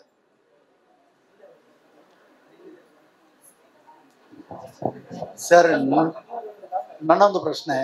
ಈಗ ನೀವೆಲ್ಲ ನಮ್ಮ ಇದಕ್ಕೆ ಹೋಗಿದ್ದೀರಿ, ಏಂಡೇಲು ಮತ್ತು ಬೈಲು, ಅಲ್ಲಿ ವಿದ್ಯುತ್ ಲೈನ್ ಆಗಿದೆ. ಅದು ಇವರ ವನ್ಯಜೀವಿ ವಿಭಾಗದಲ್ಲಿ ಬರ್ತದೆ. ಅಲ್ಲಿ ಈಗ ರಸ್ತೆ ಮಳೆಗಾಲದಲ್ಲಿ ನಿಲ್ಲುವುದಿಲ್ಲ, ನಾವು ಮರ ಏನು ತೆಗುವುದಿಲ್ಲ, ಅಲ್ಲಿಗೆ ಕಾಂಕ್ರೀಟ್ ಹಾಕ್ಲಿಕ್ಕೆ ಆದ್ರೂ ಅವಕಾಶ ಕೊಡ್ಬೇಕು. ನೀವು ದುಡ್ಡು ಉಂಟ ನಿಮ್ಮ ಹತ್ರ? ಅಲ್ಲ, ಅದು ನಾವು ಉದ್ಯೋಗ ಖಾತ್ರಿ ಎಷ್ಟು ಫಂಡ್ ಮಾಡ್ಬೋದು, ಮಾಡ್ತೀರಾ? ಹಾಗೆಲ್ಲ ಮಾಡ್ಬೋದಲ್ಲ ಇದು ಕೊಟ್ರೆ. ಅಲ್ಲ, ಒಂದು ಕೆಲಸ, ನಾವು ಇನ್ನಿರುವುದು ಅಲ್ಲ, ಒಂದು ಕೆಲಸ ಮಾಡಿ, ಇದರಿಂದ ತಿಳ್ಬೋದು ಅವ್ರು ಎಷ್ಟಿಗಲ್ಲಿ ಇರುವುದಲ್ಲ. ತರ್ಣ ನಾನು ಯಾಕೆ ಕೇಳಿದಂದ್ರೆ, ನಿಮ್ಮ ಹತ್ರ ಉದ್ಯೋಗ ಖಾತ್ರಿಯಲ್ಲಿ ದುಡ್ಡು ಇದ್ರೆ ಅವ್ರಿಗೆ ಏನಾದ್ರು ಮಾಡಿ ಸಾಕಾರ ಮಾಡ್ಲಿಕ್ಕೆ ಹೇಳ್ತೇನೆ.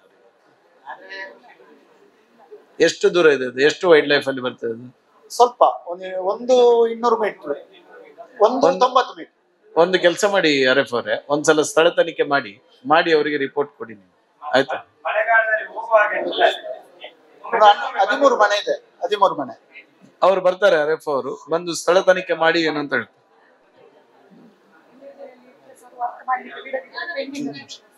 ನೀವು ಫಸ್ಟ್ ಸ್ಥಳ ತನಿಖೆ ಮಾಡಿ ಅವ್ರಿಗೆ ಹೇಳಿ, ಆಮೇಲೆ ಕ್ರಿಯೋಜನೆಯಲ್ಲಿ ಇಡ್ತಾರೆ. ಸರ್, ನಾನು ನನ್ನ ಏರಿಯಾ ಅಂದ್ರೆ ಮಾಣಿಂಗೇಶ್ವರ ದೇವಸ್ಥಾನದಿಂದ ಕುಳ್ಳೆರೊಟ್ಟು ರಸ್ತೆ ಇದೆ ಸರ್. ಅದರಲ್ಲಿ ನಿಮ್ಗೆಲ್ಲ ಶಾಸಕರಿಗೆ ಅದರಲ್ಲಿ 2 ಕಿರು ಸೇತುವೆ ಆಗ್ಬೇಕು ಸರ್. ನಿಮ್ಮ ಅನುದಾನದಲ್ಲಿ ಏನಾದ್ರು ಇದ್ರೆ ನಮಗೆ 2, ಒಂದು ಕಿರು ಸೇತುವೆ ಮತ್ತೊಂದು ಕಾಲ್ ಸಂಕ ಆಗ್ಬೇಕು ಸರ್. ನಾನು ಹೇಳಿದ್ನಲ್ಲ, ನೀವೇ ಅವ್ರಿಗೆ ಹೇಳಿದ್ದೆ, ನಿಮ್ಗೆ ಹೇಳಿದ್ದೆ. ನಿಮಗೆ ನಾನು ಸ್ಪಂದನೆ ಮಾಡ್ತೇನೆ, ನನಗೆ ಸರ್ಕಾರ ಸ್ಪಂದನೆ ಮಾಡುತ್ತೆ.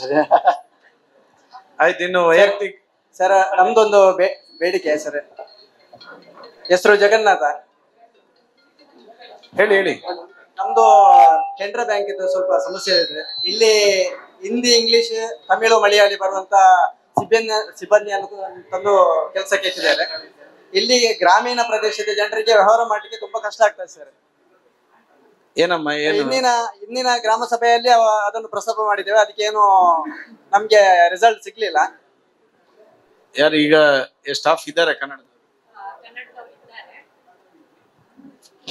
ನಿಮ್ಮ ಸಮಸ್ಯೆಗೆ ಮೇಲಿನ ಅಧಿಕಾರಿಗಳಿಗೆ ತಿಳಿಸಿದಾಗ ಖಂಡಿತವಾಗಿ ಏನಂತ ಹೇಳಿದ್ರೆ, ಒಂದೊಂದು ಅಪ್ರೆಂಟಿಸ್ ಅಂದ್ರೆ ಕನ್ನಡ ಮಾತನಾಡುವವರು ಊರಿನ ಜನ ಒಂದು ಹುಡುಗಿಯನ್ನು ಇಟ್ಟಿದ್ದಾರೆ.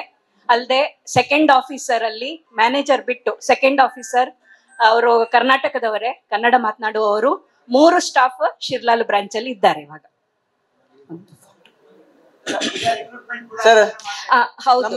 ಇವಾಗ ಏನಂದ್ರೆ ಅದು ಏನು ಅಂತ ಹೇಳಿದ್ರೆ, ಕರ್ನಾಟಕದವರಿಗೆ ವೆರಿ ವೆರಿ ಇಂಪಾರ್ಟೆಂಟ್ ಏನು ಅಂತ ಹೇಳಿದ್ರೆ, ಟ್ರಾಜಿಡಿ ಏನಂದ್ರೆ ಕರ್ನಾಟಕದ ಯಾವುದೇ ಒಂದು ಮಕ್ಕಳು ಡಿಗ್ರಿ ಆದವರು IBPS ಎಕ್ಸಾಮ್ ಅನ್ನು ಬರಿತಾ ಇಲ್ಲ. ಮತ್ತೆ ಕರ್ನಾಟಕದ ನಾನು ಪದೇ ಪದೇ ಗ್ರಾಮ ಸಭೆಯಲ್ಲಿ ಹೇಳಿದ್ದೇನೆ, ಏನಂತ ಹೇಳಿದ್ರೆ ನಮ್ಮ ಮಕ್ಕಳಿಗೆ ಡಿಗ್ರಿ ಆದ ಮಕ್ಕಳಿಗೆ IBPS ಎಕ್ಸಾಮ್ ಬರೀಲಿಕ್ಕೆ ಹೇಳಿ, ನಾನು ಬಂದು ಫ್ರೀ ಆಗಿ ಟ್ರೈನಿಂಗ್ ಕೊಡ್ತೇನೆ ಸಹ ಅಂದ್ರೆ ಹೇಳಿದ್ದೇನೆ ಅವರಿಗೆ, ನಾನು ಬಂದು ಫ್ರೀ ಆಗಿ ಟ್ರೈನಿಂಗ್ ಕೊಡ್ತೇನೆ ಅಂತ. ಮತ್ತೆ ನಮ್ಮಲ್ಲಿ ಇನ್ನೊಂದು ಅವಕಾಶ ಇದೆ, ಕರ್ನಾಟಕದ BA ಅಥವಾ BSc BC ಆದ ಮಕ್ಕಳು ತುಂಬಾ ಮಾರ್ಕ್ ತೆಗಿಬೇಕಂತ ಇಲ್ಲ, 55% ಕಟ್ ಆಫ್ ಪರ್ಸೆಂಟೇಜ್ ಕರ್ನಾಟಕದ ವಿದ್ಯಾರ್ಥಿಗಳಿಗೆ ಇದು ಸ್ಪೆಷಲ್ ಆಫರ್ ಇದೆ. ಆದ್ರೂ ಕೂಡ ಇಡೀ ಕರ್ನಾಟಕದಿಂದ 2,000 ಜನ ಸಹ ಎಕ್ಸಾಮ್ ಬರಿತಾ ಇಲ್ಲ. ಅದಕ್ಕೆ ಬೇರೆ ರಾಜ್ಯದವರು ನಮ್ಮ ಊರಿಗೆ ಬಂದು ಎಕ್ಸಾಮ್ ಬರೀತಿದ್ದಾರೆ. ಹಾಗಾಗಿ ನಾವು ಈ ಕಷ್ಟವನ್ನು ಅನುಭವಿಸ್ಬೇಕಾಗ್ತದೆ.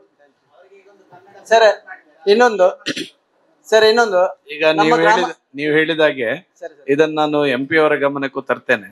ತಂದು ಗ್ರಾಮೀಣ ಪ್ರದೇಶದ ಮೊನ್ನೆ ನಾವು ಕಕ್ಕಿಂಜದ್ದು ಇದೇ ತರ ಆದಾಗ ನಾನು ಅವ್ರ MP ಅವರ ಗಮನಕ್ಕೆ ತಂದೆ, ಒಂದು ಚೇಂಜ್ ಮಾಡಿ ಹಾಕಿದ್ದಾರೆ ಅಲ್ಲಿ ಮೋಸ್ಟ್ಲಿ. ಅದು ನಾನು MP ಅವರ ಗಮನಕ್ಕೆ ತರ್ತೇನೆ. ಇನ್ನೊಂದು ಸರ್, ಪೋಸ್ಟ್ ಆಫೀಸ್ ಇದೊಂದು ಸಮಸ್ಯೆ ಉಂಟು. ಅದನ್ನು ಗ್ರಾಮ ಪಂಚಾಯತಿ ವ್ಯಾಪ್ತಿಗೆ ಸ್ಥಳಾಂತರ ಮಾಡಿದ್ರೆ ಒಳ್ಳೇದು ಅಂತ ನನ್ನ ಆರ್ಡರ್ ಉಂಟಲ್ಲ ಗ್ರಾಮ ಪಂಚಾಯತಿಗೆ. ಯಾಕೆಂದ್ರೆ ಈಗ ಇರುವುದು ಒಬ್ಬರ ಖಾಸಗಿ ಬಿಲ್ಡಿಂಗ್ ನಲ್ಲಿ ಇರುವುದು, ಜನರಿಗೆ ಪೂರಕವಾದಂತ ಮಾಹಿತಿಗಳು ಅಲ್ಲಿ ಸಿಗುವುದಿಲ್ಲ. ಹಾಗಾಗಿ ಅದನ್ನು ಗ್ರಾಮ ಪಂಚಾಯತಿ ವ್ಯಾಪ್ತಿಗೆ ಸ್ಥಳಾಂತರಿಸಬೇಕು ಅಂತ ಗ್ರಾಮ ಆಡಳಿತ ಮಂಡಳಿ ಅವರು ಸ್ಪಂದಿಸಿದ್ರೆ ನಮಗೆ ಸ್ಟ್ಯಾಂಡಿಂಗ್ ಇನ್ಸ್ಟ್ರಕ್ಷನ್ ಇದೆ, ಗ್ರಾಮ ಪಂಚಾಯತ್ ಪೋಸ್ಟ್ ಆಫೀಸ್ಗೆ ಜಾಗ ಕೊಡ್ಬೇಕಂತ. ಬಾಡಿಗೆ ಎಲ್ಲ ಕೊಡಲ್ಲ ಅವರು, ಅವ್ರಿಗೆ ಜಾಗ ಕೊಡ್ಬೇಕು. ಕೊಡ್ಲಿಕ್ಕಾದ್ರೆ ಇಲ್ಲಿ ಕೊಡ್ಬಹುದು ಈ ಕಾಂಪ್ಲೆಕ್ಸ್ ಅಲ್ಲಿ. ಆಯ್ತಾ?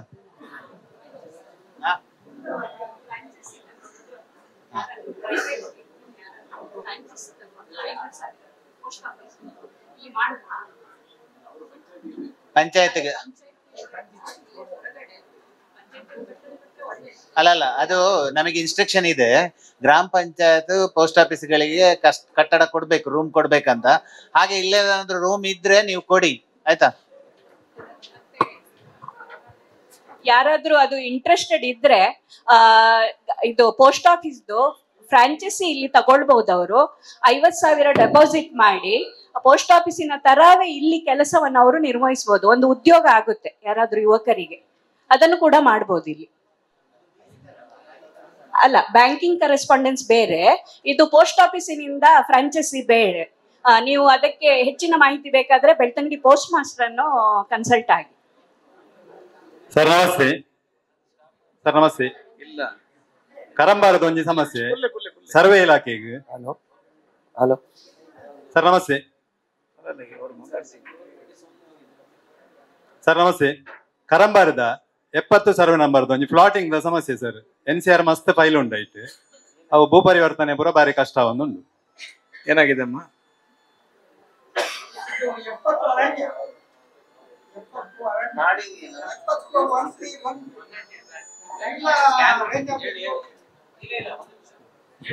ಅದ್ರಲ್ಲಿ 198 ಮೆಂಬರ್ಸ್ ಗ್ರಾಂಟ್ ಆಗಿದೆ. ನಾವು ಆಲ್ಮೋಸ್ಟ್ ಒಂದು 100 ಫೈಲ್ ಸ್ಕ್ಯಾನ್ ಮಾಡಿ ಆಗಿದೆ ಅದ್ರಲ್ಲಿ. ಇನ್ ಕ್ರಮೇಣ ಅದು ಆಗ್ತದೆ. ಹಿಲ್ ಬ್ಲಾಕ್ ಇದೆ, ಮಾಡ್ತಾ ಇದಾರೆ ಹಿಲ್ ಬ್ಲಾಕ್. ಈಗ ಹಿಲ್ ಬ್ಲಾಕ್ಸ್ ತುಂಬಾ ಮಾಡಿದೀವಿ. 190 ಜನ. ಎಷ್ಟು ದಿನ ಬೇಕು? ಇನ್ನು 1 ತಿಂಗಳು ಬೇಕಾ ನಿಮ್ಗೆ? ಅವ್ನು ಸ್ಕ್ಯಾನಿಂಗ್ 1 ತಿಂಗಳು ಬೇಕು, ನನಗೆ ಅದನ್ನ ಅಪ್ರೂವಲ್ ಮಾಡಕ್ಕೆ 2 ವಾರ ಬೇಕು. ನೋಡಿ ಅದಾದ್ಮೇಲೆ ಸರ್ವೆಗೆಲ್ಲ. ಹಲೋ ಹಲೋ ಹಲೋ ಈಗ ನಿಮಗೆ ಇದು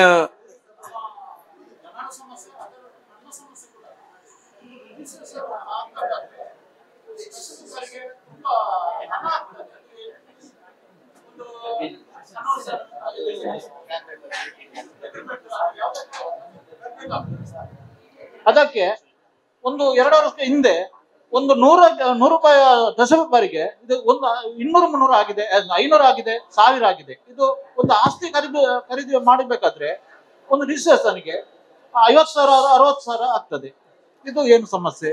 ಸಮಸ್ಯೆ ಅಲ್ಲ, ಇದು ಸರ್ಕಾರ ಈಗ ಸ್ಟಾಂಪ್ ಡ್ಯೂಟಿಯನ್ನು, ಸ್ಟಾಂಪ್ ಪೇಪರ್ ವ್ಯಾಲ್ಯೂಯೇಷನ್ ಜಾಸ್ತಿ ಮಾಡಿದೆ. ಹಿಂದೆ 10 ರೂಪಾಯಿಗೆ ಸಿಗ್ತಾ ಇದ್ದದ್ದು ಇವತ್ತು 100 ರೂಪಾಯಿ ಆಗಿದೆ. 100 ರೂಪಾಯಿಗೆ ಸಿಗುವಂತದ್ದು ಇವತ್ತು 300 ರೂಪಾಯಿ ಆಗಿದೆ. ಇದು ಸರ್ಕಾರ 2 ವರ್ಷದಲ್ಲಿ ಈ ರೀತಿಯ ದರ ಏರಿಕೆ ಮಾಡಿರುವ ಕಾರಣಕ್ಕೋಸ್ಕರ ನಾವು ಕಟ್ಟಲೇಬೇಕಾದಂತ ಅನಿವಾರ್ಯತೆ ಬಂದಿದೆ.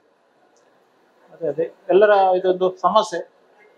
ನಾವು ಅದನ್ನು ತುಂಬಾ ಸಲ ಹೇಳಿ ಆಯ್ತು. ಇದು ಗ್ರಾಮೀಣ ಪ್ರದೇಶದ ಜನರಿಗೆ ಬರ್ಡನ್ ಆಗ್ತದೆ, ಇಷ್ಟೆಲ್ಲ ಏರಿಸಬಾರ್ದು ಅಂತ ಹೇಳಿದ್ದೇವೆ. ಆದರೆ ಸರ್ಕಾರ ಇದನ್ನು ಕಿವಿಗೆ ಹಾಕೊಳ್ಳೋ ಪರಿಸ್ಥಿತಿಯಲ್ಲಿ ಇಲ್ಲ.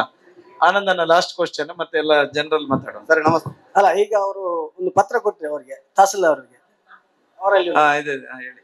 ಅದು ತಹಸೀಲ್ದಾರ್ ಅವರು ನೀವು ಬರಲಿಲ್ಲ. 2 ಸಲ 3 ಸಲ ನಿಮ್ಗೆ ಫೋನ್ ಮಾಡಿದ್ದೇವೆ, ನಿಮ್ಗೆ ಮನವೆಲ್ಲ ಕೊಟ್ಟಿದ್ದೇವೆ.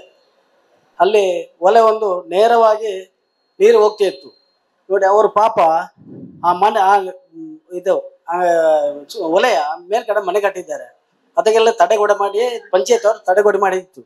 ಈಗೇನಾಗಿದೆ ಅಂದ್ರೆ ಅವತ್ತು ಮನೆಗಾರರೆಲ್ಲ ಬಂದ್ರು, ಆ ಜಾಗವನ್ನು ಅವರು ಸ್ವಲ್ಪ ಕಬಲಿಸಿ ಈ ಕಡೆ ಹಾಕಿ ಆ ಕಲ್ಲನ್ನು ಅವರು ಬೇಕಾದಂತ ಜಾಗವನ್ನು ಅದಕ್ಕೆ ಮಣ್ಣು ಹಾಕಿ ನಾವು ಹೊಲೆಯಲ್ಲಿದ್ದದ್ದನ್ನು ಸ್ವಲ್ಪ ಜಾಗ ಮಾಡಿ ಈ ಕಡೆಗೆ ತಿರುಗಿಸ್ಬೇಕು ಕೊಟ್ಟರು.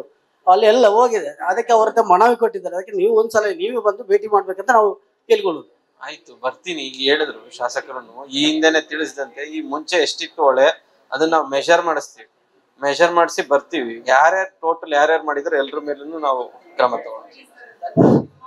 ಸರ್ ನಮಸ್ತೆ. ಈಗಾಗಲೇ ಸುಮಾರು ಸಲ ಅದು ಕಂಪ್ಲೇಂಟ್ ಕೊಟ್ಟಿದ್ದೇವೆ ಸರ್. ಲಾಸ್ಟ್ ಟೈಮ್ ಅಲ್ಲಿ ಸರ್ವೆ ಮಾಡಿ ಆ ಜಾಗವನ್ನು 9 ಸೆನ್ಸ್ ಮತ್ತೆ 64 ಸೆನ್ಸ್ ಸರ್ವೆ ನಂಬರ್ 95/1 ಅಂದ್ರೆ 3 ಕಡೆ ಹೋಗುವಂತ ನದಿಯನ್ನು 2 ಬದಿಯಲ್ಲಿ ಮಣ್ಣು ಹಾಕಿ ಲೆವೆಲ್ ಮಾಡಿ ತೋಟ ಮಾಡಿ ಅಕ್ರಮ ಮಾಡಿರುವಂತದ್ದು ಪರಂಬುಕ್ ಜಾಗ. ಸಾರ್ವಜನಿಕವಾಗಿ ಅದು ನನ್ನ ಪಟ್ಟ ಜಾಗ, ನಮ್ದು ಹಳೆಯ ಕಾಲದ ಜಾಗ ಅಂತ ಎಲ್ಲರ ಹತ್ರ ಹೇಳ್ತಾ ಬರ್ತಾರೆ. ಅದಕ್ಕೊಂದು ಪರಿಹಾರ ಕೊಡ್ಬೇಕು ಸರ್. ಯಾಕಂದ್ರೆ ಸಾರ್ವಜನಿಕವಾಗಿ ಹರಿಯುವಂತ ನದಿಯನ್ನು ಕೃಷಿ ಮಾಡಿ ಅಕ್ರಮ ಮಾಡುವಂಥದ್ದು ಸರಿಯಲ್ಲ ಸರ್. ಆಯ್ತು, ನಾನೇ ಬರ್ತೀನಿ. ಮುಂದಿನ ವಾರ ಶಿರ್ಲಾಳಕ್ಕೆ ಬರೋದಿದೆ. ಜೊತೆಗೆ ಅದಕ್ಕೂ ಬಂದು ನೋಡಿ ನಾನು ಈಗಾಗಲೇ ಮಾಧ್ಯಮದಲ್ಲಿ ಪತ್ರಿಕೆಯಲ್ಲಿ ಕೂಡ ಅದು ಬಂದಿದೆ ಹೋದ ವರ್ಷ. 1 ವರ್ಷ ಆಗ್ತಾ ಬಂತು. ಆಯ್ತು, ಬರ್ತೀವಿ ನಾವು.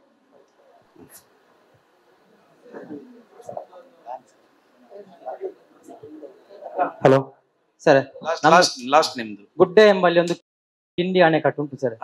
ಅದೊಂದು ದುರಸ್ತಿ ಮಾಡಿಕೊಡುವ ಜಿಲ್ಲಾ ದುರಸ್ತಿ. ಹೌದು. ಮಕ್ಕಳು ಎಲ್ಲ ಶಾಲಾ ಮಕ್ಕಳು ಎಲ್ಲ ಓಡಾಡ್ತಾ ಇದ್ದಾರೆ. ಅದು ಸಾಧಾರಣ 4 ಕಿಂಡಿ. ತಾಲೂಕ್ ಪಂಚಾಯತ್ ಎಂಐ ಇದ್ದು ಎಂಐ ಅವರಿಂದ ಎಸ್ಟಿಮೇಟ್ ಮಾಡಿಸೋದು. ಅಲ್ವ? ಮತ್ತೆ ಜಿಲ್ಲಾ ಪಂಚಾಯತ್ RDPR ನವರು ಒಂದ್ ಸ್ವಲ್ಪ ಅದನ್ನ ಎಸ್ಟಿಮೇಟ್ ಮಾಡಿ ಅದು ಏನಾಗಿದೆ ಅಂತ ಹೇಳಿ ನೋಡು. ಅಲ್ವಾ?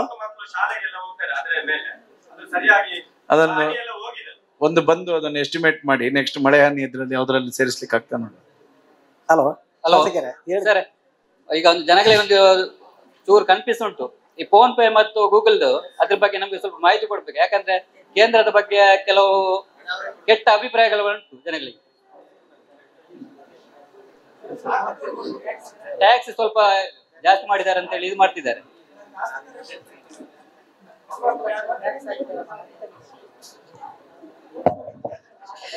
ಗೂಗಲ್ ಪೇ ಮತ್ತು ಫೋನ್ ಪೇಗಳು ವಿದೇಶಿ ಕಂಪನಿಗಳಾದ ಕಾರಣ ಅವರು ಚಾರ್ಜಸ್ ಅನ್ನು ಕಟ್ ಮಾಡ್ತಾರೆ.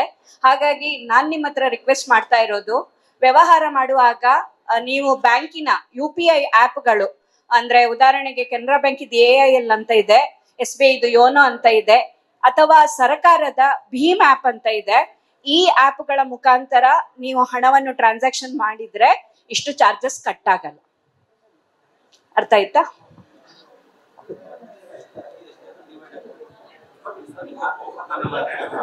ಹಲೋ,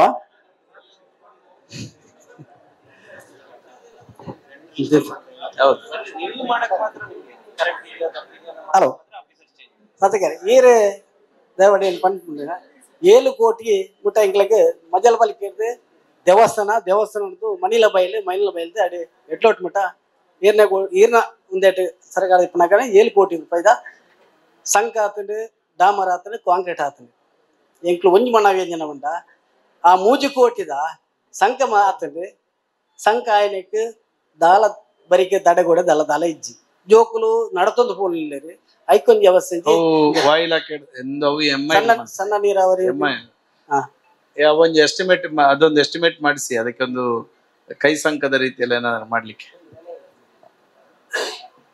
ಸರಿ ಆಯ್ತು. ಇನ್ನು ವೈಯಕ್ತಿಕ ಯಾರ್ದಿದೆ ವೈಯಕ್ತಿಕವಾಗಿ ಇಲ್ಲಿ ಬರ್ಲಿ, ಬಂದು ಅಲ್ಲಿ ಅಲ್ಲಿ ಮೇಡಮ್ ಹತ್ರ ಕೊಡ್ಬೇಕು. ಅವ್ರು ಅದನ್ನ ರಿಜಿಸ್ಟರ್ ಮಾಡಿರ್ತಾರೆ, ಅದನ್ನ ಮತ್ತೆ ರಿವ್ಯೂ ಮಾಡ್ಲಿಕ್ಕೆ ಉಂಟು.